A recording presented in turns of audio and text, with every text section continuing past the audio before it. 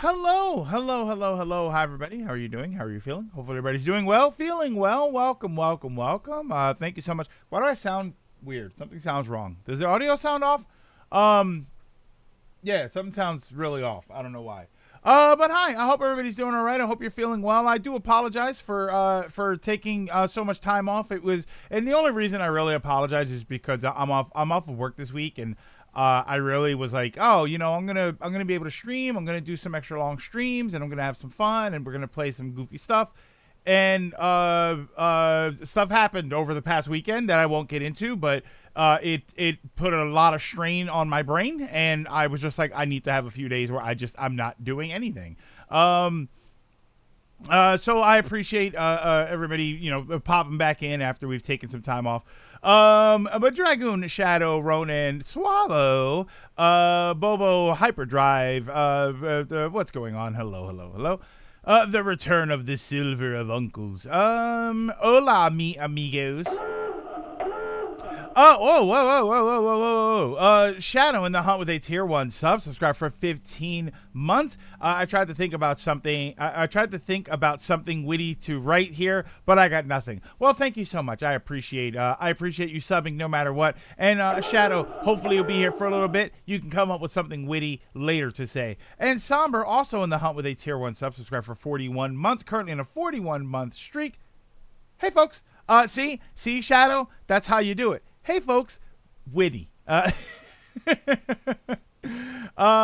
picked up the cake for my birthday this Saturday, so that's nice. Oh, boy, do we have stuff to talk about.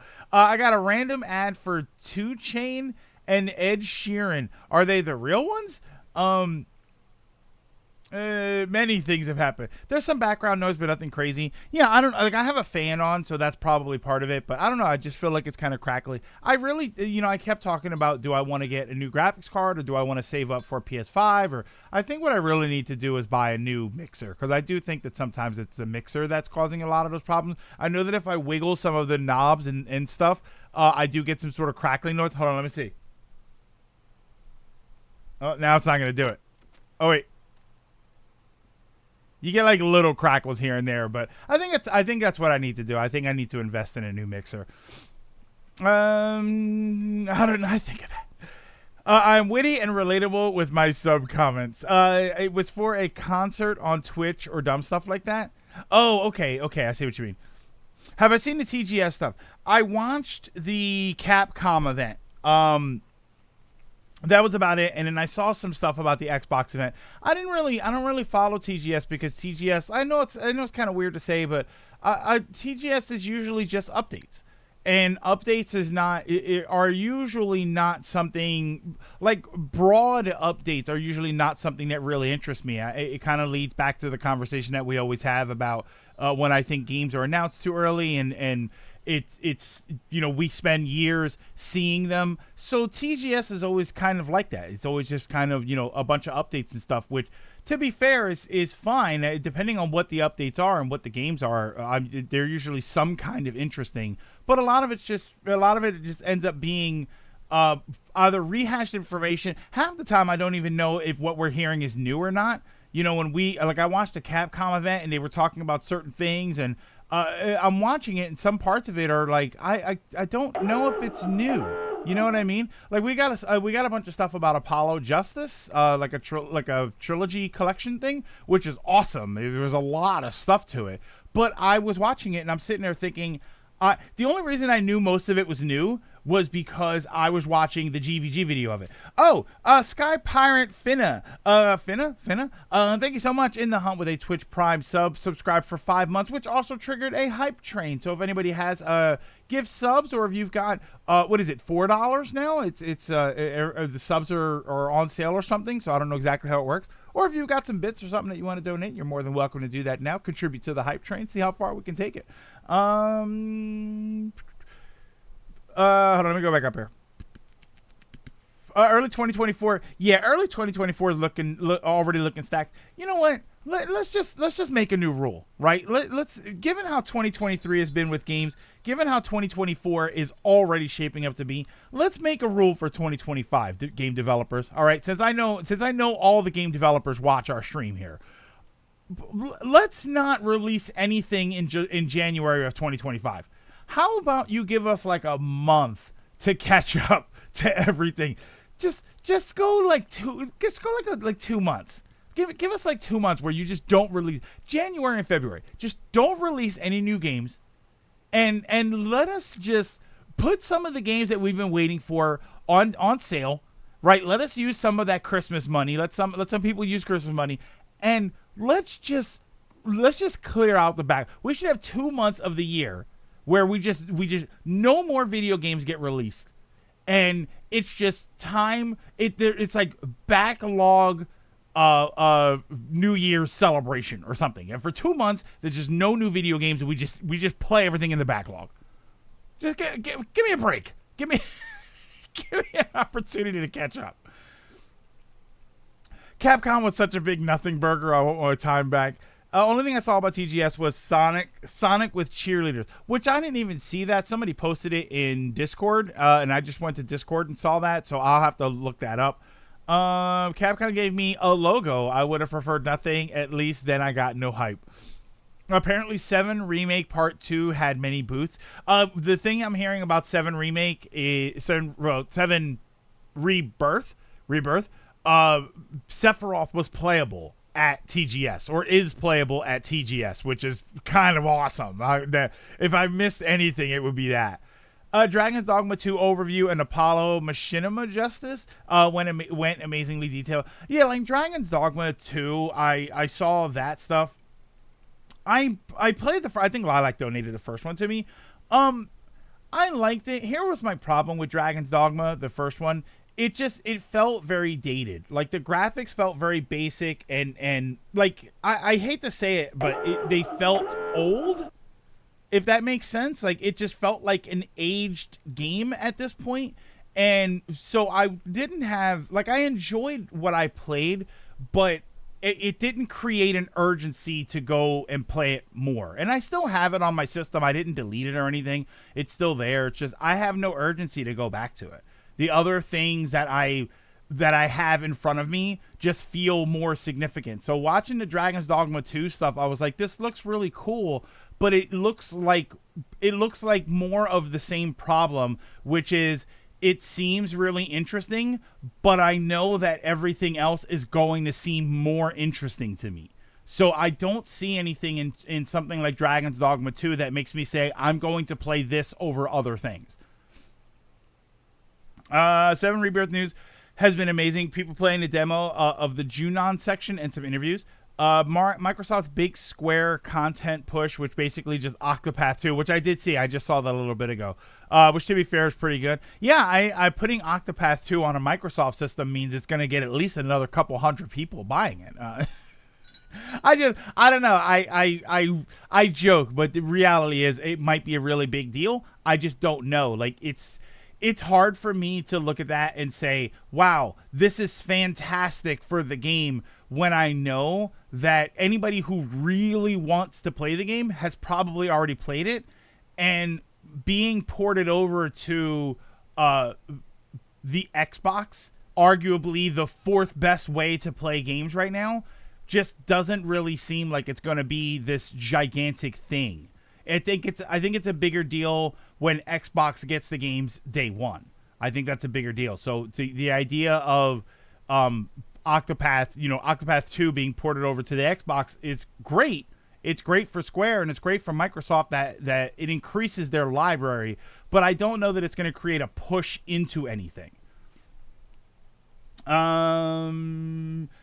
You say you were watching DVD, but Derek was buffering. Like that was me talking to him in the chat about what was wrong. He needs a new CPU. That's his problem, is that he's using a 6-core CPU, but he's the one watching the stream, encoding it and sending it out there, and he's got everybody else connected to him as far as I understand it, if I understand how his setup is working properly. So basically, he's got everything going into his system, and then his system is putting out the stream, which a 6-core CPU with the amount of stuff he was trying to do is just not going to cut it. He just needs an upgrade.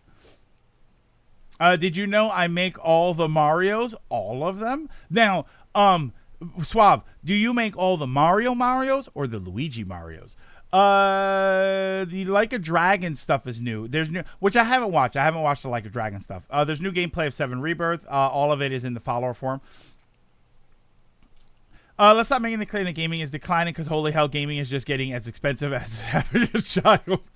Hey, I've made my choice. Dear devs, can we have a break? Nintendo in particular, my poor Wake wallet hasn't stopped crying. I'm scrolling down. Not gonna lie, I've been that way the whole year. I skipped every new release aside from Tears of the Kingdom and Armored Core 6, and you're not wrong to do that. I would argue that and that's just for me. Tears of the Kingdom, like skipping Armored Core 6 makes total sense. It makes total sense. Oh, Marcos, thank you so much in the hunt with a Twitch Prime sub. Sorry, I'm just getting down here. Subscribe for 48 months. Marcos, thank you so much. 4 years sub. Thank you so much, Marcos. I very, very much appreciate that. There's another minute on the hype train if anybody's got any gift subs or bits that they want to donate. If the Wii U showed us something, if you take 2 months to release something, if it feels the console is dead. I'm still shocked that the gap between the Wii U and Pikmin 3 was not as big as one thinks. Graphically is dated, even this new one, but mechanically, wow. I got a Dragon's Dogma game in a Capcom Humble Bundle. I got the bundle for the Mega Man games, though. I mean, Dragon's Dogma is like $5. It's always on sale for $5. Gameplay actually looks cutting edge for this type of game, which is big AGM coming from a Monster Hunter fan, because I know when I was watching GVG earlier, somebody mentioned that Dragon's Dogma in some aspects almost feels like Western Monster Hunter and more open world, that was my biggest problem with Monster Hunter initially playing it. Like, it took me a while to sort of understand what they were doing, but my biggest problem with Monster Hunter in general was that I couldn't just go out into the world. It was one thing to go to the town and get quests to hunt monsters and then go out into the world and do it, but this was more like it's mission based. And it's instance based, and that took me a while to get used to for Monster Hunter. But once I did, I understood it. But then you see something like Dragon's Dogma, and it's like, oh, it's like Monster Hunter, but you actually go out. You could actually go out into the world, which I probably didn't get far enough into Dragon's Dogma to really get that deep into it. So maybe I should go back to it and really give it some time. I do have some time right now. I reinitiated my Final Fantasy 14 account. But that's for sitting in front of the computer. When I'm sitting in front of the TV, I do need a new game to play. Very much Dark Souls, Shadow of the Colossus, Monster Hunter style game. Which Dark Souls kind of kills it for me, but Shadow of the Colossus I never played before. But Monster Hunter I have, and I very much enjoyed that. Dragon's Dogma 2 would be amazing if this were 2015. However, since 2017, every year has been baller with game releases, so my time is more precious.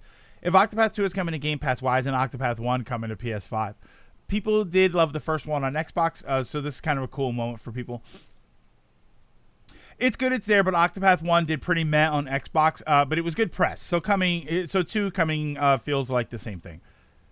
The fourth best way to play games. It is. Look, I'm sorry. I know people don't want to hear that, but realistically, Xbox at this point is the fourth best way to play video games. You can jumble the order all you want, whether it's the Nintendo Switch, the PlayStation systems, or PC. You can jumble that order all you want, but I really feel like Xbox is fourth, clearly fourth. Marcos, thank you so much. Dropping the 5 gift subs. Very much appreciated. Unfortunately, we missed the hype train, but that doesn't really matter. I very much appreciate dropping the 5 gift subs no matter what. And as far as missing the hype train, no refunds.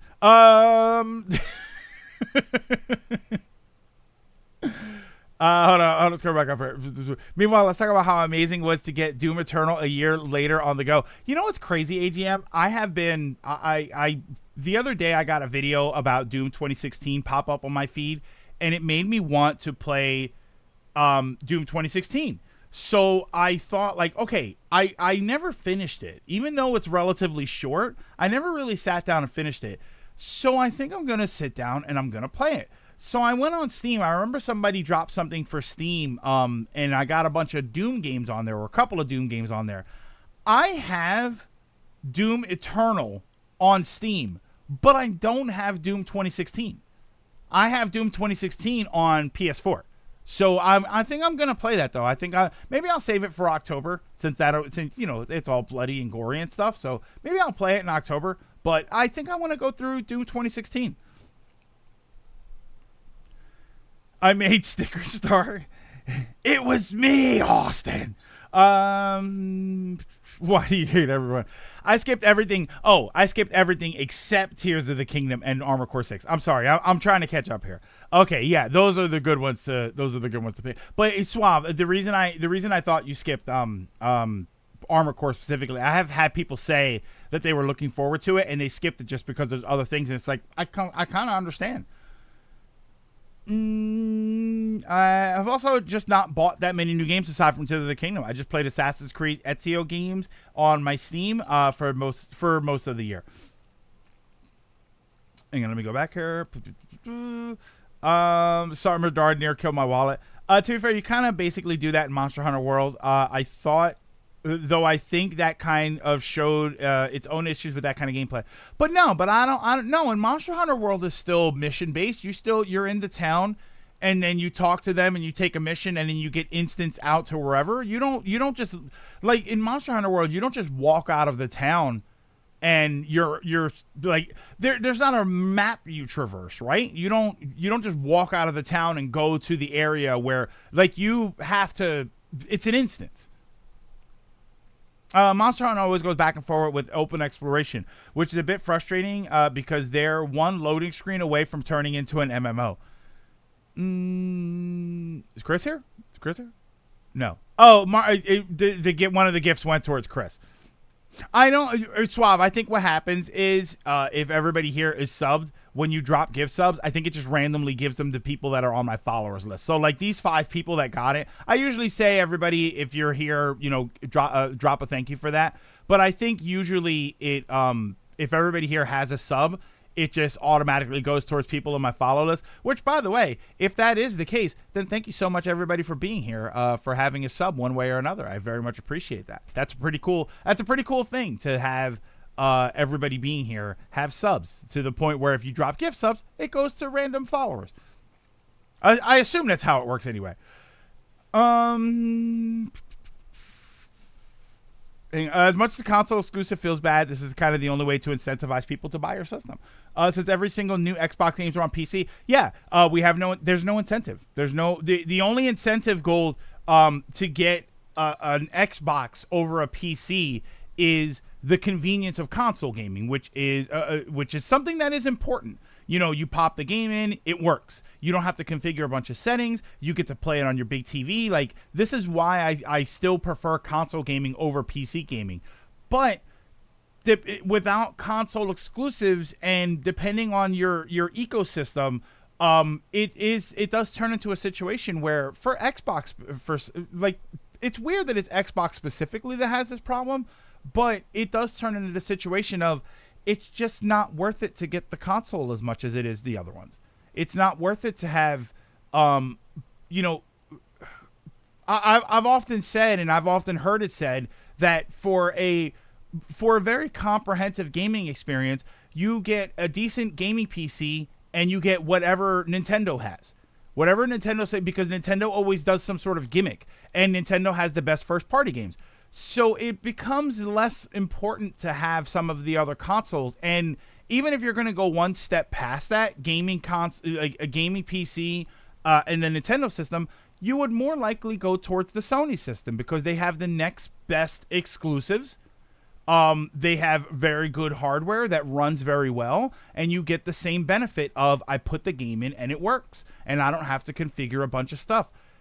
The Microsoft system, it's like, it's great, and it does have those conveniences, but yeah, everything that's on Xbox is on PC. So as far as buying the console for the game library, you already have access to it.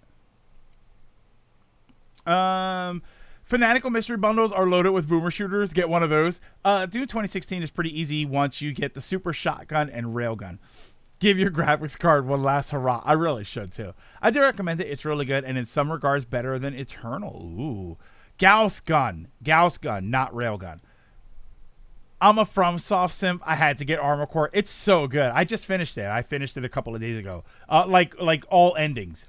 It's very, very good. The only thing I would complain about with Armor Core 6 is that I definitely prefer a more not linear story, but a more what's the way to say it? I prefer a better narrative. I prefer a game that guides me through the story better. And like, I beat the game. I played through it 3 times. I did all of the missions. I unlocked every ending. It's like 3 different endings, and I got all of the endings. I'm still not entirely sure what's going on.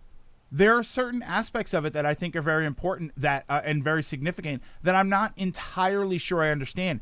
And it's because the game, it guides you through based on mission briefings and a couple of cutscenes, but it doesn't really break down. The narrative doesn't progress you the way I like it to in a game. I want characters and character interactions and story moments and highs and lows, and it doesn't really have a ton of that. It basically is just it feels like just a lot of info dumping. So I'm not a huge fan of the way it did that. And I hate playing through a game 3 times. I don't. If you're gonna make me play through the game 3 times, after the first time, give me some ultra powerful weapons that just trivialize all the fights. Because even on the 3rd playthrough, there were a couple of fights that were still kind of obnoxious. Just give me ultra powerful weapons that trivialize everything. And I'd argue Game Pass actually puts Xbox above PS5. And while Game Pass is on PC too, the extensive backwards compatibility also makes it a solid choice. PS5 has how many exclusives? Like 7? Yeah, it doesn't have many exclusives. If you're going to look at the backwards compatibility of the Xbox, then I would also look at the backwards compatibility of the PS5. I think that that's fair enough to do. Yes, I do agree that Game Pass is a significant thing. Like you said, Game Pass is on PC. How much do you lose by having Game Pass on PC as opposed to an Xbox console? That's my problem. Is what do you lose by having the console version of Game Pass? If you don't lose anything, then yes, the PC is still better. And even if PlayStation has one exclusive over Xbox, that technically does make it better. If I know that it's not a lot. And even then, when you talk about the exclusives for PlayStation, yeah, okay, it's only a handful of them, but we're talking about the God of War games. We're talking about Horizon, which are big games for a lot of people. Like they're not just, it's not like, you know, when we talk about Switch exclusives, no one cares about everybody want to Switch, you know, but we are talking about Zelda. We are talking about Mario games. We are talking about Metroid games. So yeah, Nintendo's different because they have a ton of exclusives and a lot of them are very, very good. But the exclusives on Sony are very significant games. And what I will say, though, is that they are starting to lose that because a lot of the time you're seeing at some point those exclusives are coming to PC. So we're kind of even losing that. But I still think that it has it over Microsoft. And I still think PC has it over Microsoft. To be completely honest, if you're talking about the pure gaming experience and what you're going to get, if I had to pick one, let's say I had to absolutely pick one video game system to play, there's a good chance I'd probably pick PC. There's a good chance I'd probably pick PC. Yes, I like the portability and the hybrid aspect of the Switch, and I love their first-party games. Actually, no, I really love their first-party games. Wait, I might actually pick Nintendo. Oh, that's a tough one. Wait, I might actually pick Nintendo still. But okay, but a PC is a solid second choice. All right, regardless of which one I pick first, PC and Switch, definitely the top 2 choices. Small thing on 7 Rebirth. They made Sephiroth fully controllable because they knew that what the fans wanted. The story will go to Forgotten Capital, but the order getting there will be up to the player. Yuffie will be joining before Junon. Mr. Dolphin is amazing. You can pet the Chocobo chick. their chocobo outfits, and Vincent and Sid are towards the end. So they will be AI controlled like Red 13 and Remake, and a lot, and there's a lot more. The thing about Sephiroth, real quick to jump to the Final Fantasy stuff. The thing about Sephiroth is that he was playable in the original game, sort of. You had instances where you fought with him in your party, but you didn't actually. I don't think you actually picked his spells. I forget if you picked his spells or not when you did the Nibelheim sequence. But you did have him on your party. No. He auto fought. He would auto fight. But yeah, so it's great that you get to use him. I mean, that's a lot of fun. But it does make sense that there's a sequence in the game where you would use him. Hold on, let me go back up here. I'm sorry, I'm rambling, and then I miss a whole bunch of messages. They have 7 different Last of Us remakes. Those are all the PlayStation exclusives. It's just different versions of The Last of Us. Oh, did you end up using the energy shoulder weapon? No, you know what I used for AC6 for Armor Core? I used these for the shoulders. I used these missile launchers that it was these dual missile launchers that fired the missiles, and then right before they hit the target, they would open up into other missiles, and then they would attack, and then they would do stagger damage, or if the enemy was already staggered, they would annihilate them. They would do crazy amounts of damage. And for the second and third playthroughs, I ended up just going double shotguns. Let me tell you something. Armor Core 6 with double shotguns is fun. That is fun. Yeah, I've never actually seen a FromSoft game with a straightforward narrative, which I'm not a huge fan of. That's another thing that I've often complained about. Those Dark Souls, Elden Rings type games, is the gameplay is not really my speed, literally, as they're not fast enough that I like. But I also don't like the narrative approach. I don't like the way they tell the story, because half the time it feels like they're not telling me the story.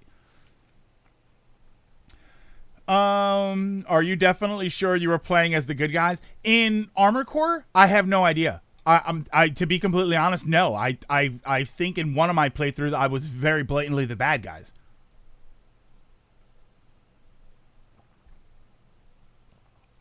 Even Sekiro, I had moments where I was like, "What the F is going on?" I cannot speak for others, but I've just been a more active player on Xbox compared to PC or PS5. PS5's killer app for me was free-to-play game. I just like Force New Game Plus for the true ending.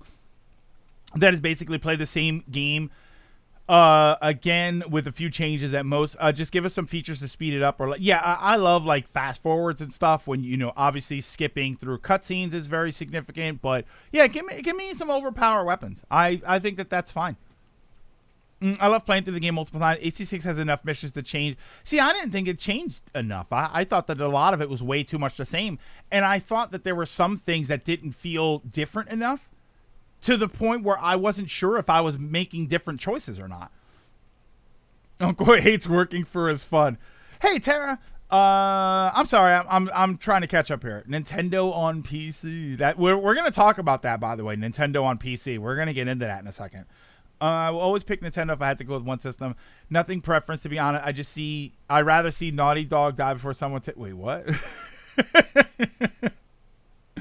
He was CPU. Sephiroth was CPU control. Hold on, I'm jumping here. Sounds like the most Macross attack it really is. It really was. I haven't finished my first playthrough at AC6, but I keep thinking that I was playing as the bad guys. Yeah. That's just Ghost Force New Game Plus. That's just Ghosts and Goblins. Yeah, you're right. That literally is every Ghosts and Goblins game. I'd pick up an Xbox over a PlayStation. That might be due to me liking their controller more, and I grew up with 360. See, now we come back to the controller discussion, and I've always said I prefer PlayStation controllers over Microsoft controllers because the sticks are on the same level. This ring belongs to a lost age, one of darkness and strife. Cool. But what's the story? Wielded by a king in a bygone age, and I'm lost. Like, what am I doing now? What's happening right now? And no, you know what AC, you know what Armor Core's problem was for me? And I won't elaborate on this. For anybody that has played it, you might understand what I'm talking about. but for anybody that hasn't, I don't think this is as much of a spoiler. My biggest issue with Armor Core to me was, all right, here's the thing, 621. We're going to go to this place, and we're going to do this thing, and we've got to watch out for these people. And, hey, 621, hey, what's going on? Gun 13, what's up? We're going to do this thing. We're going to do it. And then, like, you get all of that, and I'm sitting there thinking, okay, cool. Who are you? like there's an aspect of the story that I won't get into. I was thinking that there was possibly something more going on for one reason and one reason only. And I don't think this is really a spoiler so much. You don't ever see people in Armor Core. In Armor Core 6 specifically, you don't ever see people. And I can't help but wonder if that's part of the, like, I was sitting there and I'm trying to figure out, like, okay, here was my big concern. Are they people inside mechs or are they robots? I literally don't know. This is my thing with Armor Core. I've always approached Armor Core as mech games, and I always seen them as mech games, and I've always heard them described as mech games. And then as I'm playing, I'm realizing I don't see people. No one talks about people. Are people, do human beings not exist in Armor Core? Are we robots? I have no idea. There are people in the mechs.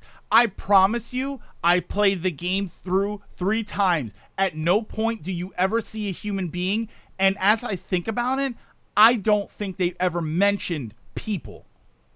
I don't think human beings as flesh people are ever talked about. The problem with that is, and again, I won't do any spoilers. The problem with that is I feel like that may or may not have something to do with the story and the setting, and I can't really describe why, but it was very confusing to me. And it's just like, I need a better narrative. I need a narrative. I'm an idiot. I need a narrative that's going to hold my hand and explain to me what exactly is going on. Not early, right? I don't need in the first 10 minutes for you to lay out the entire game for me. But by the end of the game, I feel like I should know what I'm talking about. They talk about human augmentation, but yes, they don't give faces to their characters. They talk about human augmentation, but because of I can't really talk about it because of spoilers. I feel like I don't want to spoil this for anybody. I don't want to. Uncle is the reason Atreus won't shut up. And Stone, I actually said with Atreus and Freya, I actually said I don't mind that they give you a little bits of hints and stuff, but give me time. Don't start the fight and say, oh, well, maybe you have to shoot it there. Could you give me like 5 minutes and let me try and figure that out for myself? Here's a legit question. Gameplay aside, was the ending itself worth 3 playthroughs to get?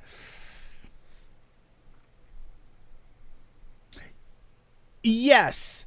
No. Okay. The ending itself, the third ending, the true ending, was very, very good. But I feel like we could have gotten there with added missions and not having to start the game over again. I feel like we could have gotten there because the game does give you the option to replay missions. So I feel like we could have gotten there if you had added something and it said something along the lines of, if only we could have done things differently back then. And then you let me replay the missions that have little check marks or choices in them, and because there's a little icon a lot of the time when you get 2 or 3 missions at a time, there'll be something that indicates that it's a choice mission. So if you pick this mission, the other ones will disappear because just picking the mission is a choice. You could have added that to other replayable missions, and then so now I can pick and choose where in the story I do different things, and that gives me a different version of the narrative. I feel like that would have been more interesting for me. I feel like there would have been a better way to do it rather than just play through the game 3 times. But beyond that, it was great. No, even before spoilers, there are 8 different generations of human augmentation in the settings of AC6. There's an option in Dad of War Ragnarok to delay their hint giving. Is there really? Oh my god, I wish I would have known that. I wish you were here to tell me that. It depends if you can work out the story. The best video game story is PS2 Space Invaders. Are you completely done with Armored Core? I've finished all of the endings. I did get all of the endings. So okay. Does anybody care about Armored Core spoilers? Do you care about Armored Core 6 spoilers? I'll tell you what. I'll tell you, if you don't care, if there isn't one person here that cares about Armored Core 6 spoilers, I'll explain the confusion that I'm having. I felt it would have been better to maybe do what Monster Hunter does, where you beat the main story and then the game continues and you work towards the next part. I don't mind something like Mass Effect 3, where you go back to the mission before the last mission, and then now you can build up your power, or you can change certain things, and then that changes the ending. I think that's better. I care, but I also have a mute button. See, I don't want to. No, okay. Like, here's. All right. Give me a couple minutes, and then I won't spoil the story, but I may end up spoiling certain details about the game. Did the good mech beat the bad mech? Yeah. So I'll try not to spoil the story, but I'm going to try and I may end up spoiling some details about the story. All right, here we go. What are the Rubiconians? And what is the coral? Because we don't see people, my understanding, the thing that I was understanding was that the fires of Ibis turned the people into the coral. Sentient goop, right? Okay, so I'm not wrong with that. So the coral is actually the people of Rubicon. When they say Rubiconians, what they're talking about is the coral. It is the light of the coral that you see, and each point of light is basically a person, a consciousness. So that is exactly what's happening. I kept thinking that was a little too weird, and it wasn't very. I felt like it was more magic-y than science-y.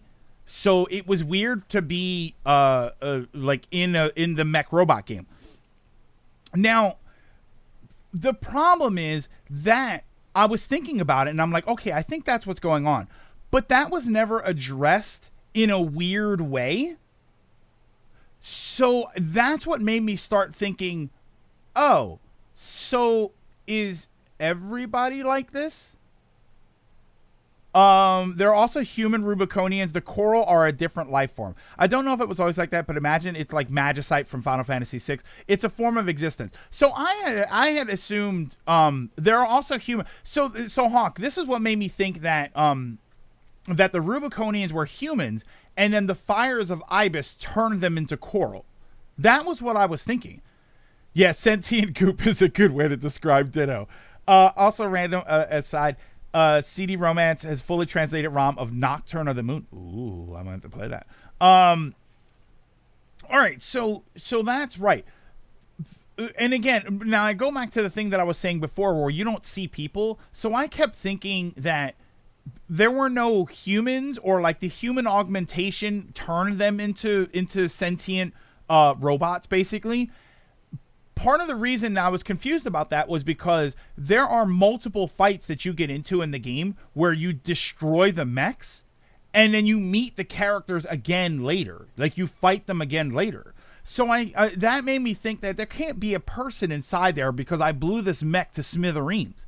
So how am I fighting this person again multiple times?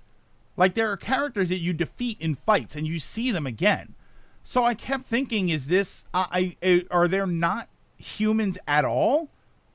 Are all of the beings that we're talking about, are they all sentient robots or coral, points of light? Like, I was very confused. I was just so confused. So I'm right about the coral. That the coral is basically the Rubiconians. Does the game ever question using sentient goop as yes. Yeah, there is there is a character that blatantly says, like, there's a moment where you fight a boss, and then when you beat the boss, there's a character that blatantly says they were using it as fuel. Like they were amazed and hurt at the same time. So it does come into that comes into question, which is kind of part of the progression of the story. They eject. There's an AI character in the game that they treat differently. Oh, I also never really got a breakdown on... I feel like I never really got a full, elaborate breakdown on Raven, which I can't really explain that one without spoilers, but there's something about the Raven character that I didn't really get a lot of breakdown on, and it kind of annoyed me a little bit. Again, it's just 6 Magicite. I say this as someone who knows zilch about AC. If the focus of the game is intense combat, then why should characters and their identities have any focus? Because I care about story. Because I want, if I want to just play a game to play a game, that's fine if I know that that's what it is. But if you're going to present to me some kind of a story, I care about the story. And that's just personally. Personally, I like story. It's one of the reasons, like, Dark Souls and Elden Ring could be fast-paced action that I absolutely want. And I'll probably still think they're just okay because there's no story. Because Hollow Knight. I thought Hollow Knight was awesome. I thought it was fantastic gameplay. I thought that it was very cool and very fast-paced and very fun Metroidvania. But I don't like the way the story is presented to me.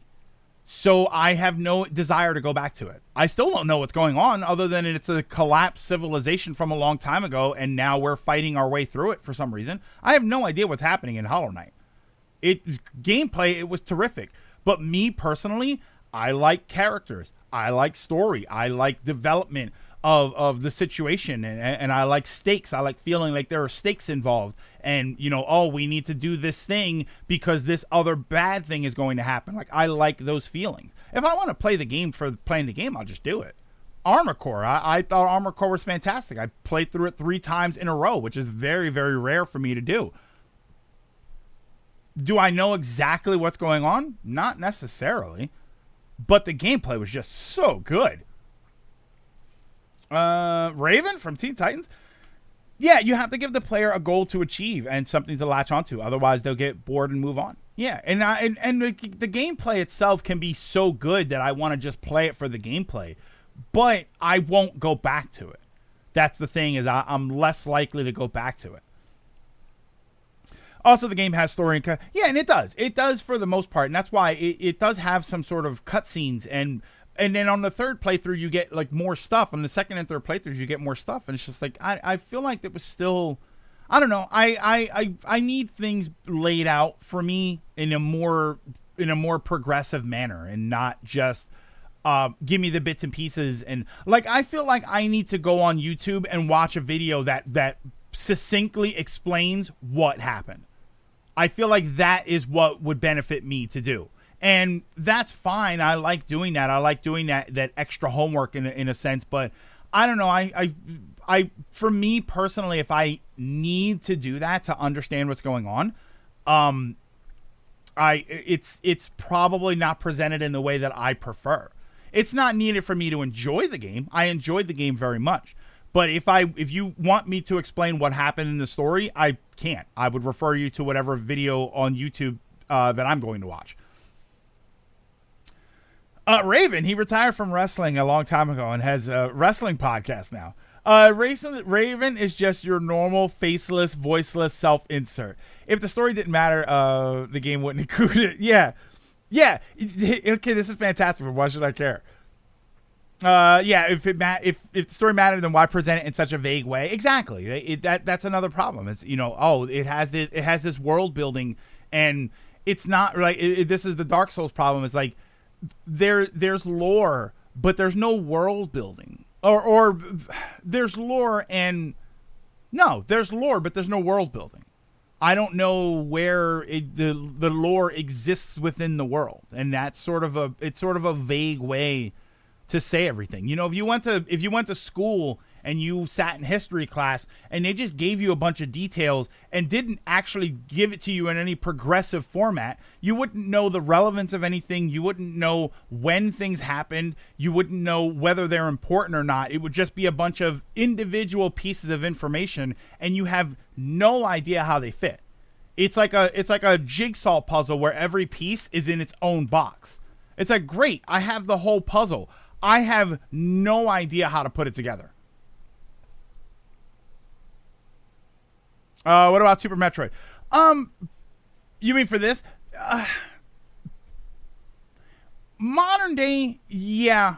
When you look at something like Super Metroid, we like to say that I think the habit is to give older games a pass just because that doesn't always feel like it was there. And some game and Super Metroid is probably a good example of, I have so much fun with the game, I don't really care about the fact that there isn't a lot of lore in the game. It's one of the reasons I would prefer Zero Mission and Fusion over Super Metroid. As much as I love Super Metroid, Zero Mission and Fusion have story progression. There are things that happen. There are moments where you get information and it feels like progress is being made throughout the game.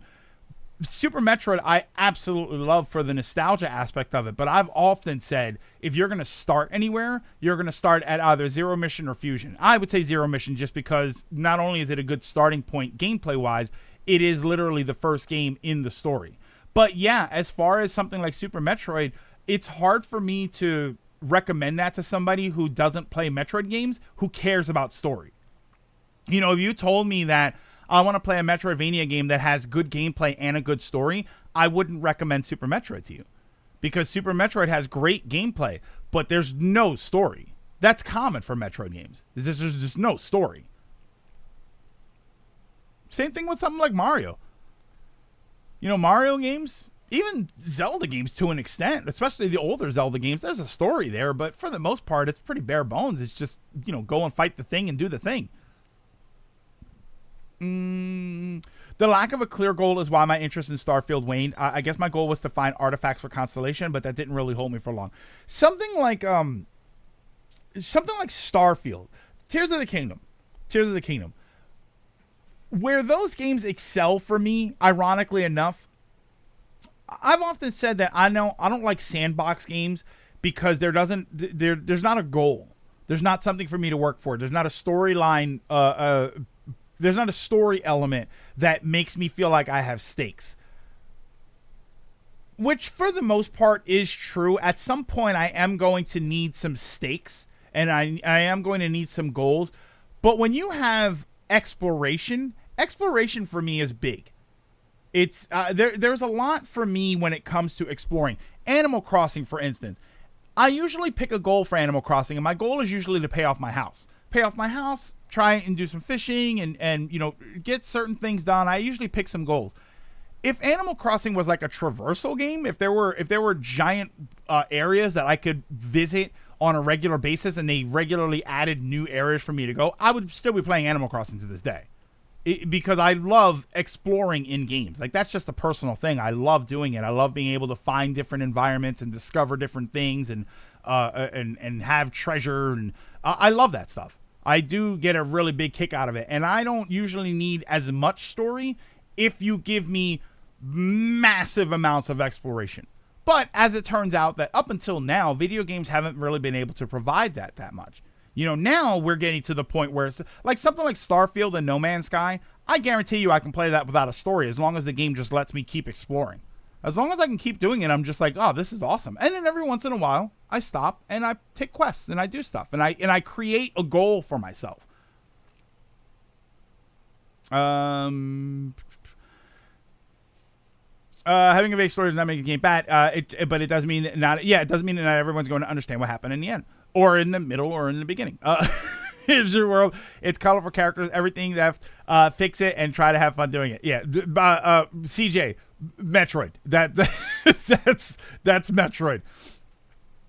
AC6 actually has cutscenes and voice acting. And so you expect a decent story. Yeah, it has all the elements that you would use to make a good story. It just doesn't really have a cohesive, succinct one. It doesn't have one that is presented in a standard format. not satisfactory to me. Not in the way that I would prefer to have a story. Metroid Prime and Resident Evil also hide lore and similar mechanics you need for puzzles. Souls games also require you to piece info together, but you never need to do that to progress. You do for Resident Evil and Prime because it's needed for puzzles, which does early Metroid not as much. Well, Metroid Prime definitely, but yeah, you're saying Metroid Prime. Yeah, the thing is that sort of, I guess that's what you're saying is like there is hidden lore in those games. I have no problem with it. I have no problem with hidden lore. It's the game does progress through the story and through the experiences as you go based on what you're doing. Doing this thing and clearing this area opens the door to the next thing and gives you the next piece of story. And through that progression, you are carried through an adventure.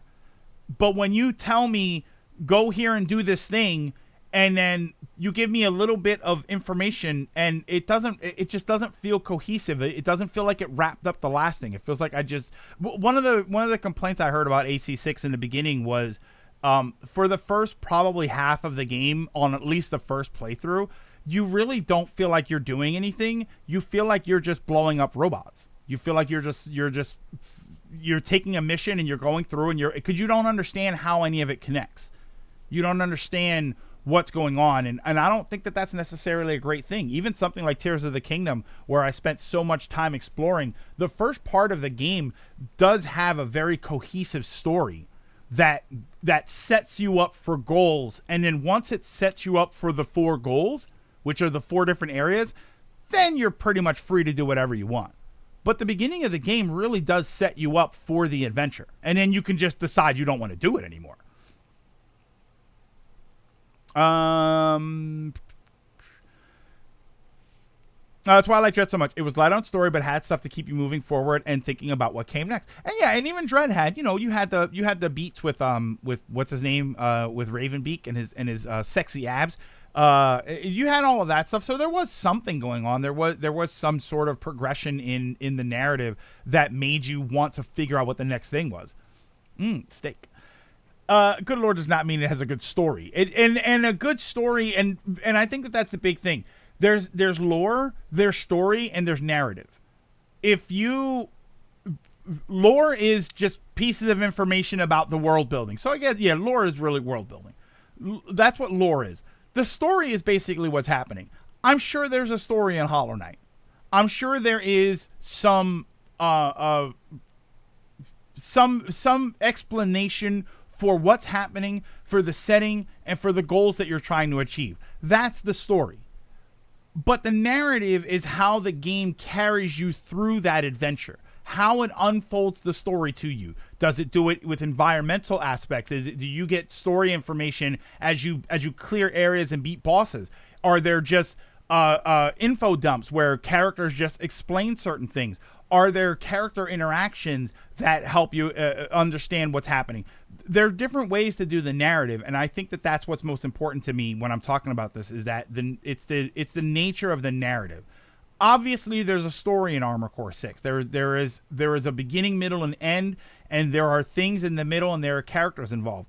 But the narrative, the way they unfold that story, I wasn't a huge fan of, just because it does leave me feeling very confused at the end. I don't mind going to YouTube and watching videos that explain a lot of it, because that's fun for me. But that's not really fun for everybody, and I don't want to always have to do that with games. Prime 1 story is pretty much as bare bones as a Souls game without the logs. Yeah, and even the logs are just kind of there. Yeah, Prime 1 was sort of like, it was pretty empty. I felt like it was pretty empty as far as what it was doing. The hidden lore is needed for the game's progression, so the vagueness at least plays a role as a mechanic. Yeah, you can understand Prime 1's story even without the logs. Souls games don't quite do that.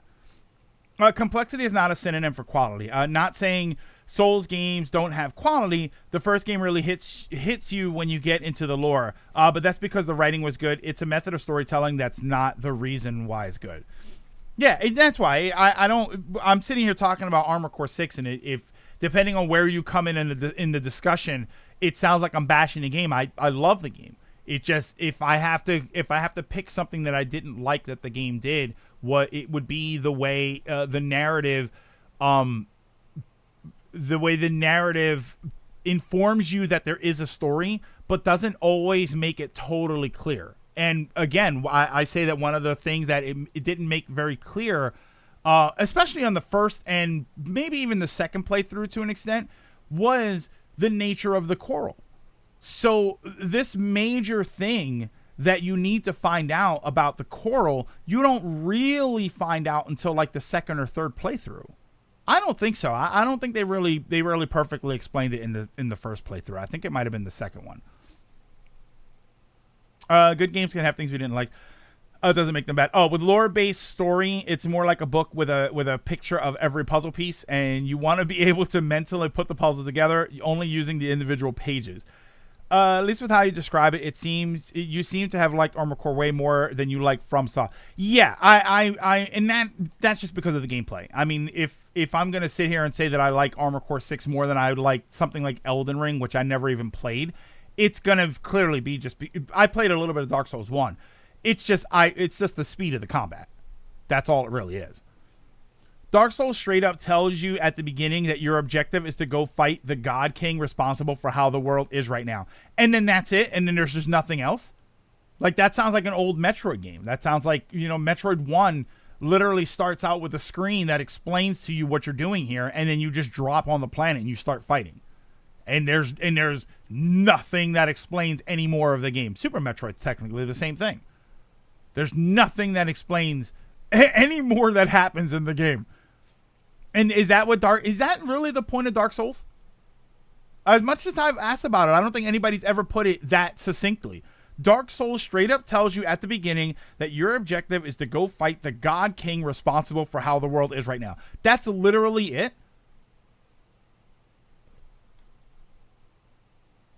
But even as someone who loves that, that's it. That's the Bowser to your Mario, and then everything else is up to you to interpret and obtain. Elden Ring has the word finger and maiden in the same sentence. Wait, what? I'm very confused. Light the fire, Ashen One. That's pretty much most of Soulsborne games, that's fine if that's what you want. I don't know. I just like a little bit more story. And again, I can deal with less story. Like, that's enough story for me, ironically enough, if the gameplay is good enough to fulfill it, to overwhelm it. And it's not. I just don't like the gameplay in those games. And also, use yourself as fuel to prolong the light in the world. Hey, Mr. Sonic. From what I remember, Dark Souls tells its story via environmental stuff. And descriptions of the item you pick up often have some story behind them. For all of that, the player is expected to put two and two together with it all. And in UAC, that to me doesn't sound like story. That sounds like lore building. That sounds like, these descriptions add flavor text to everything. It's like flavor text on a Yu-Gi-Oh card. It adds a little backdrop to what's happening, but really has no relevance on the story. If I go through the game and don't pick up, let me go through here. If I go through the game and don't read the description for any items in Dark Souls, does my experience change? My interpretation of the experience probably changes, but I feel like my experience itself doesn't really change. It doesn't sound like it does. Like the term "light the fire" means stay off the end of the world. I also think, especially if they change genres, I'm not always a fan of when a game is like, I hope you played all our previous games for this new, very different playing game, or you're gonna miss a lot. I mean, that's probably a different discussion. That's more of a discussion about what should be expected out of a franchise and sequels and stuff. Your experience wouldn't change. There's some stuff that happens around the halfway point in Dark Souls, but that's pretty much it. A lot of the ins and outs of the story is conveyed through gameplay, meeting various NPCs who all have their own personalities, with some having quest lines. Okay, so there is some variation in the things that you do based on the people that you meet, but like or variation in emotion, I guess you could say. You less affect Dark Souls plot and more it already happened, so you're kind of floating around. So yeah, that just sounds like lore. Only if you care about the lore. The actual game doesn't change much from going for lore. Spoiled Dark Souls 1. You get a goal to ring 2 bells, then a snake tells you to get a fancy plate, and you need to fill the essence of the gods to confront the big king and prolong the world. That is legit everything that happens in Dark Souls 1, not counting the DLC. That's pretty empty. Which is totally fine if that's not what you're looking for. If you're looking for the game, this is why I have no problem saying, people complain about Dark Souls and Elden Ring and games like that, and they complain that the difficulty of the game is sort of on the forefront of the experience. And like, oh, why do people always talk about these games like all they are is difficult? You know, people talk about Elden Ring and Dark Souls like all they are is difficult and there's so much more. It doesn't really sound like there's so much more. It doesn't sound like it to me. It just sounds like there is some lore there because they can't just do nothing. And the overwhelming joy in the game comes from the challenge of fighting the bosses and the enemies, which is fine. That's not saying that it's a bad game.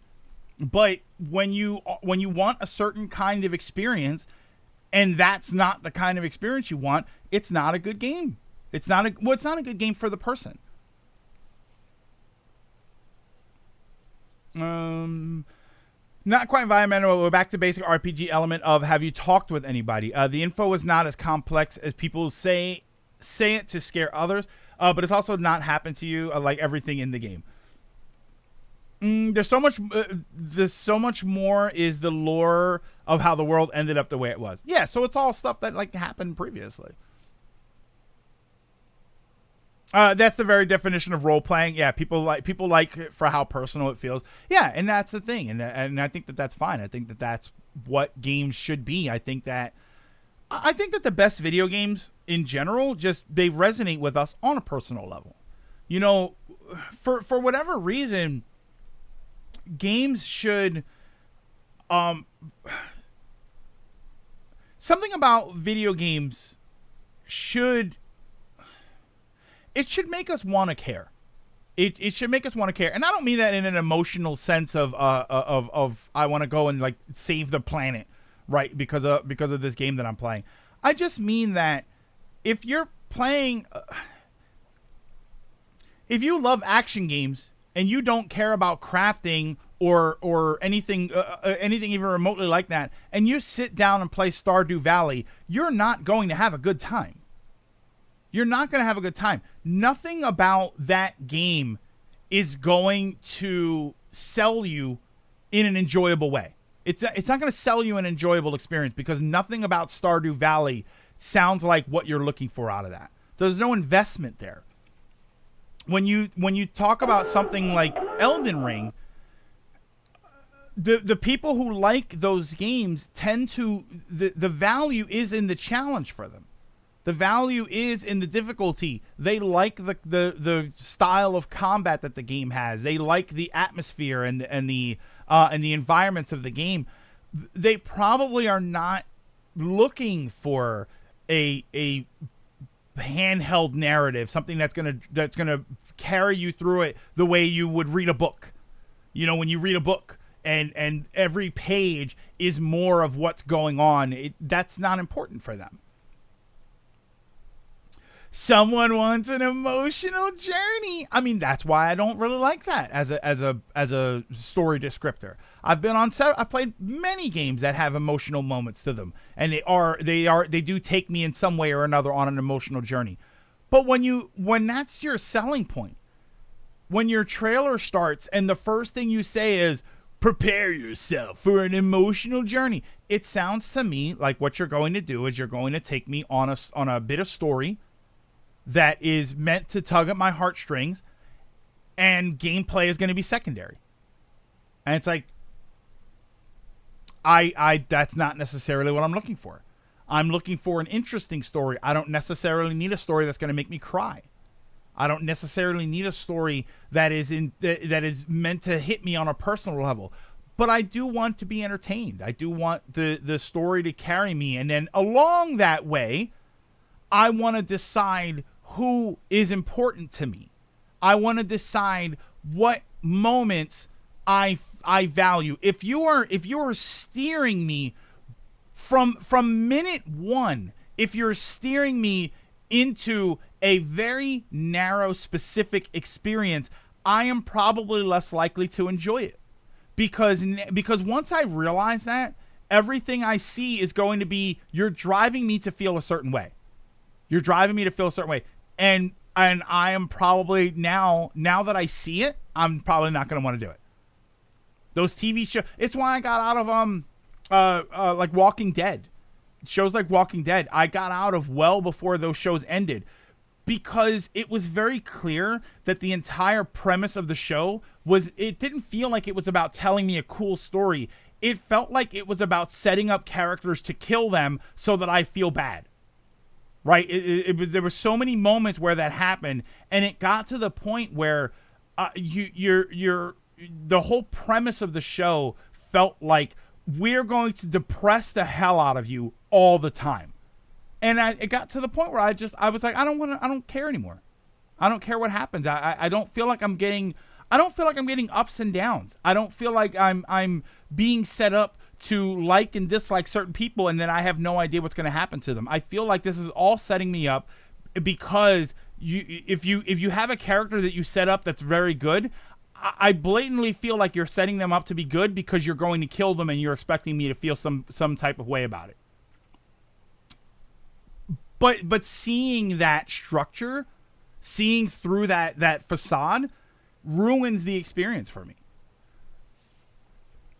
I say this as someone who adores Souls games, by the way. But like, the first game had a Prepare to Die edition. A challenge is at the core of the experience, and there are people that will argue probably that it's not, that they are difficult, but it's not the whole thing.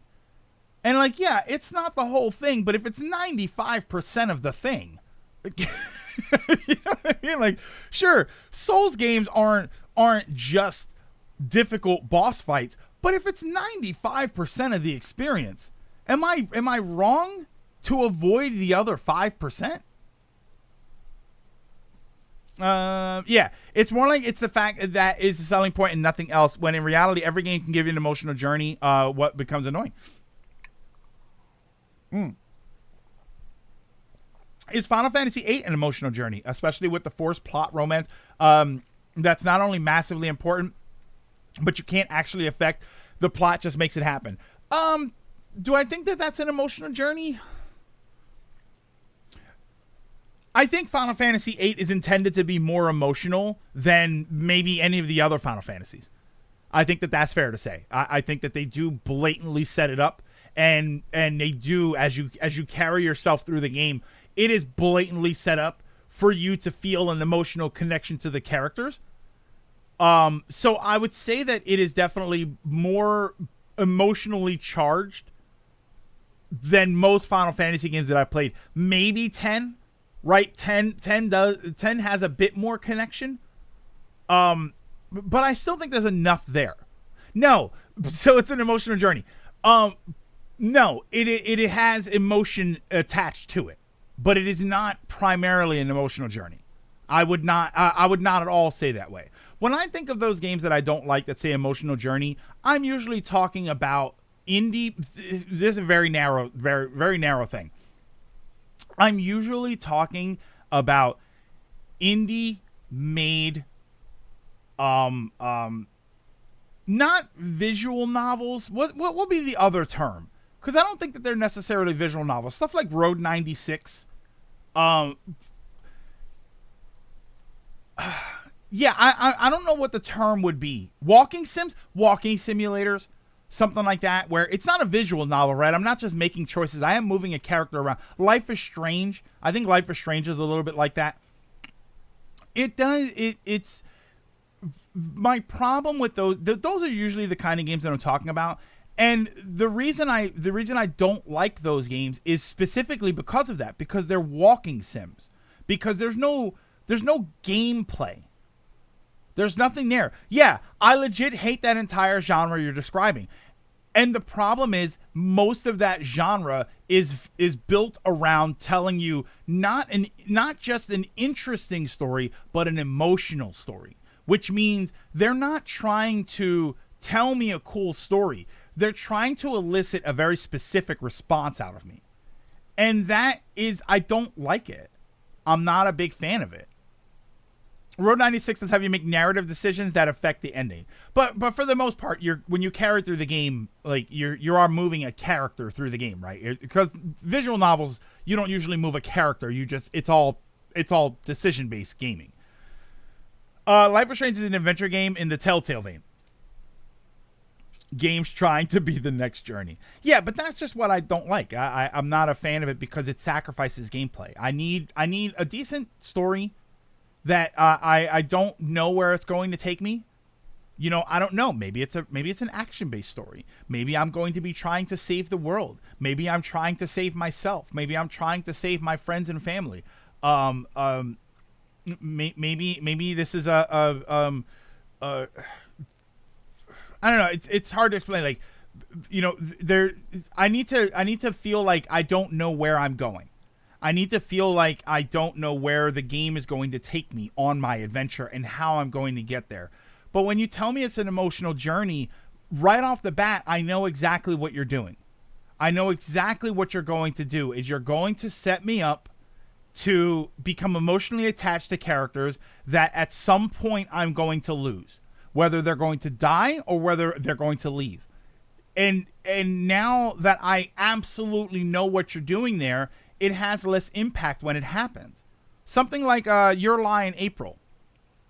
The anime, Your Lie in April. I'm sorry, I'm going to spoil Your Lie in April a little bit here. Your Lie in April made me a little sad, but not as much. It wasn't really that super sad to me because I blatantly saw what was coming. I knew from the get-go what was going to happen in that show. I didn't know exactly how we were going to get there, but when the big moments came, I knew what to expect because it was very obvious early on. And nobody spoiled it for me. It was very obvious early on where we were going to with that.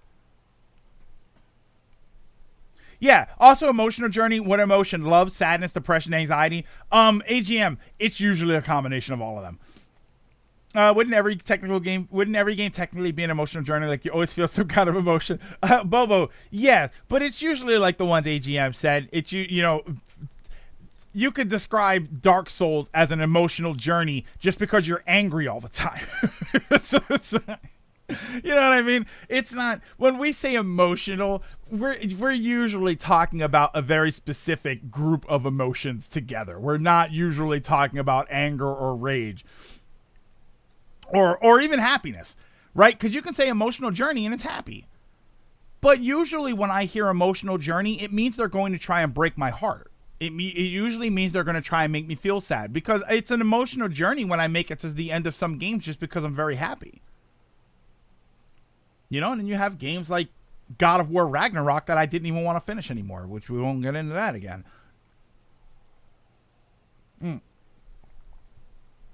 There's also a survival mechanic element to Road 96 if you run out of energy. Okay, so there is a little bit of gameplay involved there. There is something involved there. I feel certain emotions every time I did the Watermelon Festival in Mario Sunshine, usually anger, but it doesn't make it an emotional journey. Now, Marcos, if they told you from the very beginning of the Mario game that you were going to be attached to the watermelons and then you were going to feel sad when the watermelons went away, that's more what we're talking about, but then that's kind of like a spoiler. I guess maybe that's what I don't like about the emotional journey tagline, is that it kind of feels like a spoiler. You know, if you would have told me at the beginning of God of War Ragnarok that I'm going to talk about it. If you would have told me at the beginning of God of War Ragnarok that I was going to get emotional, that I was going to be sad, that's a spoiler. That's a spoiler to me because now I'm going to spend the rest of the game wondering what's going to happen and where. Knowing pretty much what you're talking about. I pretty much have an idea of what was going to happen and where. But because I didn't know that, it had so much more impact for me. It was so much more significant. Yeah, that entire game's an emotional journey. We liked from movies without any coherence, or we're going to pretend it's deep. Enjoy Detroit Become Human. I like Detroit Become Human. I never beat it though. I never finished it. All competitive games give you an emotional journey. Yeah, I would never call Splatoon 3 multiplayer an emotional journey, but holy hell, that game makes me emotional. It's why they say emotional. You can feel anything, even bored. Yeah, you're right. You're right. It could be an emotional journey. I'm just bored out of my mind. All right. Yeah, I don't know how we get on that. I never know how we get on any of our discussions, but I do want to move on to a discussion that I think has been a couple of these have been building for a little bit. Oh, we got on it because of AC6 and narratives and stuff. Seeing the 1,000 Year Door remake. Oh my god! I mean, you saw my reaction to the 1,000 Year Door. If I don't remember the last time I felt so emotional about the announcement of a video game. As how the story makes you feel, or how you feel just playing the game in general. Usually how the story makes you feel, or rather, Gold, my issue with it, to reiterate, my issue with the emotional journey tagline usually comes from trailers when they announce a game and they tell me flat out it's going to be an emotional journey, because not only is it kind of a spoiler for the direction of the narrative, but it usually comes at the sacrifice of gameplay. That's why I don't like that as a tagline.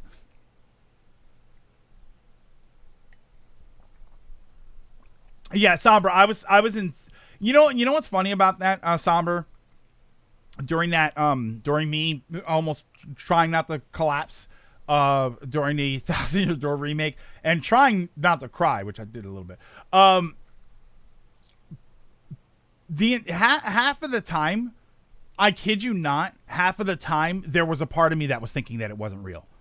That I did, even halfway through that trailer, I was sitting there thinking it's not going to be the game. It's going to be something different. It's going to be some sort of obnoxious mobile thing, or it's a video, or it's something. There was a part of me that was literally watching it halfway through, and I was trying to contain myself on the possibility that it wasn't really happening. Do you think 1,000 Year Door remake is a Switch game only, cross-gen game, or a next-gen title? I think it's a Switch game. I think it's a Switch game. I think it's Switch, and I think that the Switch 2 will probably maybe do some upscaling or something. I think that that's going to be something that we'll see, is that it's backwards compatible with some performance upgrades. But yeah, I think it's a Switch game, and it's going to have performance upgrades, particularly frame rate for the next system. That's just personally what I think about what's going on with the Switch right now. I don't think they've announced anything. I think it's why they're holding out on Metroid Prime 4. I think the reason they're holding out is because that is going to be the next gen system game.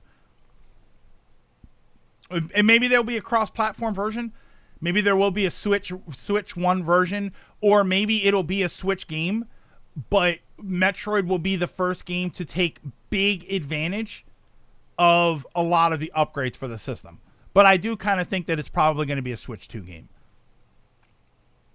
Even God of War Remake 1 and 2 sold themselves in advertising as emotional journeys in the trailer.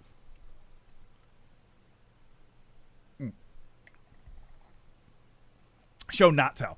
You know what you think? We've been told by devs and many other forms of games that we needed to give up on this experience. So it was a sense of neglect and dismiss towards the fan base, which makes us feel special. Yeah, and that's part of it. It's I had legitimately given up. Like I know that I make jokes about tactics and stuff, but I haven't really given up on tactics. I really do think that we've seen the rise of those of the strategy RPGs. We've seen the resurgence of certain things and new games within that space, and I do feel like tactics is I do feel like, and this is just personal bias, but I do feel like Tactics is probably one of the best representations of those kinds of games.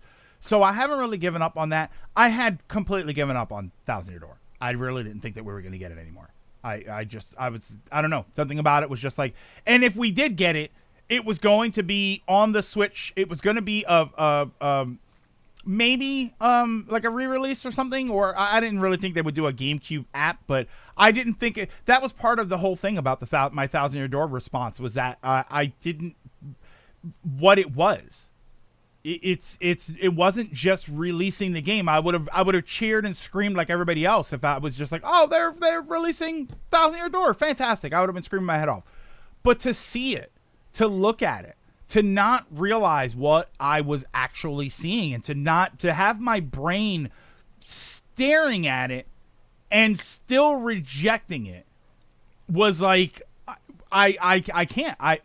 There's no way. There's no way. Yeah, God of War is emotional, and the emotion is rage. This era of GameCube porting is making it likely for me that F-Zero GX will get an HD port eventually. I've completely given up on stuff. Yeah, like Star Fox. At this point, a lot of people have just given up on Star Fox. You know, there are people that have given up on F-Zero. You know, F-Zero. And this is why F-Zero 99 is such a big deal. There are people that have just given up on it completely, and to get something happening in F-Zero feels great. Let's give up on the experience and more wait and see, as we say all the time about Nintendo. Unless they don't do it to a game we want. They are the best about bringing back games and ideas we thought were good, gone for good. And again, who was the AGM said that? Like, a lot of it does come from the fact that they kind of talked about it, and I could swear they did at some point say that, you know, they don't like the original Paper Mario formula. And that's why they kept trying to do different things. Like, there's justifiable reason to have believed that it was just gone. Yeah, and Intelligent System flat out saying we don't want to make an RPG. So I would think that it's just gone. Star Fox is how I felt about Paper Mario as well. To see a series not just do good since the second entry, and that internal feeling of, oh, come on, do better for Christ's sakes. I think this Thousand Year Door release is fully rebuilt from the ground up. You say that because the original does not play well with widescreen. A lot of assets simply don't exist outside the original aspect ratio. That's tough, though, because if they have the source code for it, they could probably change it on a fundamental level, and you know, they can alter the UI and alter the camera distance and stuff, and they can change that themselves. So it just depends. I'm still questioning it. I felt validated. I forget whose video I was watching, but I was watching one or two other videos, and they were saying the same thing: is that not that it really matters. It's more of just a curiosity, but it's hard to tell if it's a remake or a remaster. It's really for Thousand Year Door. It's just like, is this a fresh coat of, because everything moves. Like a lot of the animation and stuff moved, for what I remember, 1-to-1 for the original. So it was kind of, you know, is this a remaster or a remake?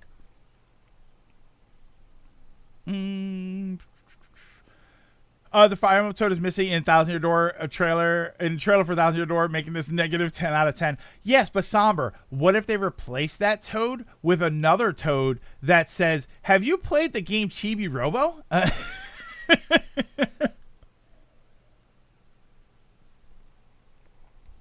Right? Because they don't need to sell Fire Emblem anymore. They could bring it back, but we all also said they could bring it back because we know they do it all the time, to be fair. I'll be honest, and Dragoon, I'll be honest with you. No, I didn't say that. I don't know if other people did, and I'm sure there are a lot of people that did. I personally did not. I personally said, we're not going to get Paper Mario anymore. And if we do, it's going to be a re-release, and that's it. It's going to be Paper Mario 64.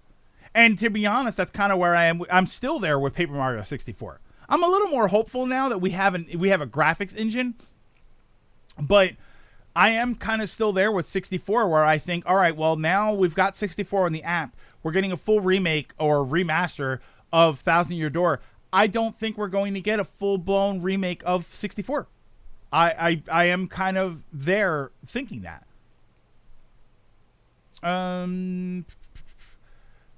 They're making brand new assets in a new engine, but the game is so it's a near 1-to-1 recreation. That's kind of what we're thinking about. Later, Mr. Sonic, have a good one.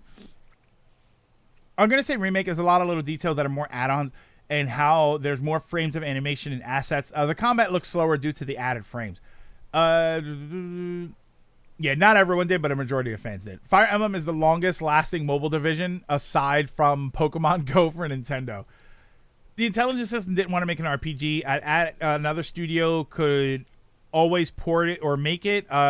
Grizzo brings us all these Zelda ports, but they aren't the Zelda team. I'm baffled Mario and Donkey Kong is getting a remake. That's $50. Like, it's a good game, but Christ, it's just an HD GBA game essentially. I like those games. I thought that for what very little I played of them, I thought that they were good. I think the big thing about those is to kind of wait and see.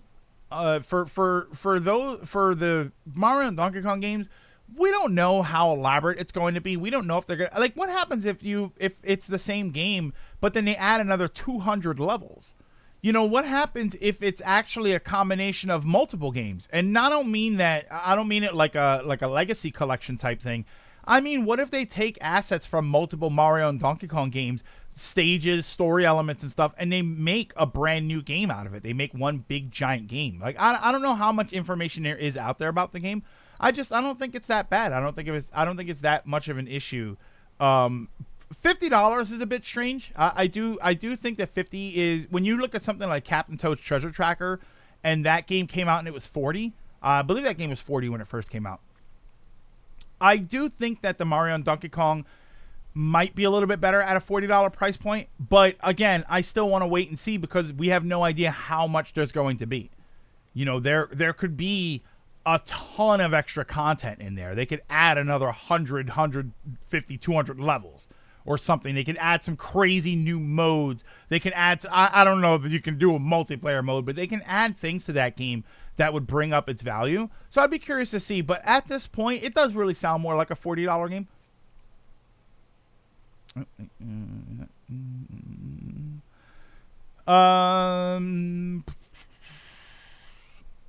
Hang on. Actually playing Paper Mario 64 right now. I've never gotten around to finishing it. One thing I have to say, the action commands are harder than Thousand Year Door. The action commands... You mean just the actual hitting? You know what my problem was? I didn't have a problem with the action commands in 64. My biggest issue with them is that it doesn't have the secondary hits when you do the stylish and stuff. And I always thought that it did, and that's actually from Thousand Year Door, and I missed that. That's one of the reasons I say that Thousand Year Door is the better game. Even if I prefer 64, Thousand Year Door is the better game, and a lot of it has to do with just little mechanics like that. Oh, that was more to my above. Metroid is dead. Dread comes out. Pikmin is dead. Pikmin comes out. F-Zero is dead. F-Zero comes out. Yeah, but Paper Mario is... like Metroid is dead, and then Dread comes out. The surprise there wasn't necessarily that they made another Metroid game. The surprise was that it was Dread specifically. Pikmin is dead, and Pikmin 4 came out. That wasn't really a surprise to me. That was just a matter of time. I legitimately believed we were going to get another Pikmin game. It was just going to take time. F-Zero is dead. F-Zero's a little bit of a surprise just because it's a 99 format game. I think I would have been surprised if the F-Zero revisit was a brand new game. If it was a remake of GX, or if in this case it was a 99, that makes a bit more sense. Paper Mario I just thought was dead. Like, I thought that they was just dead, and maybe they would put it the GameCube version, but that's about it. Imagine Paper Mario 64 remake shadow dropped into Thousand Year Door. Well, that was one of the discussions, was that the music at the beginning was Paper Mario 64 music. So the question was, oh my God, are they doing 64 also? Like, imagine you go and you buy it, and then on the game is the remake for 64. Or imagine they release them at the same time. Oh my God. 64 action commands feel moodier. The timing specifically feels tighter. It was definitely tighter. Hang on, let me jump around here. Hey, Arwing. It's just about 64. While you can argue it needed more than Thousand Year Door, Thousand Year Door is at least accessible. You can play 64 on NSO and it runs and plays fine. There was no way to play Thousand Year Door unless you owned it in the first place. Which is another, the other big point was that it's expensive. And that's definitely true. Thousand Year Door is expensive, but I think 64 is expensive also. But again, yeah, it's already on the app, so that's fine. But again, you could have, if I were obnoxious about it, right? If I was an idiot fan, I could sit here and say 64 needed it more. All they had to do for Thousand Year Door was put it in widescreen and put it on the eShop, and that would have been fine. $20 on the eShop, and it would have been fine. They should have remade 64. I could be that person, but then I'd be an idiot. The ultimate surprise would be Balloon Fight coming back as a AAA $60 experience. Okay, now wait a minute. Now $60 might be a bit much, but Suave, a modern day multiplayer balloon fight with different characters and different wait a minute, maybe not a $60 experience, but I'm thinking $20. That's the other one, Suave. That's the other one that I'm thinking of. What if they add a secondary game mode after you beat Thousand Year Door remake, and you get Paper Luigi and the Waffle Kingdom, or the Marvelous Compass? Isn't that what we always call it? Paper Luigi and the Marvelous Compass. It wasn't that Paper Mario was dead, but that the direction had changed. The series had a new game decently consistently. But we have Paper 64 on the Switch. You sound like a friend of mine. Uh-oh. Well, I'm glad I sound like someone you consider a friend. I had someone doing that to me, hence why I mentioned 64 is already available on Twitter. Imagine Ice Climber getting the Breath of the Wild treatment. I mean, I've argued for a while that games like Ice Climber and like the old black box sports games and stuff, Slalom and whatnot. I've argued for a while that a lot of those games could probably make really decent mobile experiences. When you look at something like Ice Climbers, there's no reason that Ice Climbers wouldn't make a pretty decent mobile experience. I think 100%. You get at the very least a mobile experience, at the most a compilation of minigames. Those NES Remix games. Why don't we have another one of those? Can we get another one of those NES Remix games with online multiplayer, and you can do all kinds of cool stuff with a whole bunch of old games? Ice Climber, where you try and get to the top, and Kung Fu, where you fight through level. Give me. Hang on. Stay with me here for a second. Are you ready? I'm going to cook. NES Remix 99. It's a collection of NES games, some of the black box sports games, and it's the 99 format. You always start on one specific game, and then when you get through it, it cycles through to the next game. NES Remix 99. There you go. That's it. I don't see how that would work. You don't what? Ice Climber, you climb a small mountain. When you get to the top, you touch the final thing, and then it starts the next thing, and then it goes into Slalom, and Slalom is the skiing game. So you ski a short level, and then when you get done, you go to another game, and you go through like you have to fight through 4 screens of Zelda, and then when you fight through 4 screens of Zelda, you run through a level in Mario Brothers, and that's what it's like. Or NES or SNES Remix. SNES Remix. Biggest complaint about the NES Remix games is that you didn't also have the option to play the original version of each game. I would love to have that. That's what I would love to have. Yeah, NES Remix 99. I suppose the main argument I could make as to why 64 should have come first is that going from Thousand Year Door to 64 will feel like a downgrade. Mr. L, not if... The only reason it would feel like a downgrade is because 64 didn't have a lot of the quality of life and graphics enhancements of Thousand Year Door. But what if it does? If you take all of the things that you get from Thousand Year Door, the added action commands, the better graphics, the better UI, the better interactive, like the better collectibles and the better moves. Well, not the better moves because that was more related to the story. But if you take a lot of those things and you add them to Paper Mario 64, you get a very even. There's a reason that it is a common discussion, despite the fact that Thousand Year Door is, in my opinion, the better game structurally, and it is obviously the more upgraded experience. There's a reason people still question whether or not Thousand Year Door or 64 was the better game. And the reason is the main benefit of Thousand Year Door is that it is an older game, that it came out later, not older backwards, older forwards, that it was a later game. So it had a better performance, better graphics, better combat. I like the added action combat, commands and stuff. Structurally, it was a better game. Those are the kind of changes that you can add to 64 and make 64 a better game. Make a Waluigi Crazy Taxi clone. Make it level based and make it about UPS deliveries. Maybe even new content and partners. Hang on.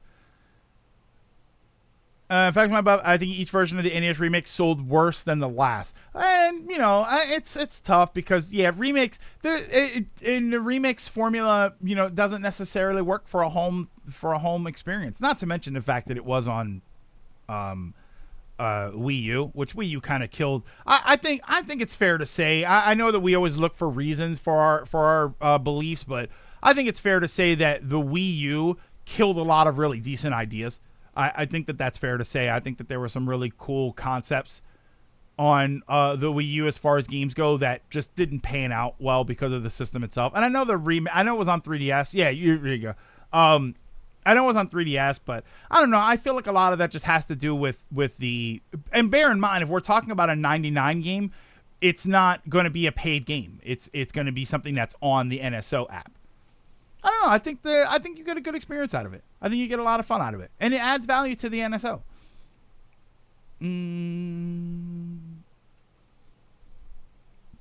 Excuse me. Thousand Year Door is a better game in mechanics and structure, but 64 is much more new player friendly. So yeah, so add the better graphics and mechanics to 64, and you probably end up with a better game. I believe it's so worse than the Wii U. Wii U was an uphill battle for most games. That doesn't exist. It's just the two. It's just the two. She streamed a Paper Mario Thousand Year Door 64 hack. It's literally Paper Mario 64 with those Thousand Year Door elements, including timed hits and tricks. I'll probably like it better than Thousand Year Door. Not to mention the fact that it won't have that sequence where you have to go back and forth, which everybody hated in the Thousand Year. We talked about this before. Thousand Year Door had two things in particular that I wasn't the biggest fan of, and one of them was a sequence through the game where you have to go back and go through all of the areas, and the other one was, I think, Chapter 3, the Glitz Pit. Glitz Pit, is that what it was called? I wasn't the biggest fan of that. There were a lot of fun moments in it, and it has one of my favorite Toads. But the gameplay and the experience of it, it wasn't my favorite. You can fight the Amazy Daisy there. I don't like how dark shaded 64 was. Which back and forth, because Thousand Year Door does that a lot. Bobbery. Was it Bobbery? Was that who it is? I never played Thousand Year Door, so there would be a perfect chance for it. I love the Gold. I'm just not a fan when the whole thing takes place in one area. I do like when I go and I get to go and adventure. And the Glitz Pit was a lot of go back to your locker room and go back to the pit and go back to your locker room and go back to the pit. And it had a lot of fun characters, but there's not. I didn't feel like I was on an adventure. I just felt like I was doing a thing over and over and over again. General White. Thank you. The game chose you deliberately, and everyone needs to know that pain. Yeah, it was a General White thing, not Bobbery. Thank you. Hey CT, just coming in and checking my birthday. Oh, I'm sorry, I saw that somebody's birthday. Was that you, CT? Yeah, there you go, CT. Today's your birthday. Happy birthday, CT. Let's everybody throw a happy birthday in there. Oh, you're right, CT. So you do remember the 21st of September. Oh. I don't actually know what they're saying. And to be honest, I didn't even really remember that song until I think we were here 2 years ago. I don't think it was last year. I think it was the year before. And people were like, "Do you remember?" And I was very confused. Like, do I remember what? I have no idea. And everyone's like, "Oh, the 21st of September," and I still didn't know. And then Earth, Wind, and Fire is like, okay. My birthday will be 11 days from now. Getting to the big 3-0. Oh, the big 3-0. It's all uphill from there, Gold. I love the big 3. The big 3-0 was a good one. I had I had some good stuff happen to me around right around my 30th birthday, so it was actually a pretty positive time. I know I tell all my friends my birthday, so it's easy to remember.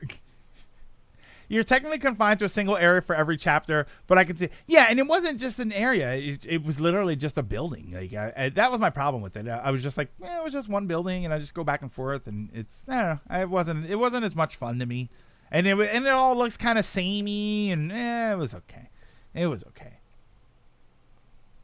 But I didn't hate it. The Glitz Pit, yeah, I didn't hate it. I put it this way: I've played through the game multiple times. It never stopped me from playing through the game. There are some games that I refuse to play because of one area or another, and that certainly wasn't one of them.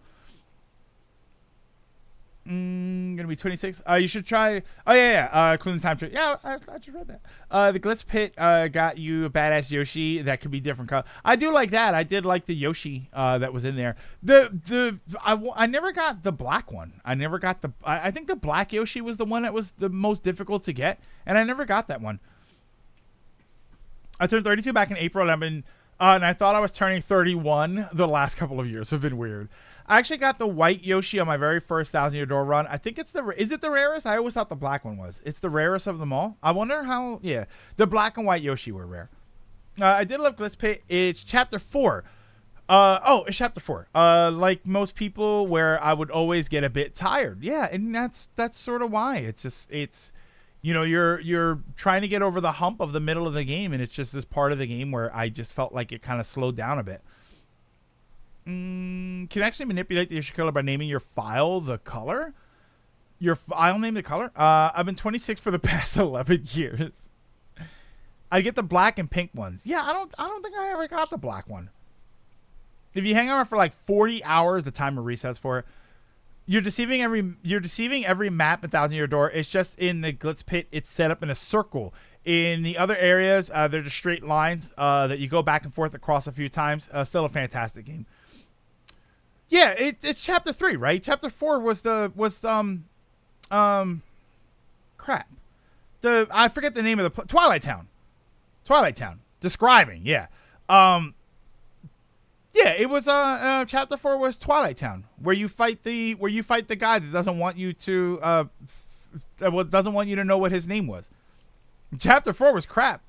And no, hold on, spoiler. Don't I saw a post about this the other day. Don't anybody say what the guy's name is in Twilight Town, the one that gives you the mission. Don't anybody say what his name is, because a lot of people were saying his name, and it's like, no, we gotta leave it. We gotta leave it for the new players to discover. We can't say the character's name. Chapter 4 backtracking never felt awful to me.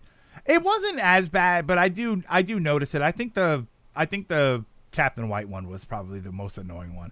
Which, I mean, the game does benefit from not being gigantic. It's not like I'm spending an hour getting through areas, but it's just kind of like, I don't want to do this. I thought we didn't care about spoilers if it was an old game. Yeah, I guess we don't. His name was Candlejack. I don't know. I guess we don't. I don't know. It's kind of funny. I mean, obviously you can say it, but I like that. I got a kick out of the when I saw that post. I was like, oh yeah, that's right. We'll just not say anything. Go to Koopa Village, walk to right, walk back left, Hooktails Castle, walk across castle, walk back across castle, repeat area. Yeah, I don't know. Maybe it's just because the environment feels a bit different to me, and a lot of it is also the environment itself. You know, Dragoon. If I'm outside in an open area, even if it's a big open area, like if I'm walking around and it's all the same, there's a difference between being outside and then I'm in a building the whole time. And that's sort of the thing with the Glitz Pit, is that you're kind of in a building the whole time. So it does kind of feel, I don't know, it just feels a little confining to me. Again, it's not so bad that I don't want to play the game anymore, but it does feel a bit different.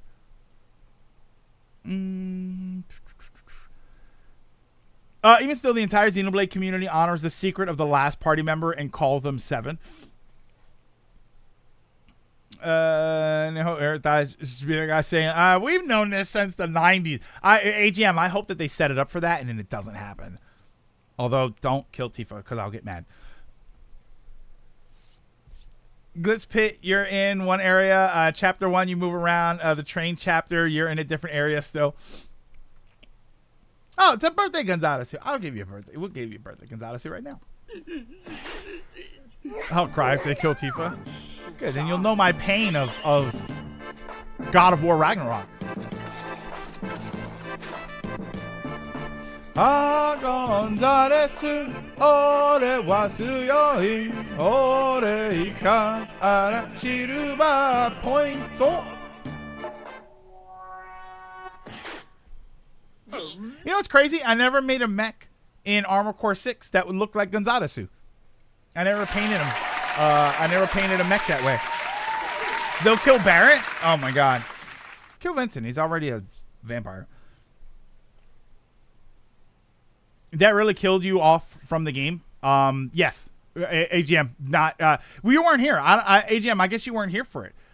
It really, like, I didn't want to play the game anymore. I really was genuinely that upset that I didn't want to play the game anymore. I was so mad. I was furious that was happening. As Mario meaning, that's a design flaw that all the early Paper Mario games had. Most chapters are basically walk right, hit the wall, walk left for a thing, walk right, get another thing, go left for objective, repeat. Yeah, it was kind of always like that. I don't know, it felt different because of the environment. I felt like I was stuck in a building the whole time. And then, you know, and with Paper Mario, you feel like you're going, I don't feel like I'm going on a grand adventure when I'm stuck in a building. Does Vincent go blah, blah, blah? Oh, like a vampire? Blah.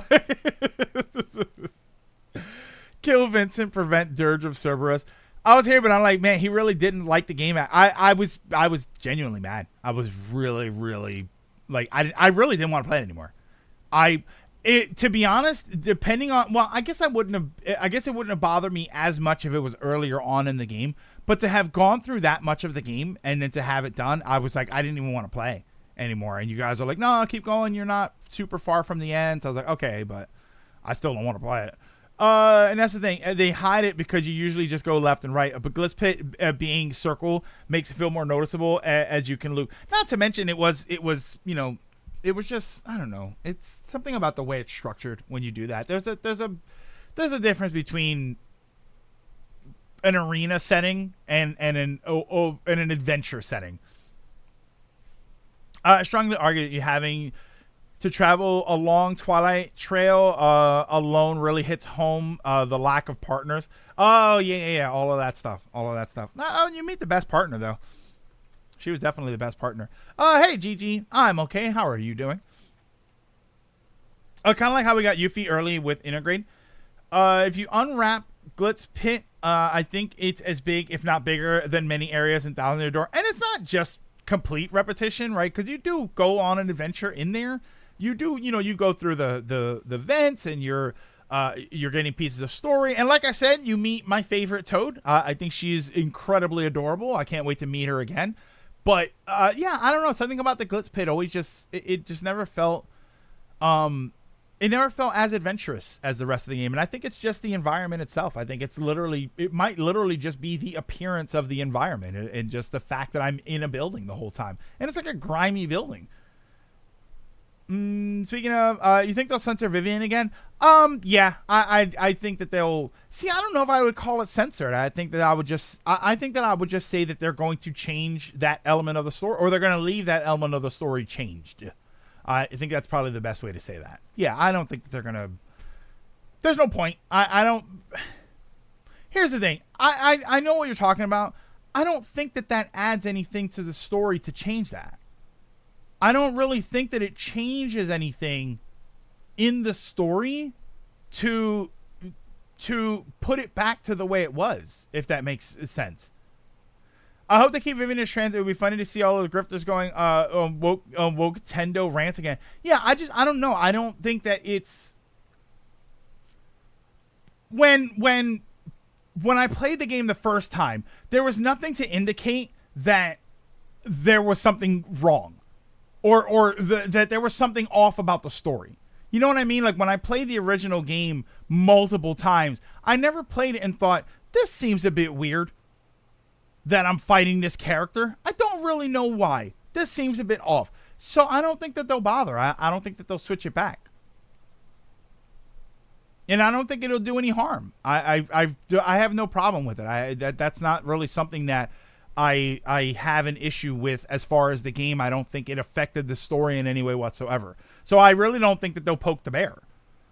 She got bullied. You know what I mean? Like she was the timid character that got bullied. There's no reason that a change is required to put it the other way.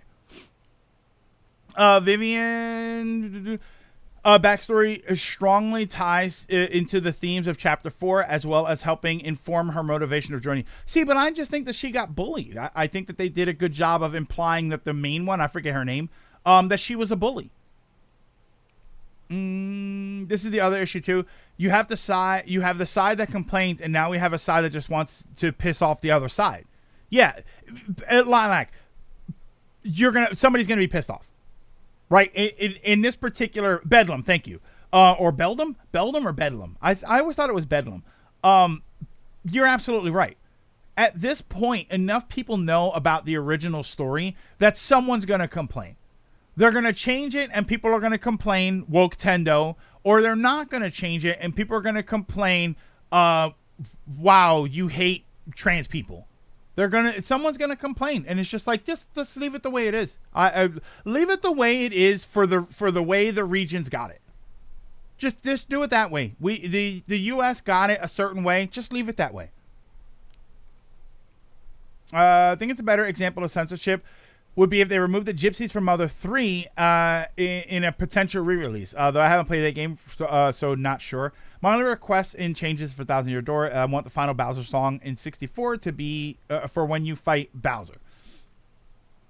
I never noticed anything missing in the Western version. It wasn't missing. It's not like it's not like you had a character with vocal lines, and then the vocal lines didn't match up with the character, and you'd sit there and say, this seems a bit off, and then later you find out, oh, that's because. Right, there was nothing like that.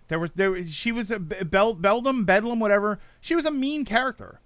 She was mean to the other one. If anything, what I didn't like was that the other character didn't also turn on her. But she was just a mean character, and that's all it needed to be. I've been playing the game since launch, and I never felt Chapter 4. Man, this lacks some trans topics. Yeah, like there's nothing missing. There was nothing in the game as you play it in the way that we got it, where I think, boy. This makes more sense if they kept the original bit of story. It's just like, no, it doesn't really change anything at all. Yeah, I don't even mean like that. I want it in to upset the anti-woke. Yeah, it's just there's no point. I don't and I don't mean to sound insensitive like that. And the problem is either way, like you said, either way sounds bad. I don't think that there's any benefit to stirring up anything by changing it. If it worked the first way, do it the second way. Do it again the second time. Just do the same thing. It doesn't matter if it was off or not. Should those kinds of stories be erased? Should we still be allowing that? I think that's a bigger topic. I don't know that that's something that I really want to get into right now. Yeah, I don't think that's something I can get into right now. I can't even pretend to be, I can't even pretend to really have a good opinion on that, to be honest with you. Because it's not erased, right? It's we know it. I mean, we're having a conversation about it because we know it. So is it erased if we know it and we talk about it and we don't let it go? Is it erased if there are many other stories that deal with this sort of thing? It doesn't have to be erased, but does it have to be everywhere? Do we need to adjust everything to include it? You know, and again, this is a very dangerous topic because this isn't something that we normally talk about here. But at the same time that you could argue, no, it shouldn't be erased, it also shouldn't be put everywhere where for many people it wasn't before. And that's my justification for it, is that in this region, this story element was already changed. So it's a different argument to me to put it back where it technically wasn't before. I mean, a lot of people didn't realize that this was an issue until the internet, and then they found out, and then they discovered, oh, that was a thing. That's what it was. Yeah, it's a very difficult topic to really discuss because it's not something that I can't even pretend to have any sort of expertise in it. Okay, I'm a little confused. What are we talking about? Okay, so Bobo, in the original Thousand Year Door, Vivian, which is the partner that you get in the 4th chapter, was considered a trans character, which is a very awkward discussion point to me because Vivian was also a ghost, so it's a weird sort of thing to have as an issue. But they wrote that aspect of the story out of the game in the Western release of the game, and that wasn't the thing. She was bullied for being trans. This is my understanding of it. She was bullied for being a trans character in the original version of the game. In the Western release of the game, she was just bullied. She was a very timid character, so she was just bullied. And it doesn't really affect the story at all, in my opinion. So the question has been, once they announced the remake, the question has been, are they going to change it back to that original story where the character is trans? This is like, I don't necessarily think that it affects the story one way or the other to do it. If you include it, it's fine. If you don't include it, it's also fine. I just think that if we're going to go by the region, if we're going to go by what the story was in the regions that it was specifically released in, then I would probably say just to leave it out, just because that's the story that everybody's familiar with here.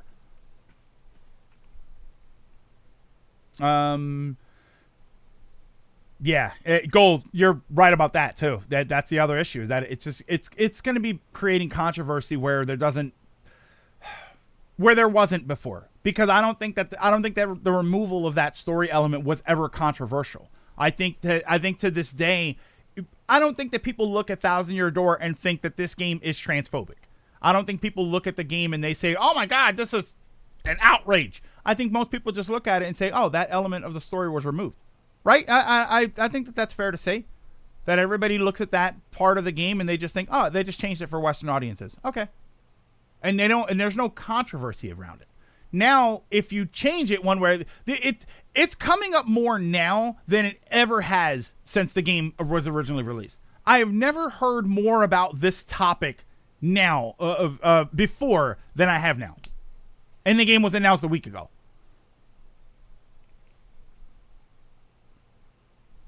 I also don't think it justifies. It needs to justify its existence to be there. I'll give you that. I don't think that necessarily it needs to be justified. I also don't think that there is that there's a point in raising an issue where for the last 20 something years there hasn't been one. And I don't think anybody can say that. I don't think anybody can say that we've been complaining about this for 2 decades. I don't think anybody's been complaining about it. So now to treat it like it was an issue just seems a bit odd to me. Yeah, if they change it, cool. If not, I get it. I get it. That's really that. I would say that that's my final stance. That's very dangerous. We don't normally go into topics so potentially volatile. Maybe that's the way to say it. Yeah, we don't normally go, but yeah, that's it's just, you know, I don't think that it's ever been as discussed as it is in the last week. Just because people are kind of curious as to see what they do.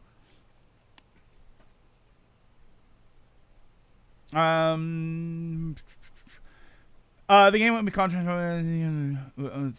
Script. Wait, Deacons? What, Deacons? Hold on, I think I'm lost there. Say it does in the sense we need just keeping an OG script. Go full Japanese one. At this stage, I'm in a stage that both sides are getting just as bad as each other, and I really don't care if they change it or not. It doesn't affect the story. It's whatever. Yeah. Like I'm again. Much bigger topic than I'm going to get into here. Let's get into something a lot lighter. So Unity, huh? Yeah. But yeah, as far as that goes, Paper Mario Thousand Year Door, very, very excited. I'm very interested to see what they do. I want to learn more about it, and hopefully they use this engine and they remake 64. Cards Super Mario. No, Alrighty, but I'm gonna. This is definitely gonna be one of those topics where I need your help with, because I think there are some the story has developed on this, a little bit faster than I was paying attention to. I want to talk first about the Unity thing, because I like I said, this developed a little bit faster than I was following. So I don't have the information right in front of me. I couldn't find something that was that gave me like a succinct breakdown of it all. So Unity announced that they're going to implement a system where they start charging based on the number of installs of a game. There's a company ran about you. Yeah, but Lilac. That's like half the companies out there. That is not at all specific enough. So the initial problem that I as I observed it, because this came up a bit ago and we had asked about it, and I had said that I didn't want to talk about it because I wasn't really sure what a lot of the information was, what the impact of it was, and what was going to change. The number of installs, Ronan. So Unity is a game development platform, and you know it's apparently very easy to work with, so a lot of developers like to use it. It was free to access, and I believe it is still free to access. I don't think, or there's like a very, very nominal fee, or a very small nominal fee in order to access it.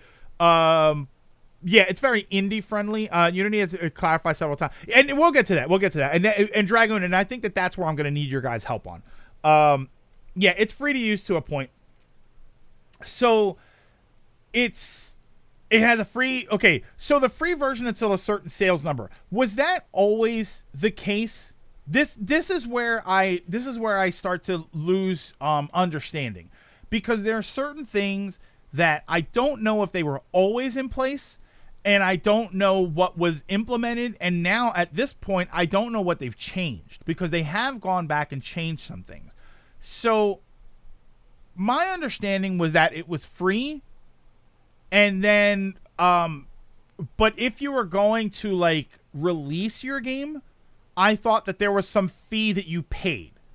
So it's not that. It's that when you got past a certain point in your sales, which was then this point in your sales, was this a sales number value, or was this a profit value? Was this a $1 million in sales? It's been the case for Unity and Unreal. Unity always worked like that. Once you hit a certain number, you paid per sale from then on. It's remember this scumbag that pushed MTX in gaming, ran EA in it worst moments and wants to charge gamers $1 per reload. Now it says he will waive the fee if games are put paid ads in. Also said Planned Parenthood. Oh God, we're pushing buttons there. See, okay, so you guys are saying two different things. It's profit number. It's not. I'm talking about the original. Before they announced this, was it always a sales numbers thing, or like 1 million units, or was it $1 million worth of sales before they made this announcement? Yeah, I have no idea. So we don't exactly know what it was before. So structurally, I actually don't think that this is I think that this is a relatively fine idea. You guys are all over the place. $1 million or copies sold. I thought it was after like 200,000. Well, 200,000 in sales was the new thing that they added. What I wasn't sure of was what the old thing was. But either way, okay. So either way, regardless of that, they changed it so that when you hit $200,000 in sales, $1 million. The reason I'm saying $1 million is because I'm pretty sure $1 million is Unreal. Not Unreal as in unbelievable, Unreal as in Unreal Engine. I think the number is the same. From Wikipedia, the old model. The free licensing is for personal use or smaller companies generating less than $100,000 annually. Later raised to $200,000, and the subscriptions are based on revenues generated by the games using Unity. So right off the bat, I mean, that sounds pretty bad. Yeah. So that, I mean, but that sounds. Wait. That sounds like exactly. If anything, that sounds worse. The free licensing is for personal use or small companies generating less than $100,000 annually. Later rates to $200,000, and the subscriptions are based on revenues generated by the games using Unity. So that sounds worse because that doesn't sound like game to game. That sounds like the whole company. If the whole company generates more than that, this is why I say I'm very lost. I have this article here. Let me see if I can find this.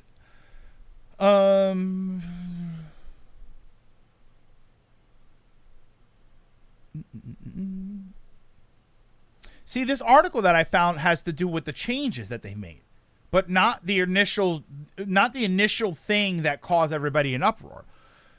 Unreal does this, but it's a bit more generous about it. It's the game, because the service is to either a company or to a fan developer. It had multiple tiers. If they paid subscription, the per game cost was cheaper. I think the fee is per game hitting that cap. Yeah, okay, so it's not company, it's per game hitting that cap. So here's why this is a problem.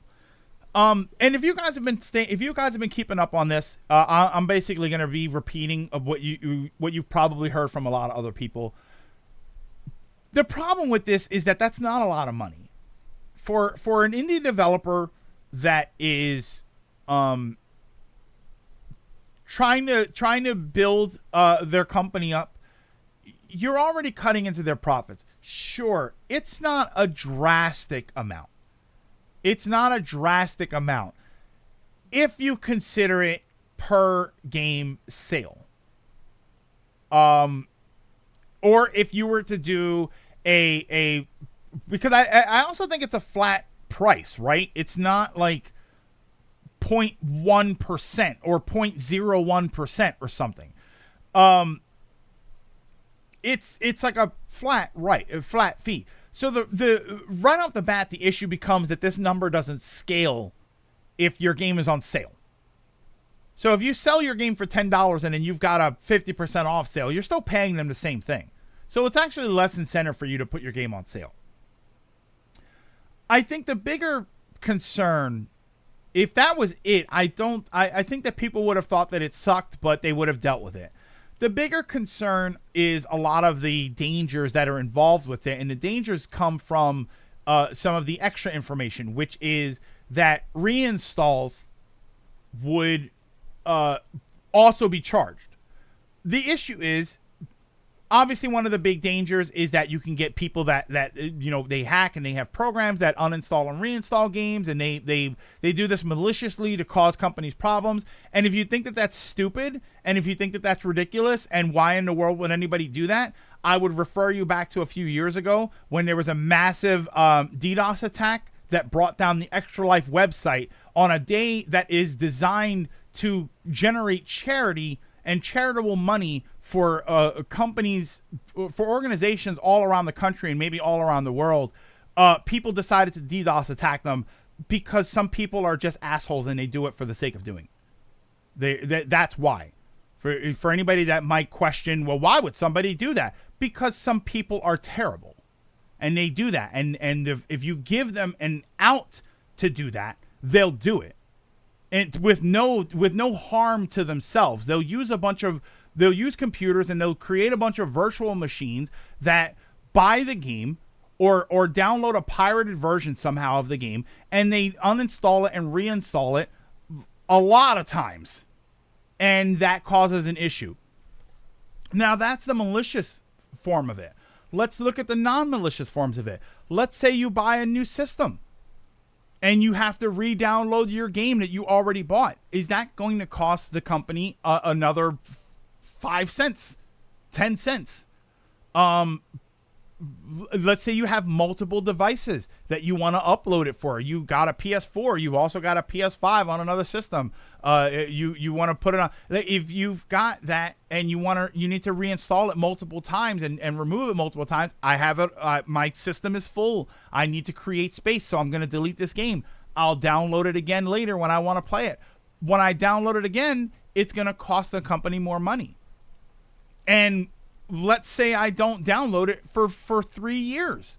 Let's say I delete the game and I go back 3 years later, and now the company is wrapped up, or they're struggling. They haven't had a hit game in a few years.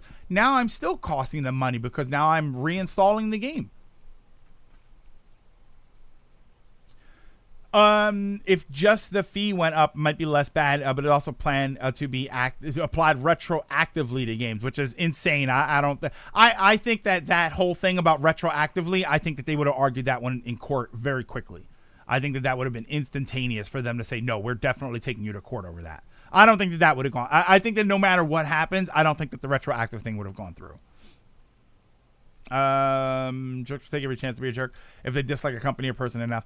If your developer is making $200K a month, it's not exactly the worst thing in the world, but it limits your profits. It limits your and again, it limits your profits, assuming that it's all profit, but it's not all profit. $200,000 is not saying that you make $200,000 in profit. It's saying that you make $200,000. But if you're spending another $50,000 of that on continuing assets and rental space and new technology and employees and development, you don't have any more money. You see what I mean? If you're making $200,000 off of your game, you're not taking home a check for $200,000.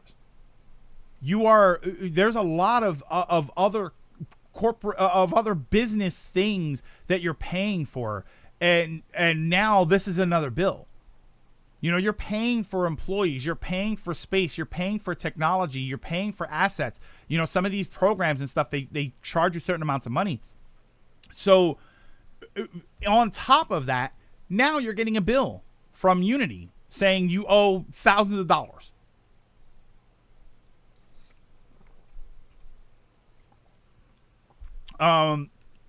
Now, some of this was rolled back. Apparently, they changed some of this. They put out a thing, and I think that's what I have here. Let me see if this is what I have here. Under the tenet of the new plan, Unity will limit fees to 4% of a game's revenue. So there is a percentage now for customers making over $1 million, and I'm again assuming that's per game. And said that installations counted towards reaching the threshold won't be retroactive. So these are the changes that they made. Unity will limit fees to 4% of a game's revenue, which should scale with any sales that they do. For customers making over $1 million, and again, I'm assuming that's $1 million per game. And said that installations counted towards reaching the threshold, won't be retroactive. That's much better. I think that that's probably going to be much better. Anybody who says that they shouldn't be charging anything, I think is crazy. Unity itself is an asset. It's a game engine that takes development time. It takes upkeep and extended development. It takes changes and it takes balancing. So I think that they should be making something off of it. It's great that they offer it for relatively free or very low cost, and then you can use it to develop your game. At some point, they have to make something. And I think that that's totally fair. How will you track this number? You could tell. Yeah, and that's the other thing that there's no... I don't necessarily know, because I do think that they can track downloads for games. So I don't know that that's a giant issue.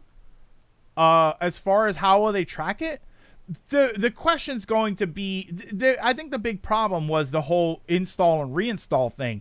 And that was sort of the issue. I think that now that you can, because now you can track it. Now you can quantify it by sales numbers. So now you can flat out say, you sold this many. 10 bajillion people downloaded the game, but only 1,000 copies were actually sold. They were all re-downloads and stuff. I think now you can quantify it. So I think that you're okay. I think that they're going to be okay with that. Propose an awful idea and then propose a compromise to get people in good graces. The end result will still be you exploiting people in the end. I think my message didn't load before. The problem with that, Suave, because you're right. I do think that that's a big thing. I think that that's a very common manipulation tactic, is to present a bad idea and then present a slightly less bad idea so that the slightly less bad idea will look like a good idea, or at least better by comparison. And that's a very common manipulation tactic. The problem is it's unnecessary. At the very least, you have one other company doing this, which is Unreal. If you literally just match what they're doing, I don't think anybody would complain. Unity is very comparable to Unreal. It's very understandable. If you as Unity claim to have the better product, then you should charge the same thing that the other company is doing, and the incentive for someone to go to your company would be, we are the better product. You don't have to manipulate the situation. This is a problem that I have with that, is that yes, this present a bad idea and then present a slightly less bad idea is a common tactic. It's just wildly unnecessary. It's, if you really do have the better product, which, let's be honest here, anybody using Unity over Unreal probably admits that they find Unity to be the better product. There's just no reason to. There's just no reason to do that. There's no reason now, because now, if anything, it's more dangerous, which is exactly what we're seeing here. It's more dangerous because if somebody realizes that you are manipulating them, they're going to take it personally and they're not going to use your product anymore. Not to mention the fact that now the trust is broken, the security is broken. So the issue now is, all right, well, let's say they roll it back and they do exactly what Unreal does. The issue there is, how long? How long until are they waiting for us to shut up so they can just slowly roll it back to the other way, to the way that they wanted to before? Now we don't trust them. Now we're concerned. And as a game developer, and this is, again, a lot of this stuff you've probably already heard people say before, because I went a few days and didn't talk about this. Game development doesn't take 2 months. It takes years. No one is going to start a project now that could take 3 to 5 years, knowing that, or at least believing that in 3 to 5 years, all of this can change and it can go back to the worst version.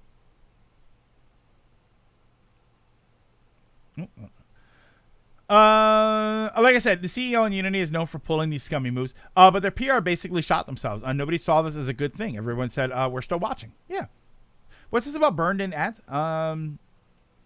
Oh, that was about tracking installs and reinstalls. Oh, okay. Before they walked it back. Yeah. Absolutely. You're absolutely right about that. Brand damage is definitely a consequence that they didn't anticipate would be as bad as it is now.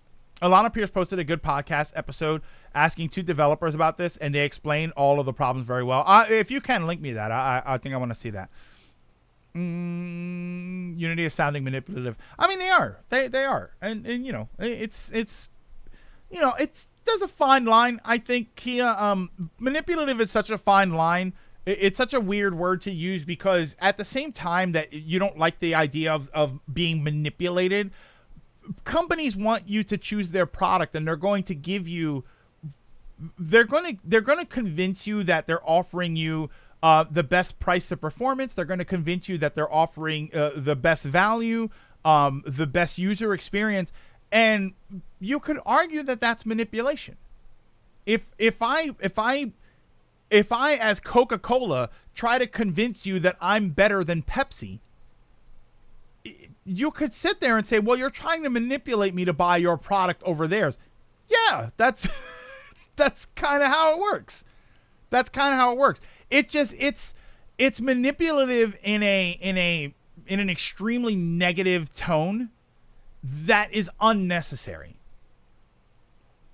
Unreal has the upper hand, being much older and established in the AAA market. Plus, Epic makes profits from their games too. I don't count that. To be honest with you, I that's something that I usually exclude just because Epic does the same thing. If anything, Epic making money from their games could be an advertising tactic on their part to show you that Unity-based games make money. Watch us do it.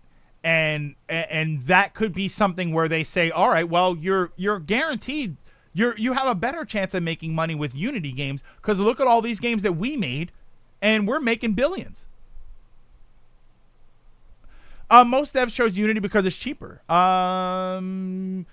When I hear Unity, I think it's the software people use to make Sonic 06 good. That's it. It doesn't help the CEO offloaded a crap load of stock. I mean, that's the other thing that I had heard about. I heard about that later, is that they offloaded a bunch of stock beforehand, and that's you know, there's some shade. There's a little shadiness going on there. Or at least they found Unity to be the cheaper product. I don't think this was about the charges. Maybe it's coincidence. But every single board member sold their stock 2 days before the initial announcement, including the CEO. Suddenly, the announcement plummeted them, and a lot bought their stocks again recently as they announced the compromise. I mean, it definitely sounds like they sold their stock because they knew that the announcement was going to have a negative effect. It's tough with the stock market because it all sounds, to be completely honest, the whole stock market sounds like a big scam to me. So it's hard for me to sit there and look at this and think, oh, that's definitely a scam. Yeah, I think it's all a scam. I think from the time the morning bell rings to the afternoon bell closes, I think that it's all a scam. I don't know that there's some benefits to it, but I'm fully convinced that the stock market is one of those industries that's just designed to have rich people move their money around.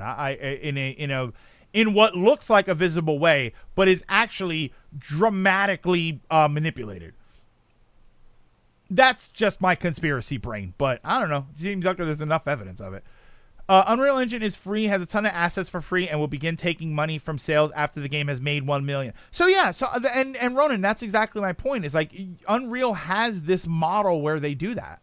So all Unity had to do was do the same exact thing. That's all they have to do is to just say, yeah, you know how Unity does that thing where you use all of our assets, and when you make $1 million, you start paying a small percentage per sale after that, not install, sale. We're doing the same thing. Okay. Because now, as a game developer, I'm going to say, all right, well, I have two choices. I equally have two choices. Which of these choices is going to have the assets that I want? Which of them is going to give me the game engine that I want to see, and the results that I want to see? And I'm just going to choose that one. And now it's up to the companies. There's nothing wrong with competition. I think that when you level the playing field in this way, I think that you get better products. I think that the companies are, because now it becomes the goal of the company to say, we're all charging the same thing, but I have the better product, so you're going to want to use mine. And I think that that's fine. I think that in the end we get better products when you do that.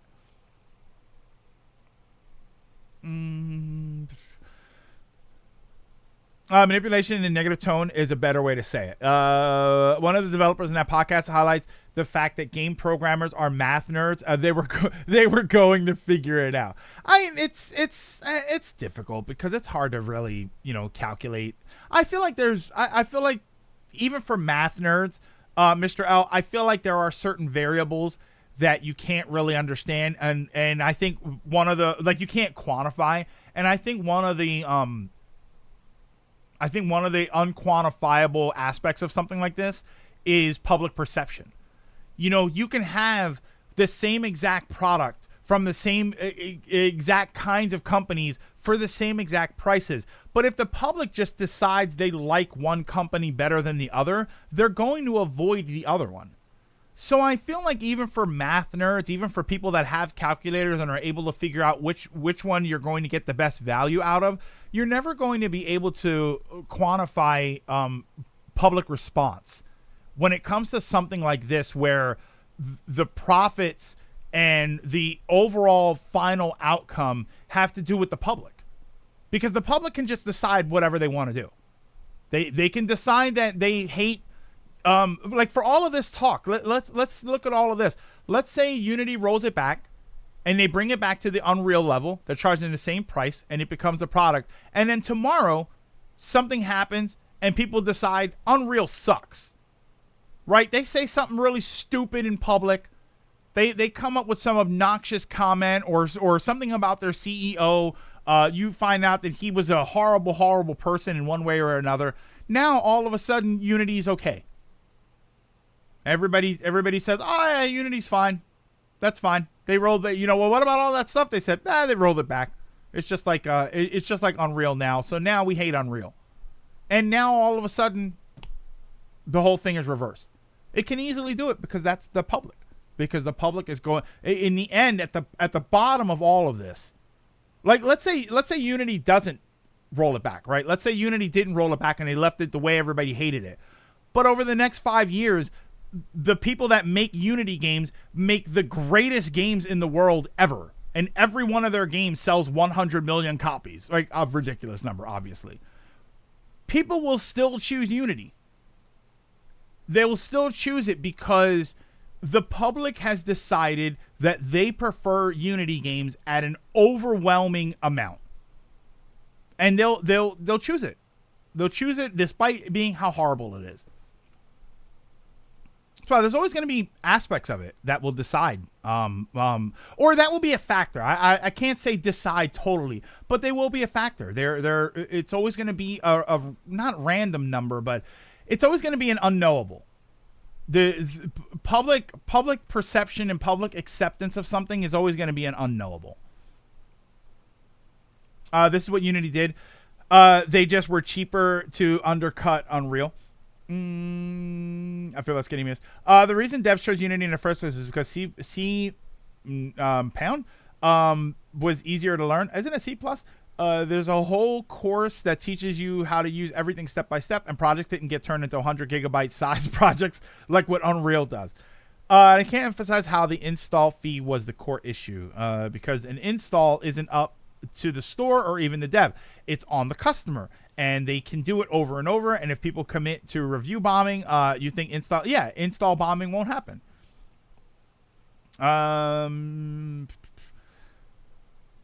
Actually, many devs are choosing to go to two other free to cap game engines, not Unreal. Oh, there's more. Okay, they're going to some of the other ones. The public is fickle and options are limited. But now even doing as much as Unreal won't be enough because the consumer's trust is already damaged, and that's the big problem. This is the Unreal. This is Unity's issue, is that they did all of this and now they've damaged their trust. If they would have just done something more moderate, they would have been fine. Same issue we discussed with Xbox and Sony. We can show how every time you play Halo, a puppy gets a home, but you already have a perception. It's not the public which will decide, but the game developers. But the game developers will decide based on what they think the public's going to engage in. The game developers won't use an engine if they're pretty sure that everybody will avoid the game specifically because of the engine. Oh, C#. Okay, thank you. we like to think that game developers are going to do everything that they want to, the way that they want to do it, but they are going to include what their customers want. And if they think for whatever reason that some aspect of what they're making is going to cause them to be shunned, they'll avoid that aspect.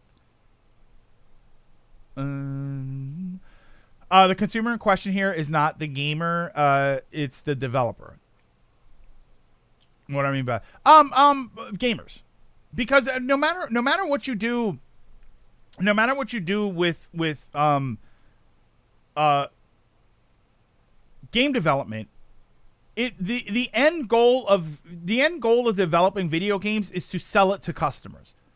So that's always going to be a driving force in the development of games. It's not going to be the only thing, but you are going to develop video games with the idea of the customer in mind.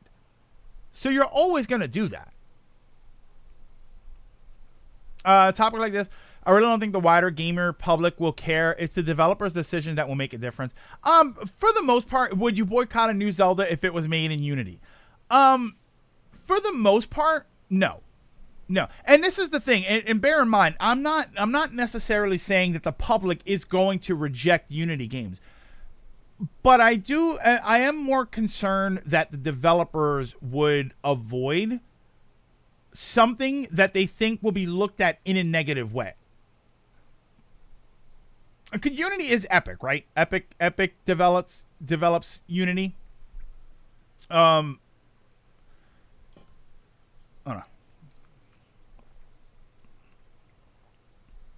With Game Engine, we've never really seen public opinion. Epic is Unreal. I'm sorry, Epic is Unreal. What? Unity is just Unity then, right? With Game Engine, we've never really seen public opinion affect game sales based on an engine, but we have seen game devs crush engines by rejecting them en masse. A lot of devs are moving to an engine called Godot, which is mostly used for 2D games. It's close to how Unity is. It's open source and there's no strings attached. The most known game that was made in the Godot engine was Sonic Colors Ultimate. Unity is standalone. I wouldn't boycott a Zelda game in Unity. I would call out Nintendo being dumb for that. I've seen a lot of developers comment on this, and I don't think any of them are making their decisions based on what we think. Probably not. And that's the thing. I know that there have been some devs that have said that we're going to skip Unity and we're not going to use Unity anymore. And it's just like, well, we'll see about that. I think that that's probably one of my things that I'm kind of glad I didn't really talk about this early on, because I was sort of, what's the word? Not skeptical. I was sort of rolling my eyes at some of the, we're not going to use Unity anymore. I'm like, sure. Yeah, you say that, but you're not going to throw out years of work if you've already worked on something. And you're not going to throw out an engine if it's just the better thing to work with. And let's be honest here, they're going to probably roll back some of this. They're going to change, which they did, which is exactly what they did. They have already said that they're going to do things a bit differently, which, we can sit here and say that, well, they'll probably roll it back again later, but we don't know that. We can only go by what we're being told at the moment. And what we're being told at the moment is that they're rolling back some of that.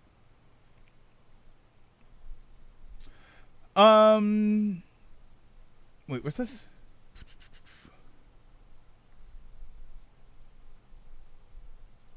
Sorry. I'm sure people use Unity or Unreal because they couldn't get Re-Engine or a Hedgehog engine. Just saying. It's funny how Unity forever shot themselves because even if they reverse it, no one can trust their contract. And that's what we're saying, Flip, is they have broken the trust. But, excuse me. In the end, I do think that I don't think that they've broken it forever. I think that they already rolled back some of this stuff. If they can prove that they're not going to change it up again, and if they can just have the better product, I think a lot of people will still take the risk. I actually do think that, and I think that people who are years into the development of their projects, I don't think they're going to change now. I think that a lot of them, I think that some might. I think that some have the resources to do so, but let's be honest here. A lot of people don't have the resources to change. A lot of people don't have the extra time and the extra money to completely reset their development cycles, or to add a stage of their development cycles where they're transferring all of their assets seamlessly over to another engine.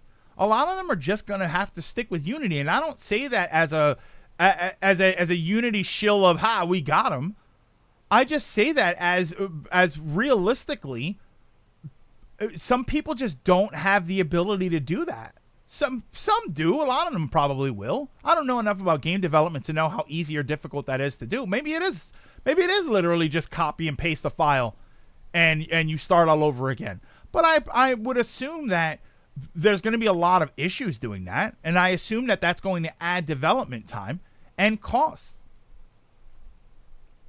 There's also tons of people who are getting into game design now, and now Unity is the least attracting choice for them. If changes stay somewhat negative, this doesn't mean the end now, but in like 4 or 5 years. And that's where you're going to see the problem. That's where you're going to see the big issue, is in a few years, are people still going to be using Unity? And unless Unity makes changes and fast and ensure, you know what Unity's best thing that they can do right now is to ensure that at this point, these changes that they make will be locked in for the next 10 years. And if you develop a game with them, and you sign a contract with them, they can't change anything for 10 years. I think that that's probably going to be one of the better ways that you can lock people into using Unity right now, and that they will feel safe using Unity, is to say, all right, we didn't like the threat that you made about doing this thing before, but if you're locking us, if you say that we're guaranteed going to get a better deal for the lifespan of this game, we're fine. We'll do that.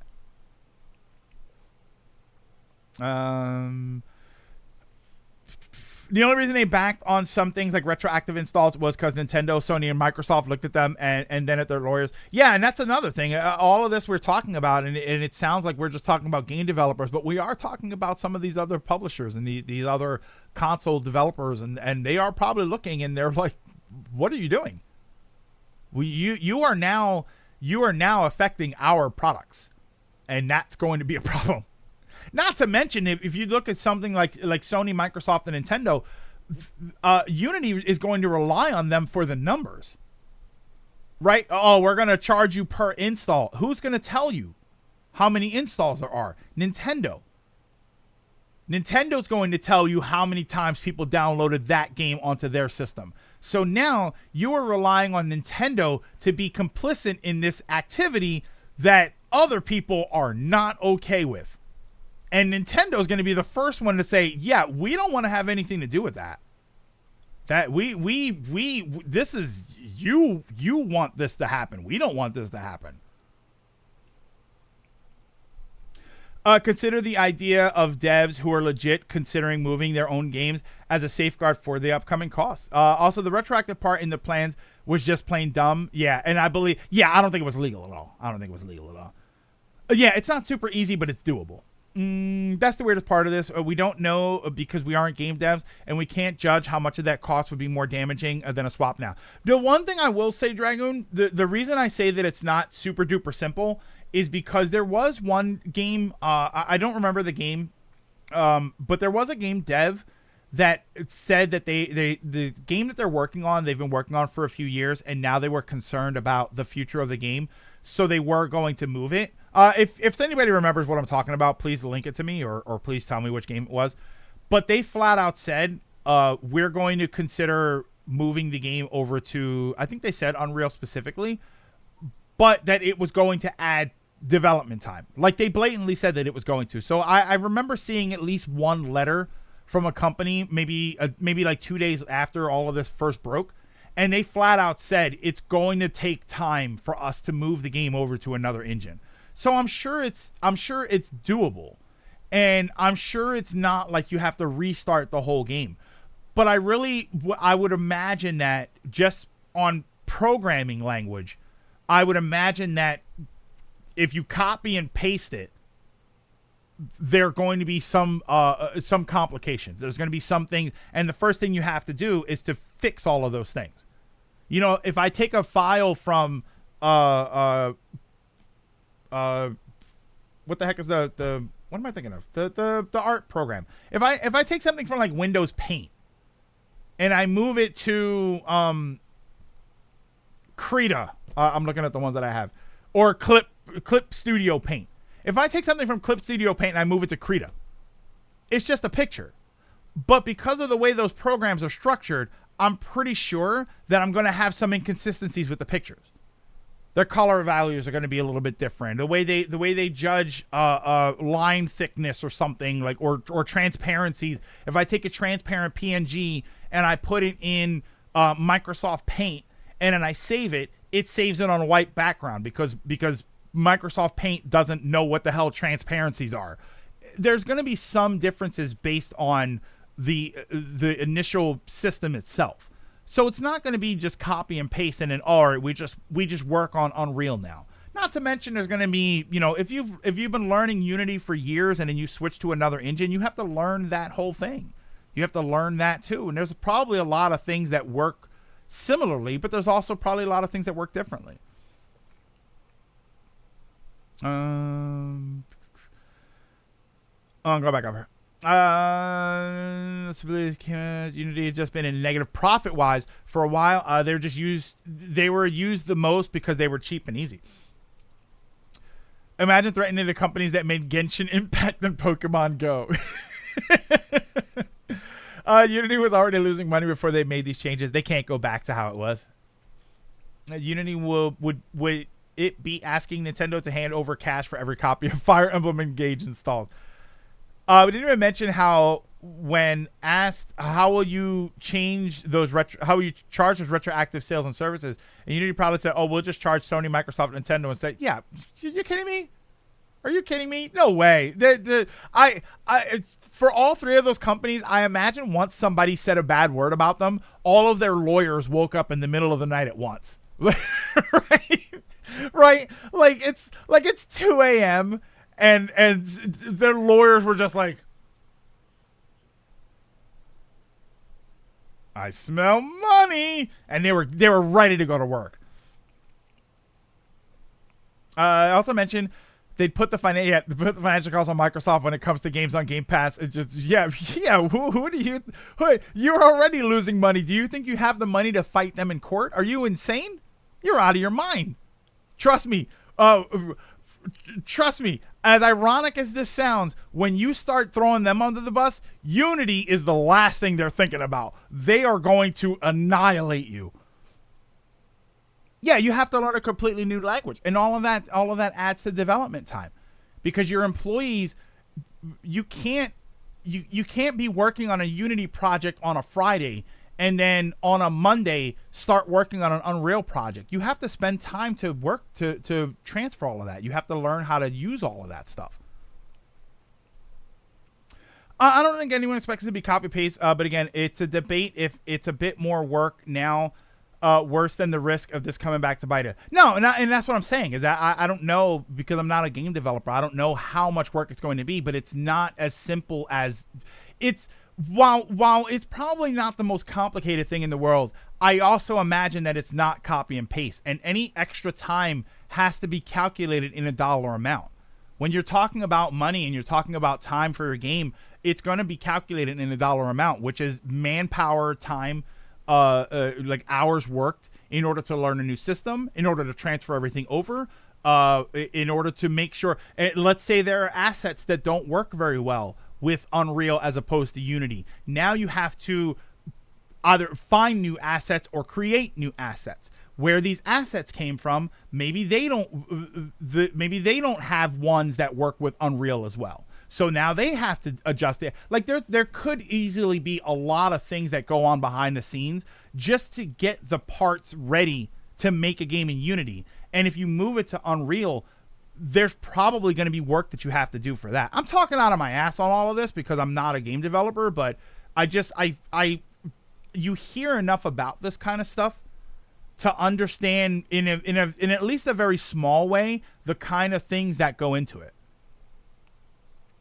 Godot uses the same coding language as Unity, so it's easy to swap over in that aspect, which is the most important one. So Godot does actually work for that. But you said that Godot was primarily used for 2D, so I wonder if if you're making a 3D game, I wonder how well that would translate. And for that one moment, console wars put a pause. That AGM, it's like in the console wars where they're all hitting each other with like foam bats, right? They're all standing around and like, our console's better. We've got better games. And then someone off to the side is just randomly like, you all suck and you're all going to pay me money. And they all just stopped hitting each other. And then they pulled out real bats. They just ran. And then Unity gets decimated in a cloud of smoke with random bats. Right? It's just like they're just getting destroyed. Coding language is not the biggest thing. It's the architecture and the libraries. Even if written in the same language, how it handles things can be very different. Speaking of Microsoft, do we want to get into the rabbit hole? We're gonna get into that one too. That's a fun topic. But reworking motion controls in Prime 3 and Skyward Sword was easy. it was so easy. And Dragoon, you all mocked me. You all mocked me when I said that about adjusting the motion controls or at least changing them in some way. And you all said no, that it's not easy, that it's very difficult. And what happened? They released a Skyward Sword with adjusted controls. So it's not impossible. From the discussion I listened to, no developer would switch engines mid-project, but would consider doing so for the and that's the big thing, Mr. L. And I think that to me is the bigger thing is when you tell me that you're 4 years into the development of a game. These are intriguing to me, and I wish to subscribe to your newsletter. Thank you so much for the follow. Welcome. Thank you, Proc. Yeah, that's the big thing, Mr. L. When you tell me you're 4 years into your game's development, and you're an indie dev, you don't have a lot of money, you don't have a lot of time, you don't have a lot of resources. I'm disinclined to agree that you're going to go through all of the effort to switch your game over to another engine. What you're more likely to do is to just not use their engine after this game. You'll probably, depending on where you are in your game development, you're probably better off just taking the hit and finishing the game in Unity, but then immediately starting to learn something else. And immediately starting to figure out how to use a different engine. And the joke wasn't easy. It took a lot of work. It's like Tom, Jerry, and Spike teaming up. Yeah, it's just I imagine this like cartoon puff of smoke where you just randomly see like fists and sticks and bats and stuff, and then at the end the puff of smoke dissipates and the three walk off, and Unity's just like a beaten, broken. The picture of Peter Griffin where he's laying on the floor and he's all twisted up. They just decimate him. All right, so that's the Unity thing. But yeah, Unity, I mean, we'll see what happens. I feel like this is still a little developing, but I think that for the most part, this is dulled down. I think that the damage has been done for the most part. I think that, if anything else, people are just they're just gonna evaluate the situation more. I don't think it's going to be as simple as we're just going to use Unity because it's easier. We're just going to use Unreal. I think that people are going to reevaluate. And one thing I would like to see more is, and I know that that's not really easy for game developers because they're not AAA companies. They're not even AA companies. They're building themselves up and they don't have a lot of money and resources. But I would like to see some structure when it comes to, game development in the indie scene that protects them a little bit better. Contracts that specify the amounts of money that they're going to pay out based on sales, rather than just a blanket thing, right? Rather than just a blanket, if you use our engine, you pay this much money this many times, blah, blah, blah. I would like to see it where, all right, this is our first game. This is the first time. We're not really big. We're not expecting a lot. We look at the comps, right? We look at other games that are comparable in this particular genre, and we look at what kind of sales we could be looking at, and we write a contract specifically about that. And maybe there's a scale version, right? Maybe there's a base version that you sign, but then as you grow, I would like to see indie developers have the opportunity to say, we want to use your engine, but we want to renegotiate how much we're spending. You know, maybe we are anticipating selling 50,000 copies. We don't want to be paying this much money. Maybe we can readjust, or you know, our last game sold 500,000 copies, and we're, you know, everybody's talking about this one. Like, I would like to see something a bit more personalized for the individual experiences with a, you know, with a blanket starting point. I think that would be good. I don't mind that much that many might switch from Unity. In recent years, most of the Unity games I played were terribly coded optimized because devs just don't know, or lazy how to properly use newer Unity libraries. Even big names like Bamco did it. To better clarify, Mutiny. Wait. I have audio clips there. Sonic Colors Ultimate was made in Godot. Is that what it is? So it can run 3D well. The issue was Sega not giving the teams enough time to, and just saying, shove that Wii game quick. So more people got bored and went back to the console wars. They have in terms of service and contracts. The issue is Unity retroactively edited those before this announcement. The issue comes from it being on install, because they're including pirate installs, and also said while charities are exempt, like Humble Bundles and stuff. Like if your game is in a Humble Bundle and now you have to pay for it. Oh, Planned Parenthood and children's hospitals are political and therefore not. Yeah, a lot of that stuff is crazy. That's why. If you go by sales, if you go by flat sales, I think that you're okay. Not number of installs, but you go by sales and you make it something high, like $1 million. I think that's totally fine. All right. Give me a minute. Let me run to the restroom, and when I come back, we're going to talk about this other thing, which is this is I feel like the Unity thing was a really bad thing that happened. I think this kind of sucks, but more for one. Okay. We'll take a break. I'm gonna run to the restroom and I'm gonna grab another cup of coffee and then I'll be back. What I'm gonna ask is, I'm not sure. This doesn't really feel bad for Microsoft in the sense that I don't think they're gonna lose anything from it other than face. And they look, one thing in particular about this stuff, this is, if we're going to talk about the Xbox stuff, one thing about this stuff, they look really, really stupid on one thing, and I think the rest of it is just leaks.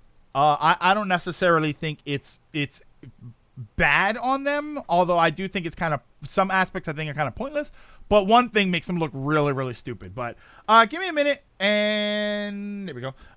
Give me a few minutes, and I will be right back.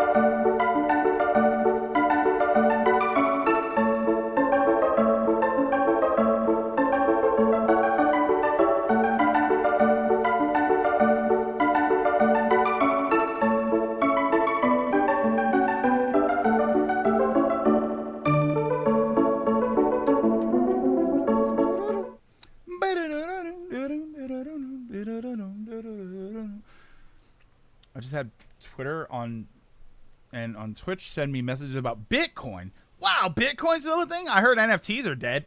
Thank God. But also let's get some defenders. Oh, this is for the Xbox stuff.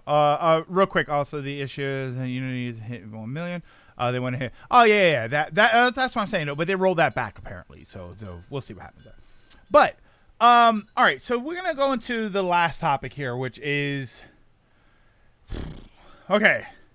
I thought Bitcoin died first. I think Bitcoin hung on. I think the other coins died fast, like Dogecoin and stuff. But I think NFTs. The difference is that Bitcoin and stuff Bitcoin specifically was around a lot longer, and Bitcoin I think is still kind of around a little bit. It's just there were a lot of other coins, but NFTs, like the rise and fall of NFTs, was instantaneous. Yeah, most Bitcoins die. That's why there's one specifically called Bitcoin, and then there's like Dogecoin and stuff. But I think most of those are dead, with a couple of them hanging on. But Bitcoin's actually been around for a while. So Bitcoin's not necessarily super new. NFTs were new. And they died. They died. In the grand scheme of things, they died instantly. And it's awesome. I think that it's hilarious that NFTs died as fast as they did. But I do feel bad for the people that got suckered into it. And I know that it's, we're supposed to, I feel like people think that we're supposed to laugh at suckers for being suckers. But the reality is some people, they really thought that they had something going on. They thought they were getting it on the ground floor of something big. How many times have we looked at certain things and we look at like old video games and we think, man, if I would have thought to buy one of those and keep it in the box, I'd be a millionaire right now. But realistically, we didn't. But a lot of people do. Some people take the chances and they do that stuff. And I feel bad for people that lost everything. For people that lost a lot anyway, I should say. Especially because a lot of the time this is a big thing about stuff like Bitcoin and NFTs and stuff. A lot of the time the people that lose aren't just the people that are suckers. If some guy took his family's life savings, like reap what you sow. But if some guy took his family's life savings and sunk it all in the NFTs and now they have nothing, that's not the family's fault. That's not the family's fault that their father's a moron. Right?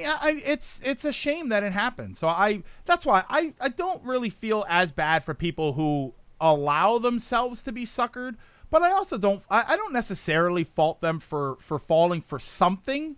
I don't necessarily fault them for falling for something. I will fault them for falling for this specifically, right? If you told them that you had this physical product that was going to be very good, and then they spent a bunch of money on it, and it turned out to not be good, I would think, damn, that sucks. They really thought that it was going to be something. So I don't fault them on that as much. But I do fault them on the fact that you fell for NFTs. It doesn't even exist. Someone told you that I will make you rich if you give me all of your money and I sell you these magic beans. And then they didn't even have the beans. Right? They it's one thing to fall for magic beans. It's another thing to fall for a picture of them. And that is why I will give them crap for it. But at the same time, the people who got suckered into it, I don't know. I feel like the people who got suckered into it, they cause problems for other people. So I feel bad for those other people more than anything else. I'm attracting bots. Well, good. If Latimer, if the bots can get me to buy Bitcoin and NFTs, then the bots are miracle workers, because where they're pulling this money from, I have no idea. Outside the industry, some people would be more upset at the scammed for being dumb than the scam. Yeah, and exactly. If I'm going to be mad at anybody, I'm going to be the scammers. And the problem is that the scammers, they don't care.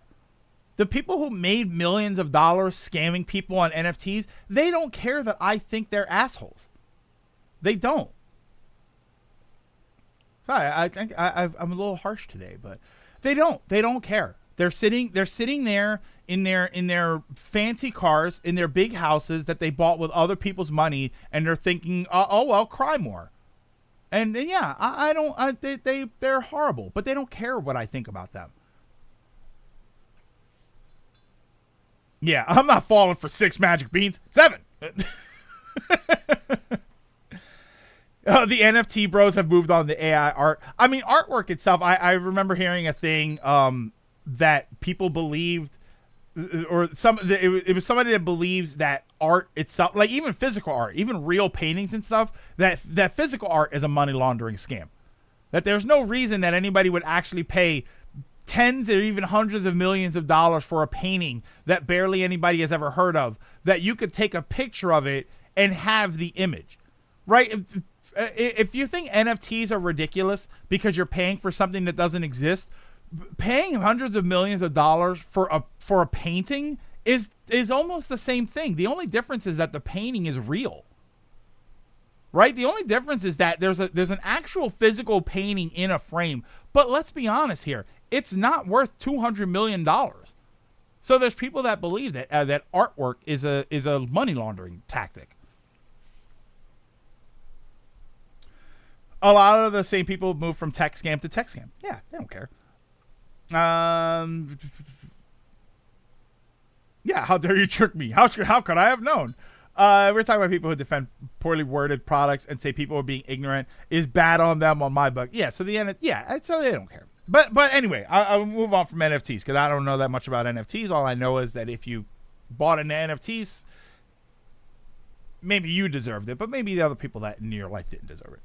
But so this is another one. I'll need you to help me out here to clarify certain aspects of this. So apparently a bunch of documents got leaked out, which involved a lot of Microsoft's present and future plans. Initially, it was thought that the FTC did this, either maliciously or that they did it by accident. But my understanding is that it turns out that Microsoft actually did this themselves accidentally, and they accidentally leaked a bunch of documents that were not redacted. So instead of a bunch of black boxes where the only words you can see are the and, we got like full documents. So this is not one of the reasons I didn't talk about this initially. Well, I've been off for a few days, but I wouldn't have talked about this initially just because I wasn't really sure what the source was. This is not a questionable source. This apparently was Microsoft themselves, which to me just makes it hilarious. I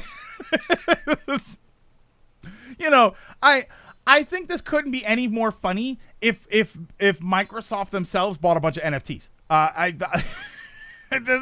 This is kind of hilarious to me, and I don't mind this being hilarious because I don't really think that this hurts the company that much, other than their image, because they do kind of look. First of all, just leaking these documents themselves makes them look stupid, like incompetent. Incompetent is probably the right word there. By the board of directors, slowly influenced the be bought out. Phil says, well, we'll get into all. Phil says, for a company at career moment, Nintendo slowly needs to understand their future is off their own hardware a long time.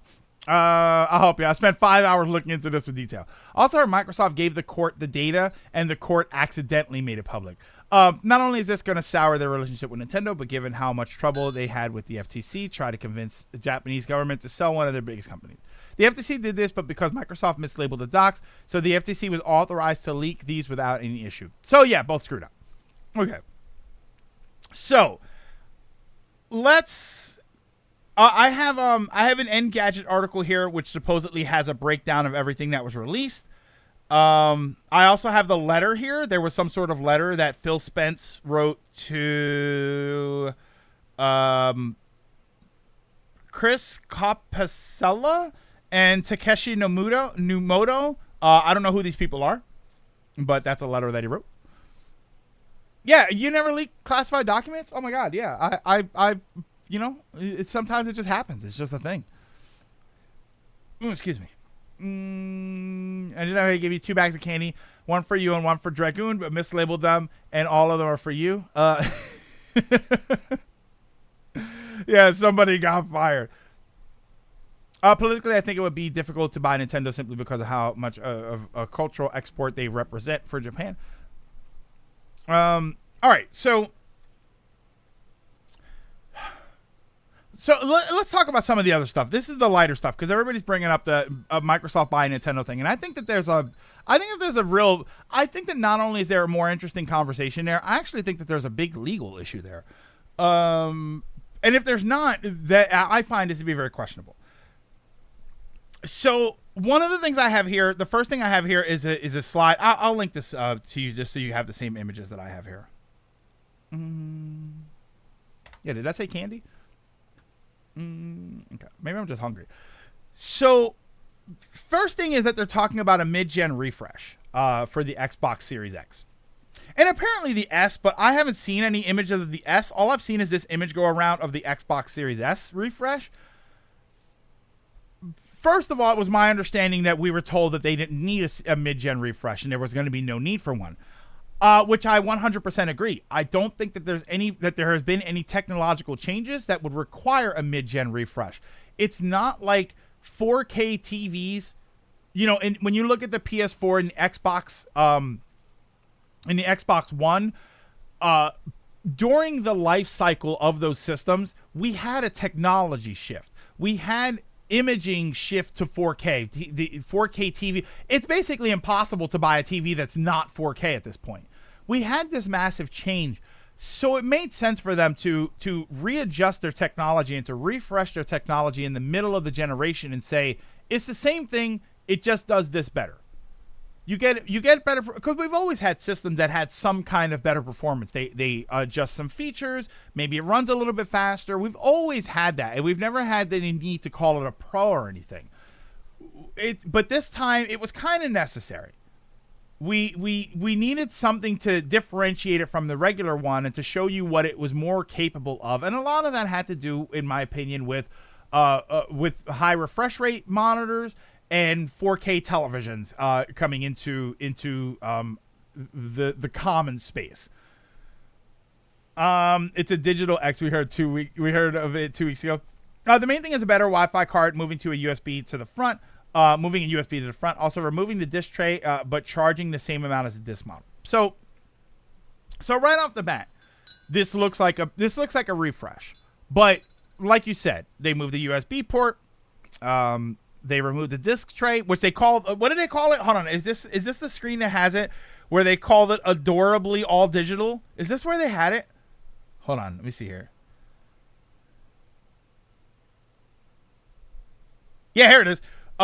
Brooklyn, the Xbox Series X refresh, the most powerful Xbox ever, now adorably all digital. What the hell does that even mean? What is the connection between adorable and all digital? Oh, look at that. It doesn't take discs. Who in their right mind would describe it that way? Who in the world would describe it that way? Where did you get adorably all digital? What are you even talking about? But anyway, right? It just doesn't make any sense to me. So this is adorably Digimon. All digital. What? Why? Who in the meeting thought that was a good idea? When they drew up this graphic, who in the meeting was like, don't just call it all digital. People don't like all digital. We got to make it something better. We got to call it something adorable. And then the guy walks out of the room and they're all like, so adorably all digital? Is that what we're going with? Yeah, they didn't even try. Like it's not even that you didn't even try. Like you actively tried to make it sound stupid. I do agree charging full price for this system is not a good thing. It just doesn't really make any sense.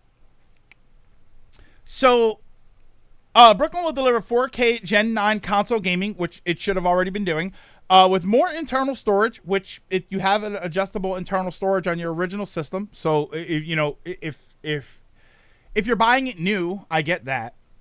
A more immersive controller and a beautiful redesign that elevates the all digital experience of the Xbox ecosystem. Yeah. So I don't really see the point in this. I don't see the point in this system. Your system already has upgradable storage. So you could just buy more storage for your original system. SSDs aren't that expensive anymore, so that's not a justification. Okay.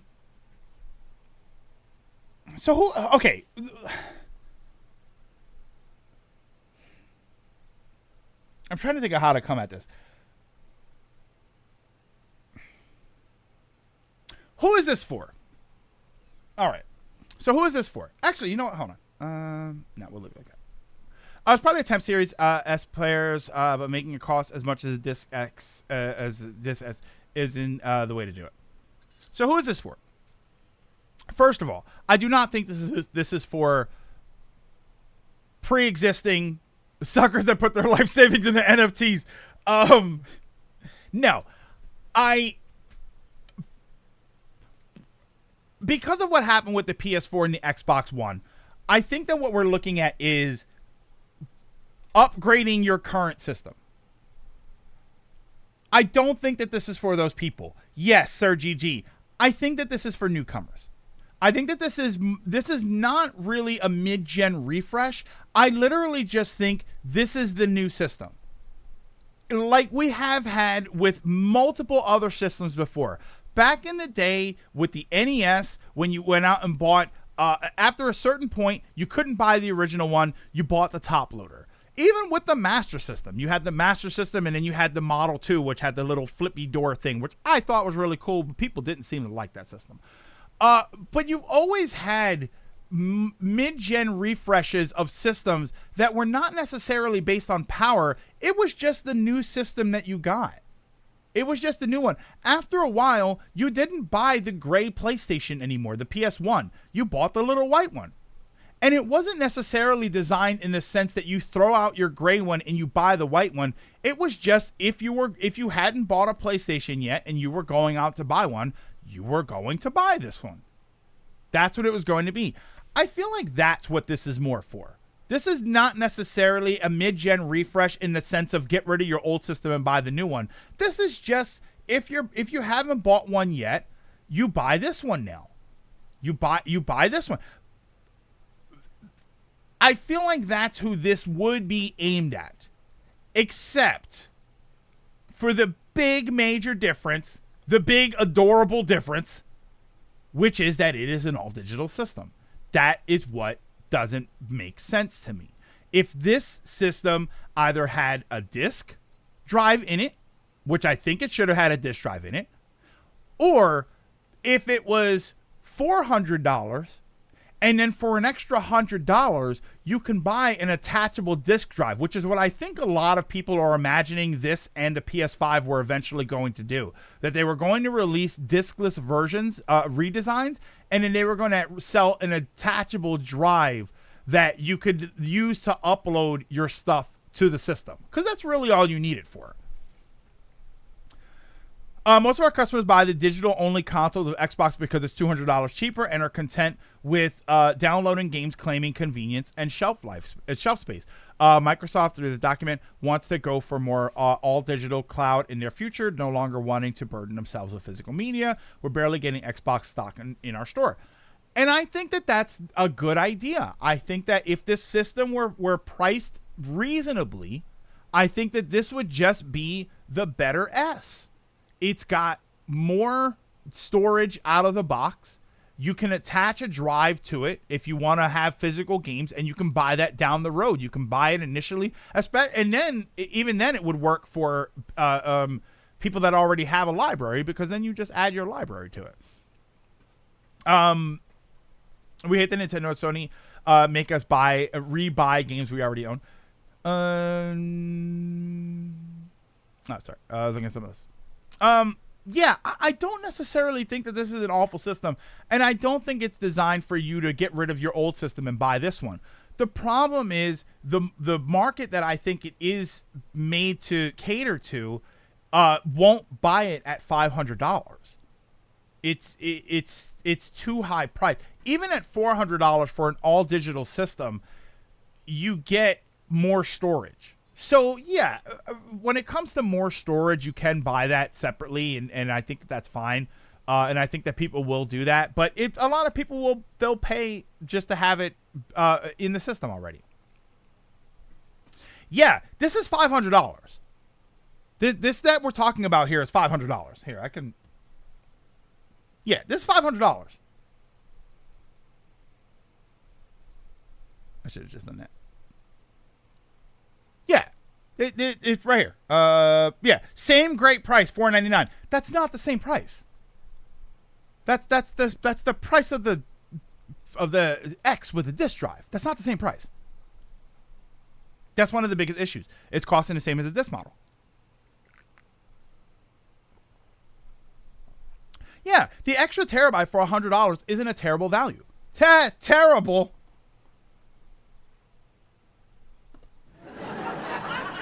Oh wait, I had the wrong button. Where's my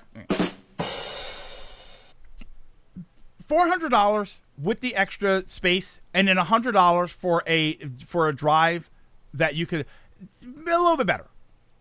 How much is the digital PS5? $400. I believe that's $399. That's not bad.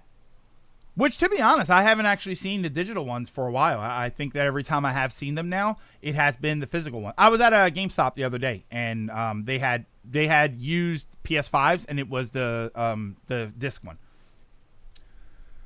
So by that logic, Nintendo adds a terabyte to Switch 2. Is that worth an extra $100? Yes. I would say so. Absolutely. Yeah. Dragoon. If we're talking about some sort of NVMe drive, absolutely. I don't necessarily think it's worth it for you to put $100 1 terabyte SD card in there. But if you had an NVMe drive and I got all of the benefits of it, yeah, I would justify an extra $100 for an extra terabyte of storage, especially for Nintendo, who does very, very good in optimizing their games. According to Nintendo, when you buy their SD cards. Yeah. If you're using high-end SSD, yeah, I think that's fine. Again, not for an SD card that you put in a slot. But if you're talking about an NVMe SSD that goes in your system, yeah, I think $100 would be fine. I think the current Switch at $300. If the current Switch right now was $300 and $400 for an NVMe 1 terabyte version, I think it would absolutely be the better value. A 1 terabyte Switch SD card is well worth it. Yeah, I think it absolutely would be more worth it. And yeah, you could buy it separate or you can buy it together. So I think that would be totally fine. But I think that if you charge me $500 for a Nintendo Switch with an extra terabyte in it, and then you removed the cartridge slot, I would be a lot more concerned. How much space did the Series S have, and how much did that console cost? The Series S was $300, and I think it only has a terabyte in it. So an extra terabyte for an extra $100 really isn't that bad of a deal. But you're charging $200, and you're taking out the disk drive. That is the problem. I think that this is a bit ridiculous. I don't necessarily think it's a bad idea. And there's other things. Reduced power by 15%. New low power standby mode 20%. Current XSS standby mode. 100% recyclable packaging. I don't really know why that's here. All new, more immersive controller. To be somewhat more in the discussion, they also increased the hardware for the Wi-Fi, which means faster download and upload speed. So this is a digital X in which they do add more to justify the lack of physical, which even then I'd say should be 400 instead of 500. And honestly, the extra Wi-Fi power is great for downloading games, but you're not necessarily going to be using that very often. You're going to download. Now, if it enhances your performance when playing online games, I think that is a decent benefit. But I would question whether or not, first of all, if it matters that much to you, you're probably going to hardwire the system. But even then, I feel like online performance is probably going to have to do more with the router you have in your house than the Wi-Fi inside your system. I feel like that's going to be the bigger thing. But yeah, I would question how important the extra Wi-Fi is. I'm curious to know what the benefit of that is going to end up being. And if it's even going to be noticeable. You know, when you tell me that it downloads games a bit faster, am I even going to notice that outside of putting them side by side? It's kind of like when you buy a graphics card for a computer and you find out that this graphics card gets your game at 80 FPS, and in this graphics card gets your game at 85 FPS. Yes, the one that gets it at 85 is numerically better, but unless you're playing them side by side, you're really not going to notice anything, right? Like so the Wi-Fi card, it downloads games faster. First of all, how often are you going to be downloading games? I mean, unless you're trying to scam a Unity user, you're really not going to be downloading games very often. So are you really going to see any benefit from that? You know, am I going to see better performance when I'm playing my online games? Maybe that's going to be better, but ultimately that's probably going to come down to the router you have in your house as opposed to the Wi-Fi card that's in your system. Especially for, again, like I said, you're probably just going to hardwire. If it matters that much to you that every little bit helps, you're probably just going to hardwire your system anyway. Yeah, this is just, there's just no point. I don't really understand it. This is not for people who already have the system. This is for people that are looking to buy a system, and I just think it's way overpriced. So I'm not really super concerned with the whole we don't need a mid-gen refresh. I think it's probably more accurate to say you, the consumer that already owns an Xbox, don't need to worry about buying a mid-gen refresh. I think this is just something that we've seen before with plenty of other consoles, which is halfway through the life of the console, we make a better one. You know, you look at, think about when the Switch upgraded, not the OLED. Remember, there was the original day one Switch, and then there was a refresh in the middle where you got better battery life and slightly better performance. But for the most part, it was the same exact thing.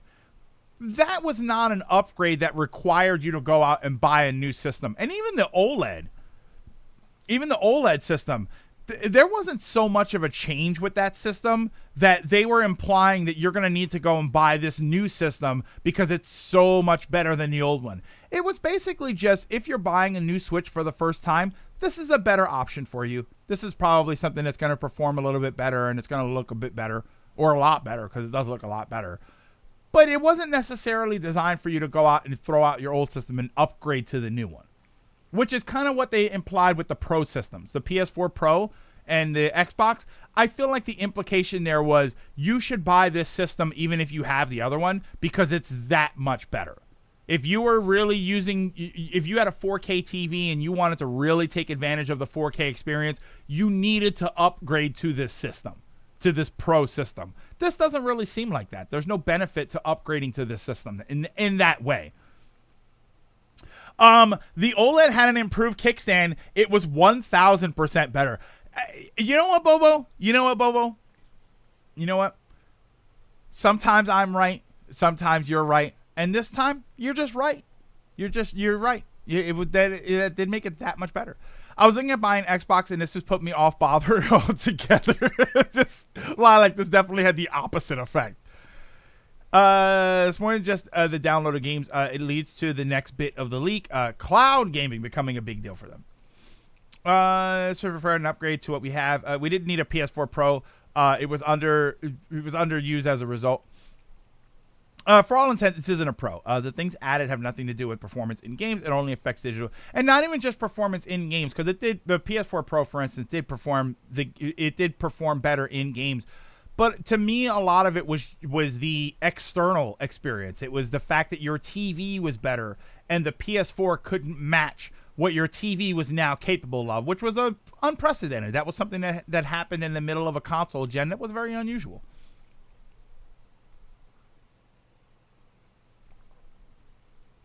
Using a puddle of water was a better kickstand than the original. Yeah, wherever my kickstand is, I don't know. I think I lost it.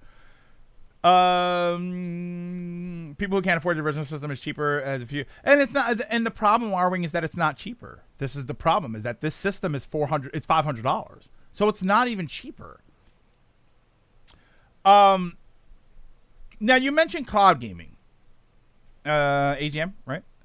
You mentioned cloud gaming. again, I question how much the Wi-Fi card in the system is going to affect cloud gaming more so than the router in your house. I'd be curious to see some actual testing done on that, just to see, what your transfer rates are like with the original system versus the new system versus changing the router in your home. I'd be curious to see if there's any difference there. Arwing, this system that we're talking about here, this thing. Oh, it's still on screen. It's $500. It's not cheaper. It's an all digital $500 system. If anything, if you're talking about all digital, it's technically more expensive.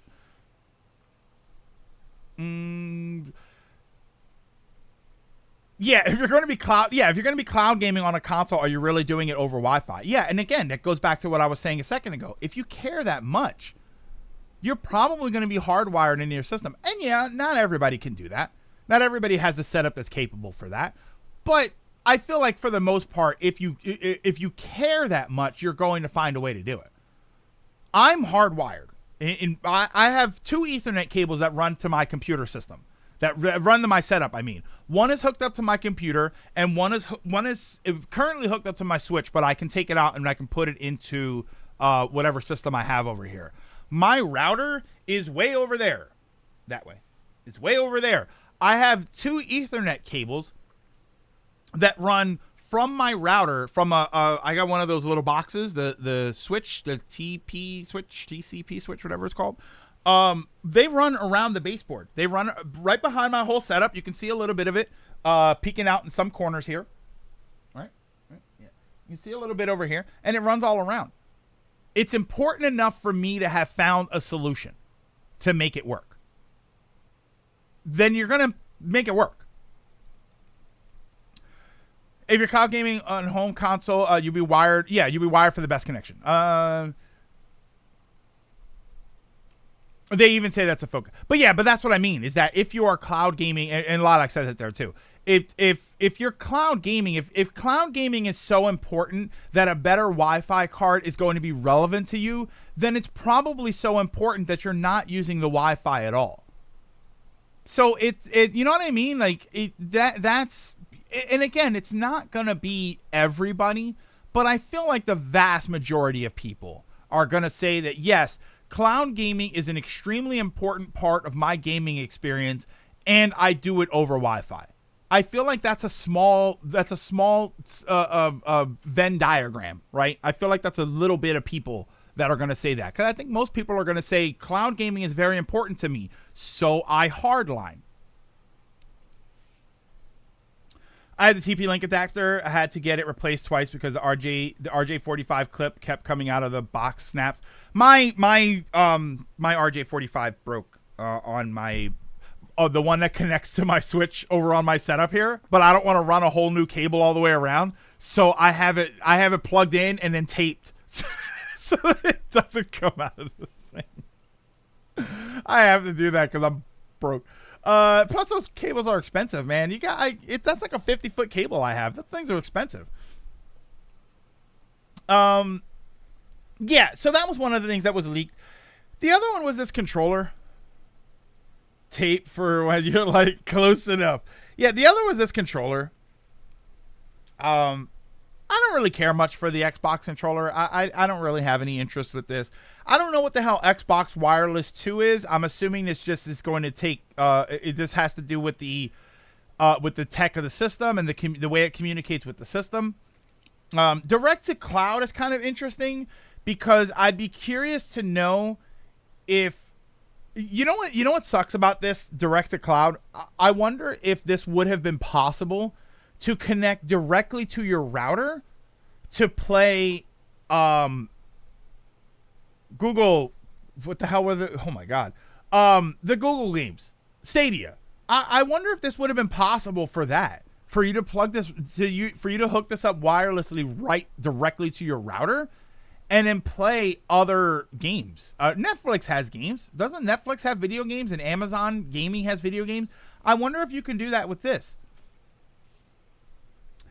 Bluetooth 5.2, new mobile app features. See paired devices in cloud, manage devices and accessories. That's kind of interesting. Precision haptic feedback. Here's my problem with the haptic feedback. I don't care. I Rumble, because we're talking about Rumble and stuff, right? I think that it's fine. I think that I feel like I'm definitely in my own camp on this one. I feel like haptics and Rumble are great little features, but I don't necessarily care about them. If anything, half the time I turn them off. To be completely honest with you, a lot of the time, while I feel like sometimes if you use it properly, it can enhance the gaming experience, but for the most part, I usually just turn it off. I don't need my controller to vibrate in my hand unless I'm playing hentai games, which is for different reasons. Accelerometer. I mean, I don't really know what that means for the accelerometer. Does that mean it's going to tell me how fast I threw it against the wall when I'm grinding the boss for the 9th hour in a row? I don't know exactly what that means.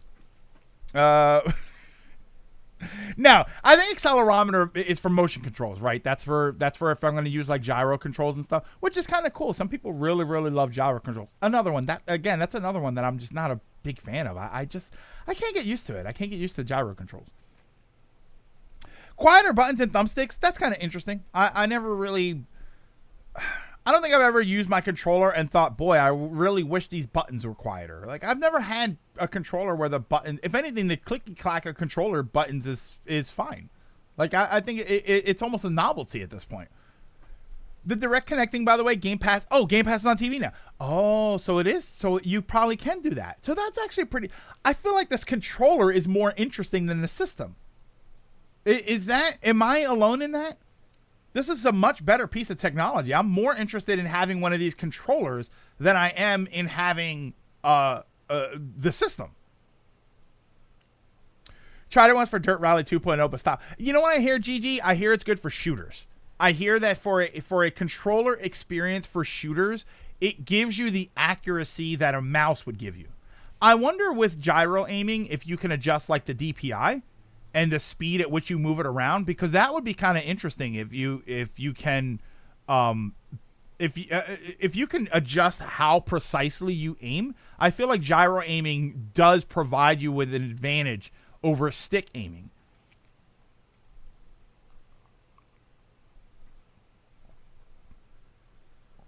Oh, excuse me. Rechargeable and swappable battery. That's always really good. I think that that's something that should happen very often. I think that the discussion about right to repair should facilitate the need for swappable batteries. I like that. Especially in Splatoon, you can adjust the gyro speed and accuracy.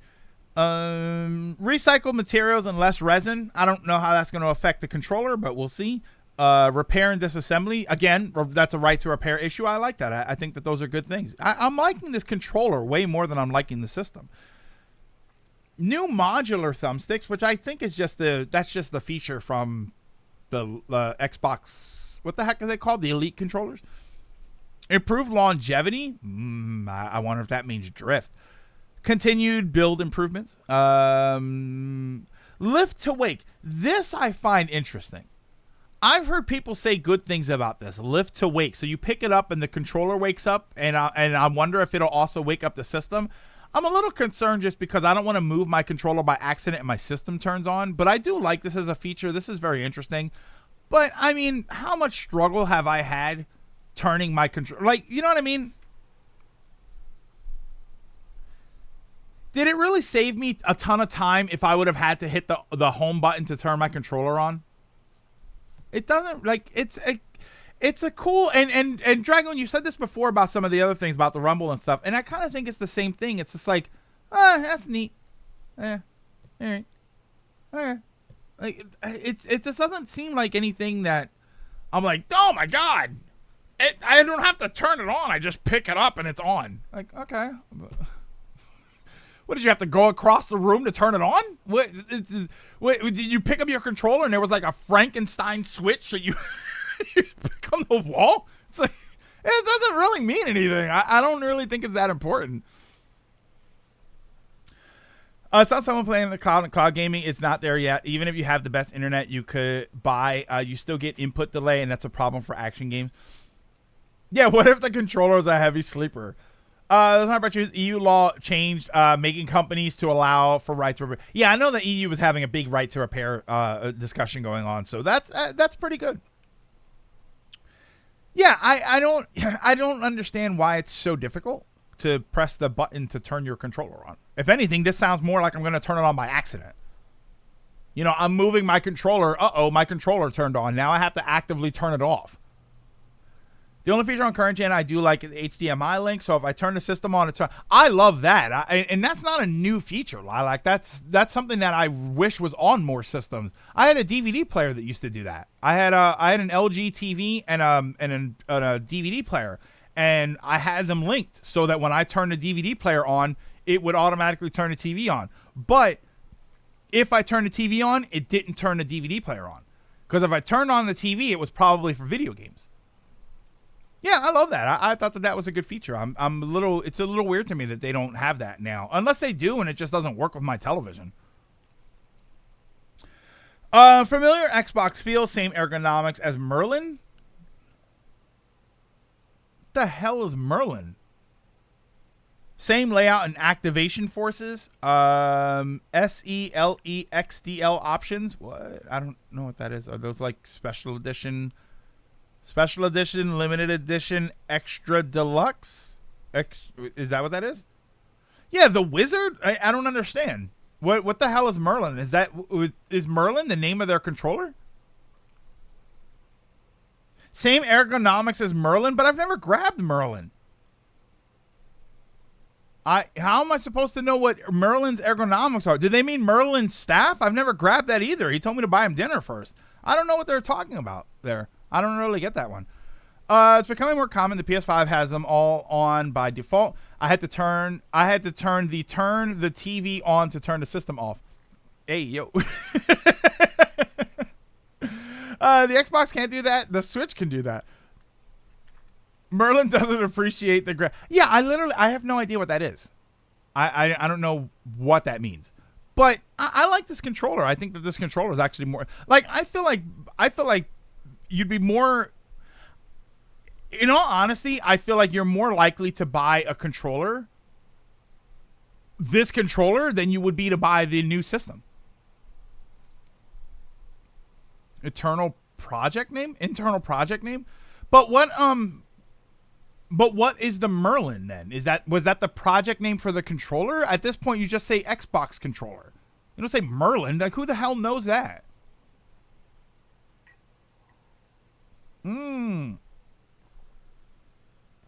Probably another project that wasn't on the leak. A different controller. Maybe the Merlin. Oh, you know what? Maybe the Merlin is the elite version of this controller. Maybe this is the standard new Xbox controller and the Merlin is the elite version of this controller. Maybe this is the Arthur. Oh, this is the Arthur and then the other one is the Merlin. Oh, okay. No, seriously though, that's probably what it might be. It might be that the Merlin is the elite version of this controller.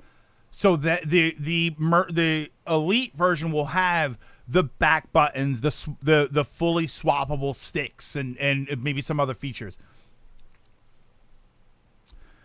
Merlin is Connect 3.0. Oh my God, Merlin is Connect 3.0. Calling it now. Oh no. This point you heading into Japan of Microsoft heading to turning Xbox into a service console rather than conventional. Game Pass becoming more universal on TVs, pushing for better connections so you can have better cloud gaming, and having their services be their main goal. They even say their goal isn't to sell consoles, but to reach 100 million subs on Game Pass. The only problem here is they don't address anything regarding physical media or backwards compatibility. Yeah, this does. You know what I'm curious about? Instead of an Xbox. Right, instead of a home console, I'd be curious to know if they could make it perform better. Let's say they cut out the middleman. Let's say you don't I never really considered this. Let's say you don't make a console. Let's say Microsoft says, all right, we're not going to make an Xbox. Here's what we're going to do. We're going to make a router. We're going to cut out the middleman. Rather than create a console that connects to your router, that connects to the internet, we're going to make an Xbox router. It connects directly to your internet. The controller connects directly to your router. And you don't have to worry about an extra middleman of data transfer. And then the router also connects right to your TV. Call it the Xbox Live. I would probably call it the Xbox Online. And then that would be, because the Xbox router just sounds boring. But, yeah, I mean, you could call it the Xbox Live. That could be the goal here. The goal could easily be, yeah, that's what the Google Stadia controller did. So realistically, that could be their goal, is to take a lot of what they learn about the consoles and use that technology in an actual just router. And now you don't have a console. You buy a home router. This is an interesting idea. That's what the cloud Xbox console is rumored to be. So maybe this is the point. Maybe the idea is that they're cutting out, they're going to cut out the quote unquote middleman that is the console, and they're just going right to the internet, and they're just going to connect you directly. I wonder how much better your cloud gaming experience would be if you didn't have this extra avenue of data transfer.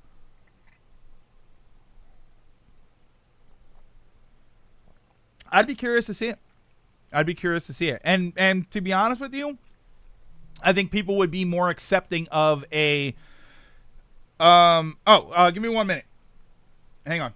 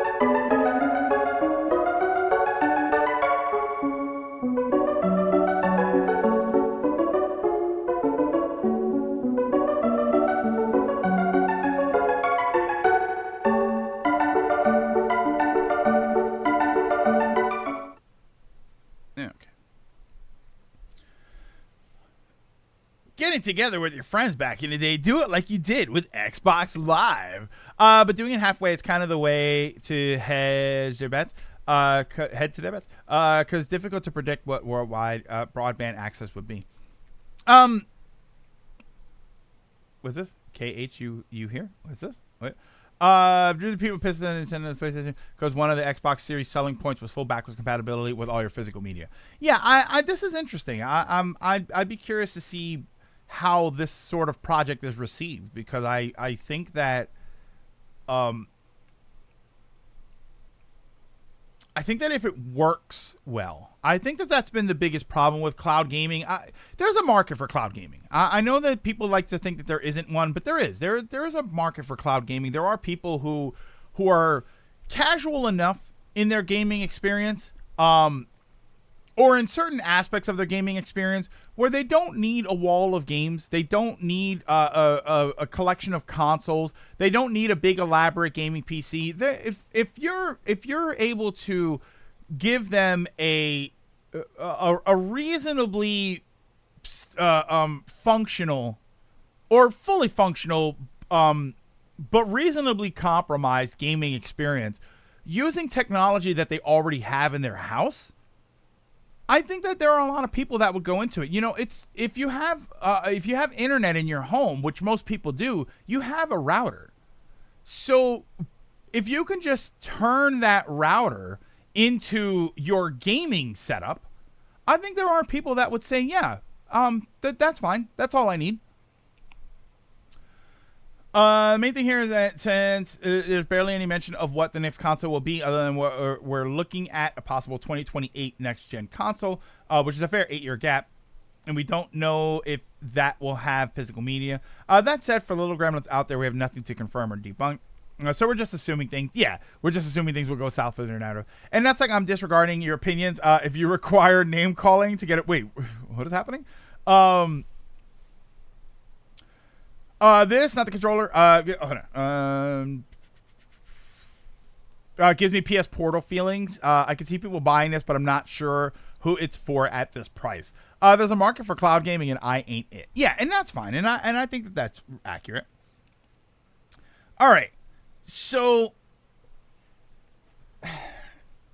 this router would mainly be relevant for those who don't have a PC. Otherwise, you can just use your Xbox account on your PC. Assuming that you have a PC that's good enough to play some of this stuff. Because your PC is going to be very reliant on certain things. Not to mention the fact that one of my biggest gripes about PC gaming is that I have to sit at my computer. And with a router-based console, with a router-based gaming experience, I could sit at my TV. And I could sit on my couch. This is why I say that it's probably... There are people that this is going to function for. People who just don't care to sit at their computer and game. They want to sit on their couch. That's why I don't really game on my PC that much. Is because I don't want to sit at my computer all day. So then we come to the big one. Then we come to the really big one. Apparently, and I think we've heard rumblings about this before, but apparently there was an idea on the table for Microsoft to acquire a few other companies. Warner Brothers Interactive, I believe. ZeniMax. And you can't even say it with a straight face. Nintendo. Conversation boils down to they'll never sell, but hey, wouldn't it be cool if we could buy Nintendo anywhere? Warner Brothers and ZeniMax are looking to sell. Let's pick one of those up. Yeah, I don't necessarily disagree with you, Bobo. I don't necessarily disagree with you. I think it's less, Bobo. I think when people talk about, because that's basically what I'm gonna do. I think when people talk about the idea of Microsoft and buying Nintendo, I think first of all the laughable aspect of it is that they thought for even a second that it was possible, and I think that most of us will agree that it's just it just doesn't feel possible. And I know that we like to imagine that everything has a price. But there are some things that the price would be so astronomical that it would never happen. If you tried to calculate the value of Nintendo and the value of their IPs and the value of their future earning potential, you would realistically probably end up somewhere near $1 trillion. And I say that as somebody who doesn't really understand business on that level. But when I look at some of the deals that have happened where they talk about tens and hundreds of billions of dollars, I look at Nintendo and I look at what they have built and I look at their future earning potential. When you look at their gaming sector, when you look at merchandising, when you look at some of the IPs that they have, now they're doing movies. They could do TV shows. There's so many things you can do with them. When you look at all of that stuff, the number of value, the value number that you would put on them has to start at $1 trillion. Because you're not just talking about what they could potentially make and what they're potentially worth. What could they potentially make and be worth in the next 10 years? In the next 20 years? You have to put it that high. It's insane. The other aspect of this, and I think that this is probably what's funnier. Hold on, let me read some of these. You should play 7 Shinra theme. Why are you talking about this? I don't want to get demonetized. I also do believe, given how the letter was written, he wasn't not serious. But I think it's one of those things that, well, we don't think it's going to happen, but if we could, we would. Which I can't fault them for that one. Even if you go by being a 2020 claim, in 2020 when Nintendo already had a milestone on this, it's not like it was 2016, 2015. Where people were talking about Nintendo going third party and, I don't know, the Wii U kind of failed them. Like, we're not even talking about that Nintendo. We're talking about the Nintendo that has a console that has the potential to be the biggest selling console ever, that people are feverishly waiting for the next console. And even when Nintendo says they're going to announce something, people are waiting on pins and needles to hear what they have to say. Right, we've talked plenty of times about the Nintendo Directs and stuff, and when a Sony State of Play or a Microsoft, what is it called, Inside Xbox or whatever, whenever one of those comes up, we say, okay, here we go. When a Nintendo Direct comes up, the internet goes, Nintendo Direct is trending instantly, and people are talking about what there could possibly be. You don't just cultivate that kind of attention and acceptance over a year. This is a long time coming. Nintendo has a long history of building up this reputation, and that reputation alone is part of the sale. There's a reason that number is as high as it would be.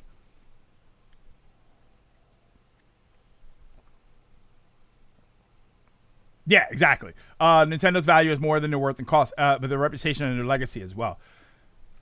Hey, let you need us. You need us to buy you out while you're currently more popular than you've ever been since the NES, and have the second best-selling home console, third best-selling system overall. Trust us, we are barely beating the Stadia.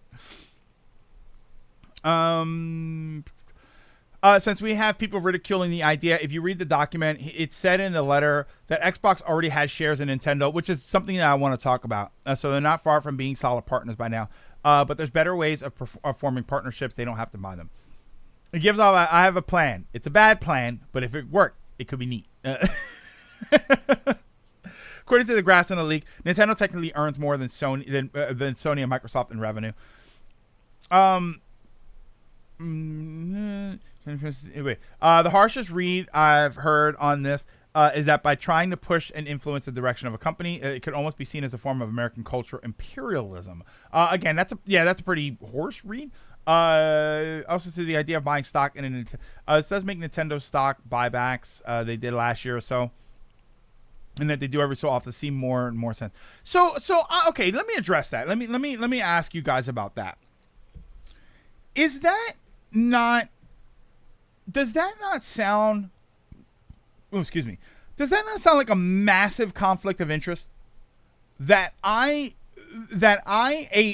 blatantly competing company can buy stock and potentially influence the direction of another company that I am directly competing against? Doesn't that sound like at the very least incredibly unethical, and at the very most wildly illegal? Shouldn't that really be a problem?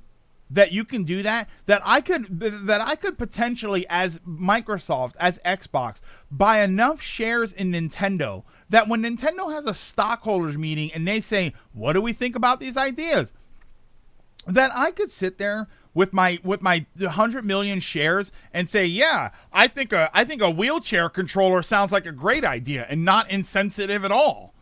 Like, doesn't that sound completely unethical, that I can have a vote in decisions that could negatively impact the company that I view as a direct competitor? Yeah, it's only illegal if you get caught. They're blatantly saying it. It's not.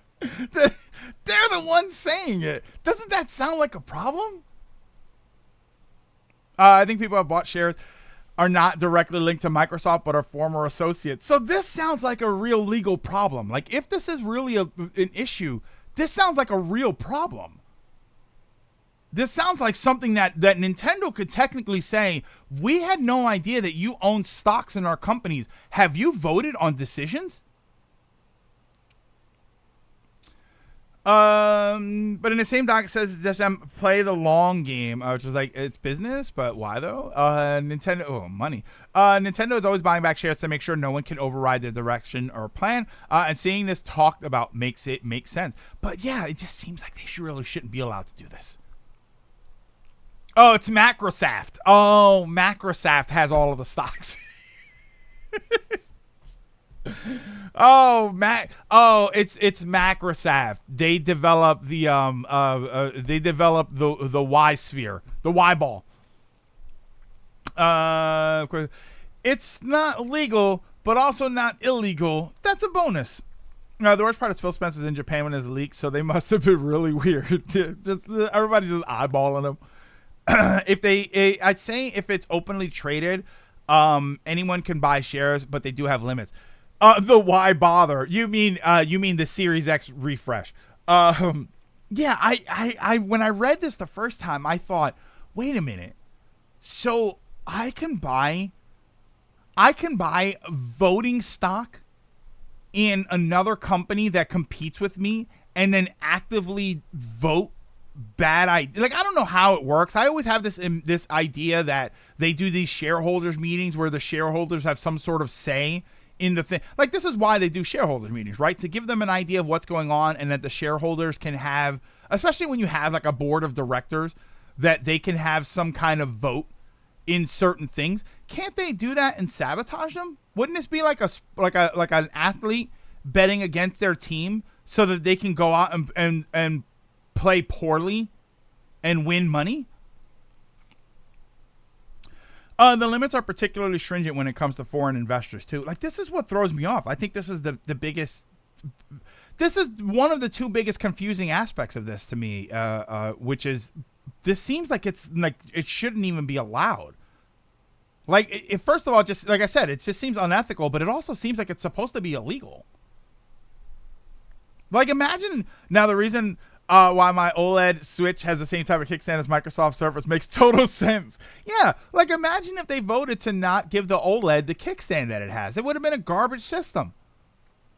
Even Warner Brothers made the joke that Batman is successful because he bought stock at Marvel. You can. So the issue is that company controls how much stock you can buy, and while you can say how you feel at meetings, Nintendo is more telling you rather than doing what you want. Okay, so yeah, so that makes kind of sense. But actually, it also that actually, you know what? Without even the voting, it also kind of feels unethical because now, and I would imagine that this is why Microsoft does it in the first place. First of all, you're betting on your competitor, so either way you win. But more, if you have stock in the company, now you have access to their internal information. Now when they do something where they reveal it to the shareholders, you get a chance to be there. This seems pretty interesting. I would love to talk to somebody about the legality of all of this, because this does seem pretty interesting as far as what is allowed here. To always make sure to own far more stock than anyone else, and they can do buybacks. Yeah, that's what you were saying, that they do buybacks. They probably won't reveal major things to shareholders. Probably not anything that we don't get ourselves, because whenever they have a shareholders meeting, and I think this is for most companies, whenever they have shareholders meetings, we usually get stuff on Twitter the very next day about what was shared at the meeting. This is how we get a lot of sales numbers. A lot of the time when we get different sales numbers about console sales and stuff, they come from things like shareholders meetings. So I'd be curious to know how much of that information is actually kept private to them, and how much access Microsoft has because of having shares in the company.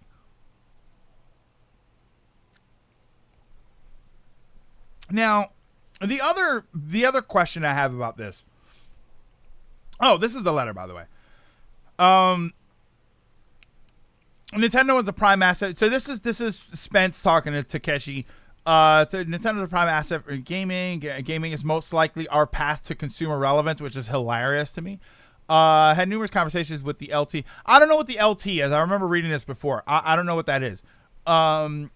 Tighter collaboration. It feels like if any U.S. company would have a chance with Nintendo, we are probably in the best position. I would agree to that. I would agree that if you're literally, as far as America goes, you're like the only option that's in the same space as them and on even remotely the same level.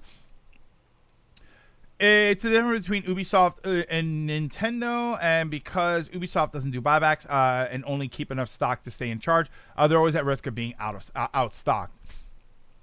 See, and I feel like Ubisoft is a bit different because while Microsoft does develop games just like Ubisoft does, Ubisoft has a different level of stake in it because Microsoft has an actual console and an actual storefront, and Ubisoft is a third party developer. They don't.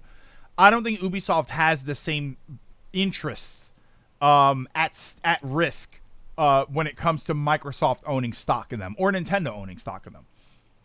Legal team, maybe that is what it means. Let's go with legal team.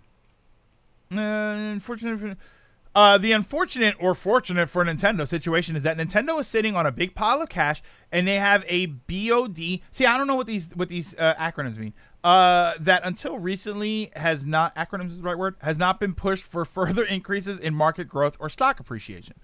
I say until recently as our former MSBOD member Value Act has been heavily acquiring shares in Nintendo. Okay, so this isn't a board of directors. Thank you. The letters are throwing me off. Okay, so something called Value Act has been acquiring the Nintendo shares. wait, Lilac, what's a board of directors? Or is that their sectors? Their sectors. Oh, the board of their sectors. What I mean is that Nintendo is different than a lot of stock-held companies because they always make sure that they have way more stock than the voters, which I would imagine that most companies would do that just to make sure they have a controlling interest. Kept in touch with Mason Morfitt, and it's Morfitt time. And he's been... Oh, no. I get lost here. Acquiring. It's like he would be pushing for more from Nintendo stock, which could create opportunities for us. Without that catalyst, I don't see an angle to a near-term mutually agreeable merger of Nintendo and Microsoft, and I don't think a hostile action would be a good move. So we're playing the long game. So this sounds to me like they legitimately... a lot don't like Ubisoft. So one of the questions that I had was, instead of buying Nintendo, why wouldn't they try and merge with them? And I feel like this is probably this to me is implying that they have considered that rather than saying, hey, Nintendo, we want to buy you out, they probably have considered some sort of mutual merger rather than like you said, a hostile action here. Because I don't think a hostile action would work very well for them. I think it would create an incredibly negative result for them if they actually tried to do that. So a mutually agreeable merger would probably be better for them. Here's my problem, though.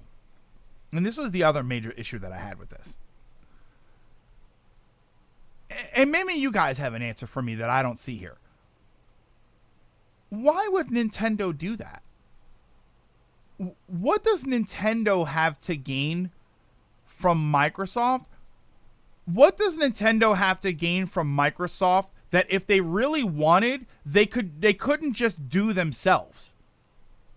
If you want to say an online infrastructure and presence, let's be honest here. Nintendo has the resources and the ability and the cash that if they wanted to create a significant online gaming presence, they really could just do it, right?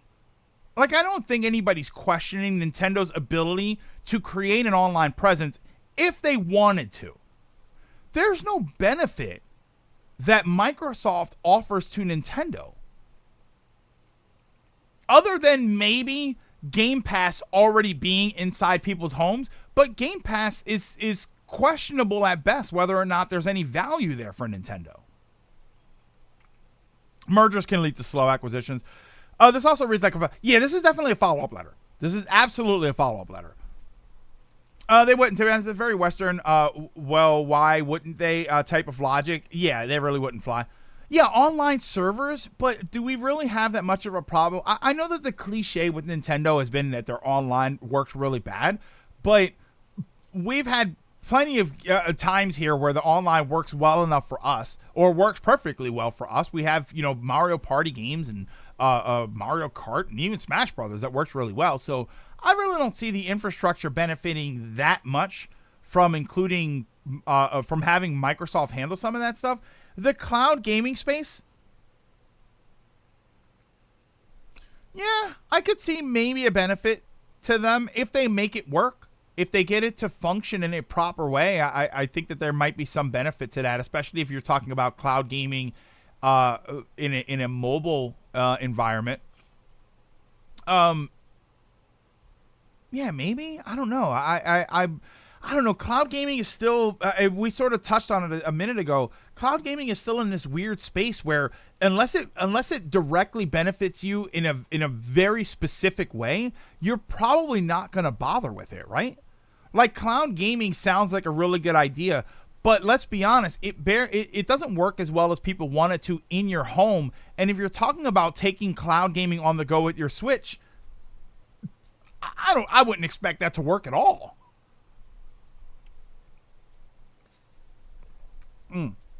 It may work well enough, but it's far behind the competition.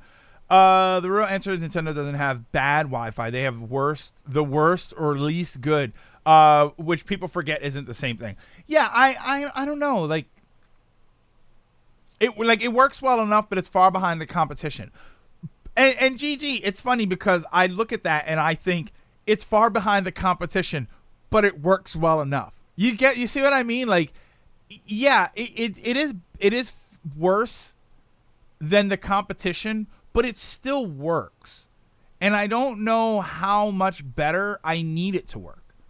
Right? I feel like if you go through a corporate merger to make Smash Brothers work a little bit better online, I really don't feel like the benefit is so dramatically there that it was worth it. Does that make sense?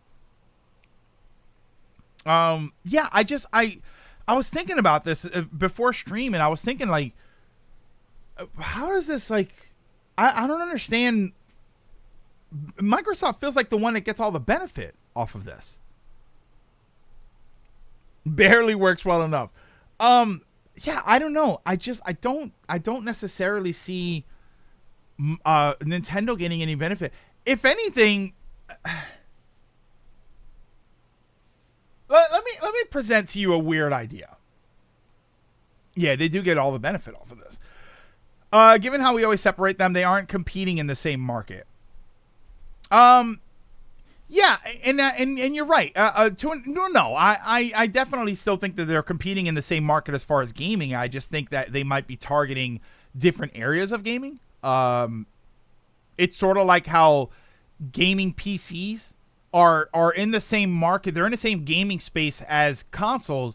It's just they target a kind of different market in a sense. PCs are a bit different. They're more different because they do more stuff. But ultimately, you are targeting gaming. There's just different sectors of gaming. And I think that they target different sectors of gaming. Yeah. No, Dragoon, you're teasing, but yes, that's exactly right. We can compare them sometimes. We can compare them based on what we're talking about.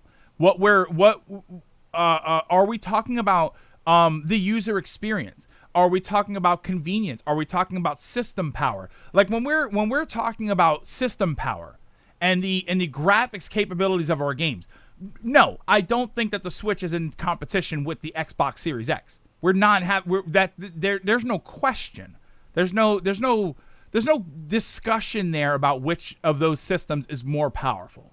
But when you talk about gaming, you're talking about everything. You're talking about the comprehensive experience. You're talking about the mobility. You're talking about the graphics capabilities. You're talking about the future accessibility. You are discussing a lot of different things. So yeah, in the overall gaming space, they are competitors. But depending on what you're talking about specifically, no, they won't be comparative. Sony would not want this. They would go to hell and back to prevent it. Sony would be annihilated for this. The Japanese government would not want this. Yeah, Nintendo was represented in the Olympics. They don't want to sell one of their best companies to Microsoft. Now, hold on. Oh, let me stretch for this one. Wait.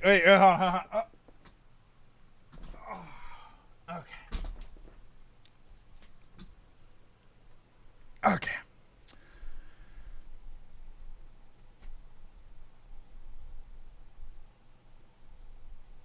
Would it make more sense for Nintendo to buy Xbox? We look at this because of the way we were presented with this information, and we look at Xbox buying Nintendo, and we say that is absurd.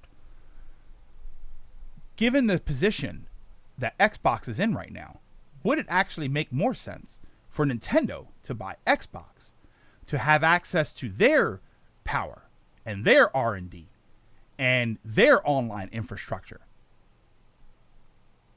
In this way, Xbox does not gain the benefits of Nintendo. Nintendo gains the benefits of Xbox. Does this actually make more sense? Is it even necessary? But yes, is it a better deal? And when I say as you mean only, not Microsoft. I don't necessarily think I would say Microsoft, because I think Nintendo buying Microsoft would put them in an industry that they don't want to be a part of. This is why I say Xbox instead of Microsoft. Xbox would be their gaming division and everything related to their gaming division. I'm not talking about Nintendo making Windows. You know what I mean? I'm not talking about any of that. I'm specifically talking about the gaming aspect. Yeah, would Microsoft even sell Xbox? Would Nintendo even sell? No, probably not. Would Microsoft sell Xbox? No, probably not. But if we look at this from a fantasy standpoint, right? Because this is what we've been talking about the other way. We've been talking about what would Nintendo stand to gain from selling to Microsoft, or from selling to Xbox, or even merging with Xbox. They wouldn't really have anything to gain. But what if it was the other way around? What if it was Nintendo taking the 70-30 merger, or buying all of the Xbox assets and folding them into their company? Would there be a benefit for Nintendo? Would there be something there? Because now you have a more powerful home console experience that is already in some people's homes. And now you can sell the Japanese market the Nintendo Xbox. This is interesting. I don't think it would happen. Not at all. I don't think there's enough benefit for Nintendo to actually do this. Because again, I think that anything that Nintendo would stand to gain from buying Xbox, I think they could just make themselves. If Nintendo wanted to make a powerful system that was on par with PS5 and Xbox Series, I think they could just do it. I don't think they would just do it and whip one up tomorrow. But if Nintendo wanted to make a system that was on par with some of the other systems, they could do it. They have the resources, and they've done it before. They've made strong systems before. And if anything, what I would imagine they realized is that the most powerful system isn't necessarily the one that sells the best. It's the one that is the most fun and the most interesting and the most affordable. If you notice, there's no, it's not a coincidence that Nintendo systems often sell extremely well, and they're usually marked well below the price of the other consoles. Nintendo historically doesn't like big sales like that. Let's say both are yes. Would they be allowed? Surely Microsoft buying Nintendo would push them into a monopoly status. Yeah, you know where it would do that, Lilac? I think that you would have to look at Nintendo, and you would have to call them a potential monopoly because of the online space. And I think that that's what Nintendo gains the most from Xbox would be their online presence, their online infrastructure that's already in place. And if they had that, yes, they would be dangerous. I 100%. I think that Nintendo would be. They would be in a very dangerous position. We would be in a very dangerous position as gamers with Nintendo having that much power. The same way we would be if Microsoft had too much power or Sony had too much power. As much as I love Nintendo, I do not want them to have that kind of control over the market. I don't want them to have that kind of... I don't want them to have the ability to brute force manipulate the market however they want to. And even if they didn't, here's the big problem. Even if Nintendo didn't do that, even if Nintendo had the power and chose not to use it, it doesn't mean that other companies won't adjust their strategies to protect themselves from the monster that is Nintendo. They would do everything that they thought Nintendo Soft, Nintendo Box wanted them to do. Even if Nintendo didn't actually say anything, they would do it out of fear, because they can't do anything that would exclude them from Nintendo's gigantic ecosystem in that regard. Nintendo would just own too much. I feel like Nintendo wouldn't get as much as we think, because a lot of the power comes specifically from Microsoft, not the Xbox branch. I'll give you that. Nintendo was the most powerful up until GameCube, and it didn't do them very well. Notice that being the most powerful system didn't really benefit them at all. It wasn't until they switched gimmicks. It wasn't until they started adding gimmicks, really. Even the GameCube controller was kind of a gimmicky thing, and the little discs were kind of gimmicky, but it didn't really provide them any benefit. It wasn't until they just said, "Look, we're just gonna have fun. And we're gonna give you motion controls, and it's gonna be fun and silly," and then the Wii just dominated everything. As we keep saying, Nintendo lacks those resources out of choice. Yeah, they decided to have good enough online and servers. If anything, buying Microsoft would lead to more software being developed, but everything else staying the same. I think it would extend their. I think that's what it gives them the most. Is a bit more reach. It gives them buying Xbox would give them reach into the online presence, and I think that the online presence and the high graphic AAA gaming experience, I think, is the two areas that they're lacking. I think that's where Nintendo is lacking right now, and I think buying Xbox would actually give them an immediate way into that. Yeah, but does Nintendo really need reach? No, they definitely don't. They don't need it. But not needing it doesn't mean that they won't benefit from it. You know what I mean? If all of my bills were paid and my house was paid off and I didn't have to worry about anything, would I need an extra $100,000? Probably not. But would I benefit from having it? Absolutely. By the way, if anybody has $100,000, help me out. It's they wouldn't need it, right? Nintendo's not going under because they don't have a massive online presence and a powerful system in the high graphics AAA market. Would they benefit from it? Absolutely, 100%. Screw that. You're on your own, old man. Ow, that was hurtful. Yeah. The most powerful system doesn't necessarily sell the best. Words that bring pain to teach snobs. Some people don't like hearing it. The Xbox Series S. What is the better seller? The Xbox Online isn't Xbox's. Yeah, it's Microsoft's online tech. But they do. I wonder how much you would have access to it. By doing that, by buying that division of because I feel like if you bought Xbox, you would discuss certain aspects of their infrastructure and certain technologies that went into their infrastructure. I feel like that would be the smart thing to do. Halo Reach.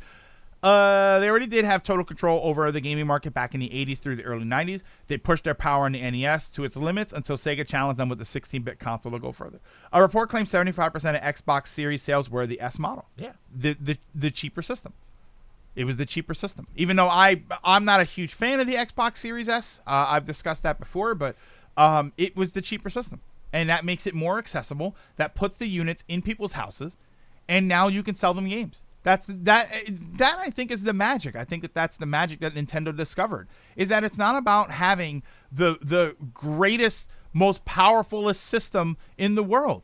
It's just about having a really good system that people can have a lot of fun with at a very affordable price, because affordable prices puts the system into people's homes. And now when the system is in people's homes, now they will search for experiences for the system. If the entry fee for the console is $500 and $600, people probably just won't try it. They won't buy it because it's a one-time upfront fee. If the system is $300, they're more likely to put it in their house. They're more likely to, you buy a game here and there. You buy 1 or 2 games. You get some games that are cheap. And now when new games come out, well, I've already got the system. I don't have to go and buy a $600 system. All I have to do is buy the $60 game. I bought the $300 system a while ago. Nintendo did that with the Game Boy. Same argument. Yeah, it doesn't have to be the most powerful thing. It has to be. It's kind of like we said with the internet. It doesn't have to be the best. It just has to be good enough. And as long as it's good enough, people will buy into it. The example forgets that the extra $100,000 you need to spend over $1 million first to buy the thing. Yes, but if I'm going to make that extra $100,000 20 times, then that's $2 million, and it's worth the investment. That's why it goes back and forth. It goes back and forth. It can be worth it for them to do it, but I don't think they would. This is all hypothetical. I don't think that Nintendo would buy Microsoft. But when we're talking about this crazy letter, it is interesting to think of that. It is interesting to think of it the other way and say that, yeah, Microsoft buying Nintendo is absurd. They'd be laughed out of the boardroom. Or Xbox buying Nintendo they'd be laughed out of the boardroom. But it is fascinating to think, well, what if Nintendo went to Microsoft and said, we want to buy everything Xbox related. We want to buy their server technology and server access. We want to buy console technology and access. We want all of the IPs that come with the first party Xbox. We get everything that is under the Xbox banner right now, which in a few months or years is going to include Activision Blizzard. And we're gonna pay you $200 billion, and we want everything Xbox. This is an out for Microsoft. I don't know how much money Xbox makes Microsoft particularly, but this is an out for them to say, yeah, we don't want to do anything gaming anymore. We want to go back to what we were doing, which I don't think they would necessarily do. I'm pretty sure that Xbox makes them enough money, but it'd be interesting. That I don't like it. I think that they would be the same way we're concerned about Microsoft or Xbox getting too big. I would be concerned with Nintendo having this kind of power, because I think that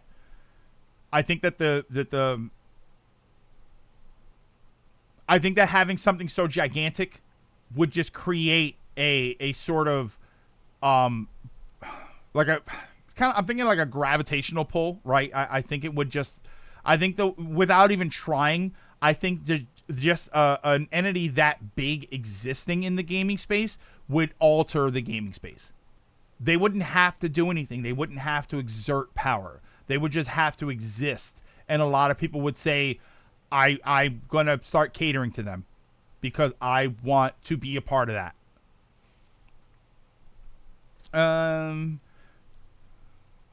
Yeah, we say that, but every year Microsoft seems to wind back the Xbox division. So who knows? We might actually be getting to that point. The main thing, Nintendo would stagnate. I don't know. I think as far as stagnation goes, I think Nintendo has proven, if anything, that they're good at not stagnating. The problem with the idea of Nintendo stagnating is that when they try not to, and they prove that they don't have to, they don't always hit. Nintendo not stagnating was the Wii. It was them saying, look at us do this weird different thing. Look at us not being just a new version of the same exact thing. We did something different, and it worked. And then they did it with the Wii U, and it didn't work. And the Wii U could have worked. The Wii U was like, the Wii U was so close to a good idea. it was so close to a good idea, and it fell apart. But I think if anybody, if you were to talk about stagnation, I feel like it's the other two. I feel like Sony. I feel like for the PS6, when the PS6 finally comes out, do we all agree that the PS6 is just going to be a more powerful system? That there's not going to be any gimmick. There's not going to be anything that makes it unique from the one before it. It's just going to be a better video game system. That's it. It's not going to have any gimmicks. It's not going to have anything that sets it apart. It's not going to have anything that moves gaming forward. It's just going to be another system. Just like the PS4 was another PS3, and just like the PS3 was another PS2. You know, if anything, the PS2 was different because it had the DVD player, which we always say, you know, and that's not a way to explain its sales. That's just to say that it did something significant that gave it its own space in the market. But every time, for now, it's just been another system. You know, the PS3 had a Blu-ray player, all right, but it was also stupid expensive, so it didn't really give anybody that benefit. The PS4 was just a better PS3. It had a Blu-ray player in it also. The PS5 is just a better PS4. I think that also has a Blu-ray player. It's just there. And the PS6 is going to be the same thing. It's just going to be another system. It's not going to do anything different. Whereas we're talking about the Switch 2 and everybody's saying the same thing. What's it going to do differently? What do we think it's going to bring? Is it gonna incorporate AR? Is it gonna incorporate VR? Is it, you know what I mean? We're expecting Nintendo to do something wacky. The problem is it just doesn't always work. But when it does, we get a hybrid gaming console that literally changes the industry. Now we have everybody moving to these hybrid consoles. I don't think that we get the ROG, the ROG Ally, and the Steam Deck. I don't think we get them if the Switch doesn't sell. I think that if the Switch came out and flopped, I don't think that we'd see either one of those systems. A later flip, have a good one. The PS3 after the price cut was pretty affordable. Yeah, and it did. People did that a lot after they cut the price. It was pretty good. That was another. I think the PS3 Dragoon. I think the PS3 the pricing was another example of they did a lot of damage very early on, and it took them a long time to recover from it. On the flip side, they also get typecast into having to do gimmicks. And I don't know that necessarily, and that's not necessarily a bad thing because it makes people pay attention. Again, it makes people pay attention. When the PS6 gets announced, we're going to pay attention, right? We're going to see it. We're going to say, oh, I wonder what the specs are going to be. But we're not going to question it. We're just going to say, let me see the games. Let me see how much better it looks. But we're not really going to question it. We're not going to talk about it. I feel like we're not going to talk about it as much. We might be really close to Nintendo, to the next Nintendo system. And there's a lot of conversation about it. And we don't even know what it is. You know, we don't know if we're excited or we're expecting to be disappointed. Let me wrap up here. But I feel like at this point we're just rambling. Which, you know, I love me some good rambles, but I also love me some good dinner. Give me 1 second here. One second. Was that it? If he leaves, I'm gonna be mad. Hang on. If you want a PS3, get a second job. Peasants. Is it bad to be known for being out of the box? Yeah, no, I don't think so. I don't think so. Some of the Xbox systems are so basic in concept every time as they focus on upping the graphics. Meanwhile, Nintendo is more on gameplay innovation and having fun. Accessibility is their weak point for sure. But I would buy a Switch 2 day one before buying a PS5 or an Xbox. And it's because you expect something different, and it gets you talking about it. And you know that if I want a better experience, if I want a better gaming experience on my computer, I just buy a better graphics card. Right? Eventually, I'll need to buy a CPU and buy some RAM or something, but I just buy a better graphics card. If I want a different gaming experience, I buy Nintendo. And when Nintendo's next system comes out, I probably buy their system because there's probably going to be a different gaming experience involved. Even if it's just a little different. Even if it's a little silly. My problem with Nintendo when it comes to their gimmicks has always been that they overcommit to the bit. That's been the big issue for me with them. Is great. You got the DS and you got these touch controls on your DS. That's fantastic. But you force them into every game in a way that I don't enjoy. The Wii U, I actually think that the Wii U was a very powerful system. The problem is I don't want to have to use the gamepad all the time. If you made the gamepad optional, I think the Wii U is much better received. It was a forced gimmick. Yeah, who would have been? What if the GBA? The GBA was good. What if it had 2 screens? And Dragoon, who would have thought that everybody would have said, this is a good idea? I like it. I think this is a good idea. We're casting aside MS approach to more digital services. Who knows what this will lead? I don't think everything is perfect here, but there's something worth keeping an eye out for. The last thing I'll say before I wrap up, when it comes to that, when it comes to like the direction of the industry and stuff, is that we complain a lot about all digital. We complain about I want my physical games. I want to feel like I'm buying something. I need to have them on the shelf. We say all of these things, but we've seen industries go digital.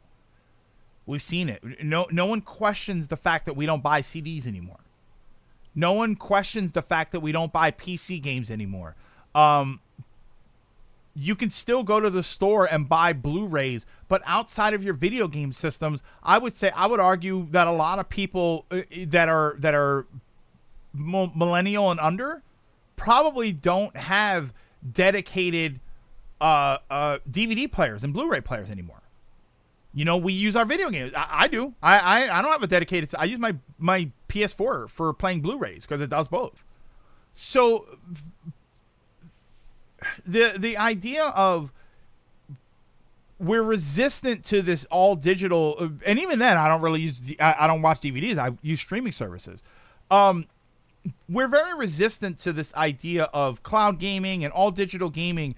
But we've seen other industries sort of like slowly evaporate into a primarily, if not totally, digital experience. And we are resistant to that for gaming, but I don't necessarily think we can resist it for very long. Because as much as we, the consumer, want to resist it, when the people who are in control of this are the gaming companies.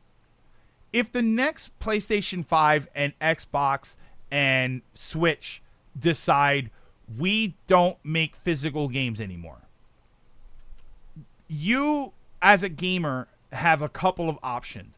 Stick with everything prior and only play those games. Get out of gaming completely, or adjust. And you buy the new system and you pay for your digital games. It's a harsh truth, but it's a truth. So yeah, it's we can say that we're resistant to all of this stuff, but when the companies, if and when the companies finally decide that we're going to fully commit, we're going to take the initial loss, because it will be an initial loss for them.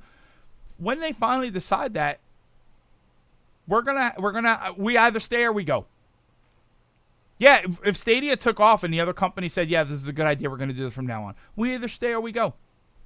And that's, it's unfortunate. It's a harsh truth, but it is the truth. The next Switch will have a DVD player. No, I want the next Switch to have a cassette player. Give me an 8-track add-on, and I'm fine with.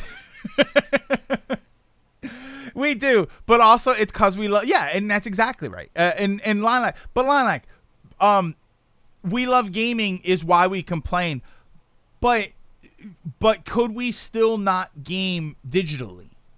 This is my problem. This is when we talk, like I said, we talk about physical. We talk about gaming and we talk about physical gaming in the same conversation, but they're really separate.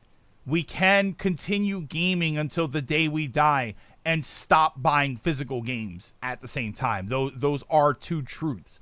We can still listen to music and not buy CDs anymore. We can still play PC games and not buy physical PC games anymore. Those two things can be true. Yeah, and I think we still fight. I'm not saying give up the fight. I'm just saying that at some point, I think that the fight is going to overwhelm us. And the sad reality is I won't give up gaming for it. As much as I want to resist it, and for as long as I will resist all digital gaming, when the time comes that the industry decides it is my way or the highway, I'm gonna take their way. I'm going to, because I don't want to give up gaming. I love gaming too much. And now I'll get all sappy here, and I'll say that gaming has provided me with a fantastic array of experiences. It has introduced me to a fantastic group of people. Sure, some of them smell like a convention, but but ultimately, I am happy for everything that gaming has given me. And if I have to continue that without a shelf full of video games, then that's the way it's going to be.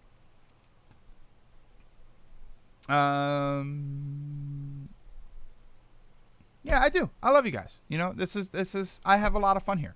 And this is because of gaming. My hobby brings me joy, and I'll enjoy it one shape or another as things change. Not to mention the fact that physical gaming. I love physical game collecting, and I can't even do that anymore because I've been priced out of the hobby. So at this point, digital gaming is going to be what's left. It's sad, but it's true. Alrighty. But I think that's going to do it for today. Thank you so much, everybody, for stopping in and for hanging out. I very, very, very much appreciate it. Thank you so much for listening to me ramble about a bunch of topics that I like to pretend I have some knowledge in, and really I just talk out of my ass for the whole time. But I appreciate all of the interaction. Thank you so much for all the love and support. I love having you guys here for that. Tomorrow, I think tomorrow we'll be streaming. I think we should be okay to stream. I don't know if it's going to be a 2-hour or a 4-hour stream. Oh, so what's this that you're linking? The One Piece is real. I heard the show is good, by the way. I heard the live action show I heard is really good. Oh my God, 500,000. Oh, by the way, Lalak, did you see the picture I posted in spoiler chat? Did you get it? I wasn't sure if people were going to. I figured people would get the joke, but I kind of wasn't really sure if people were going to get that joke or not. I had that joke, and then I went online and I looked it up, and of course there were already 1 million people who had the joke, so I thought it was hysterical.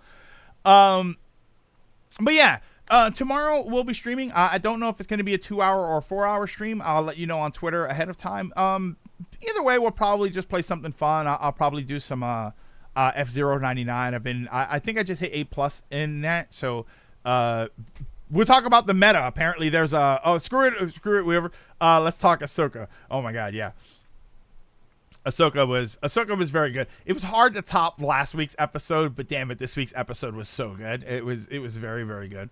But yeah, we'll figure out what we're gonna do for tomorrow. Excuse me. So thank you everybody for stopping in. I'm gonna send you over right now to Elliot. He's still live, I believe. He better be live. I'm gonna be mad if he's not. Wait a minute. Is he live? Yeah, he's live. Yeah. So right now I'm gonna send you over to Elliot. He's at the Haunted Arcade.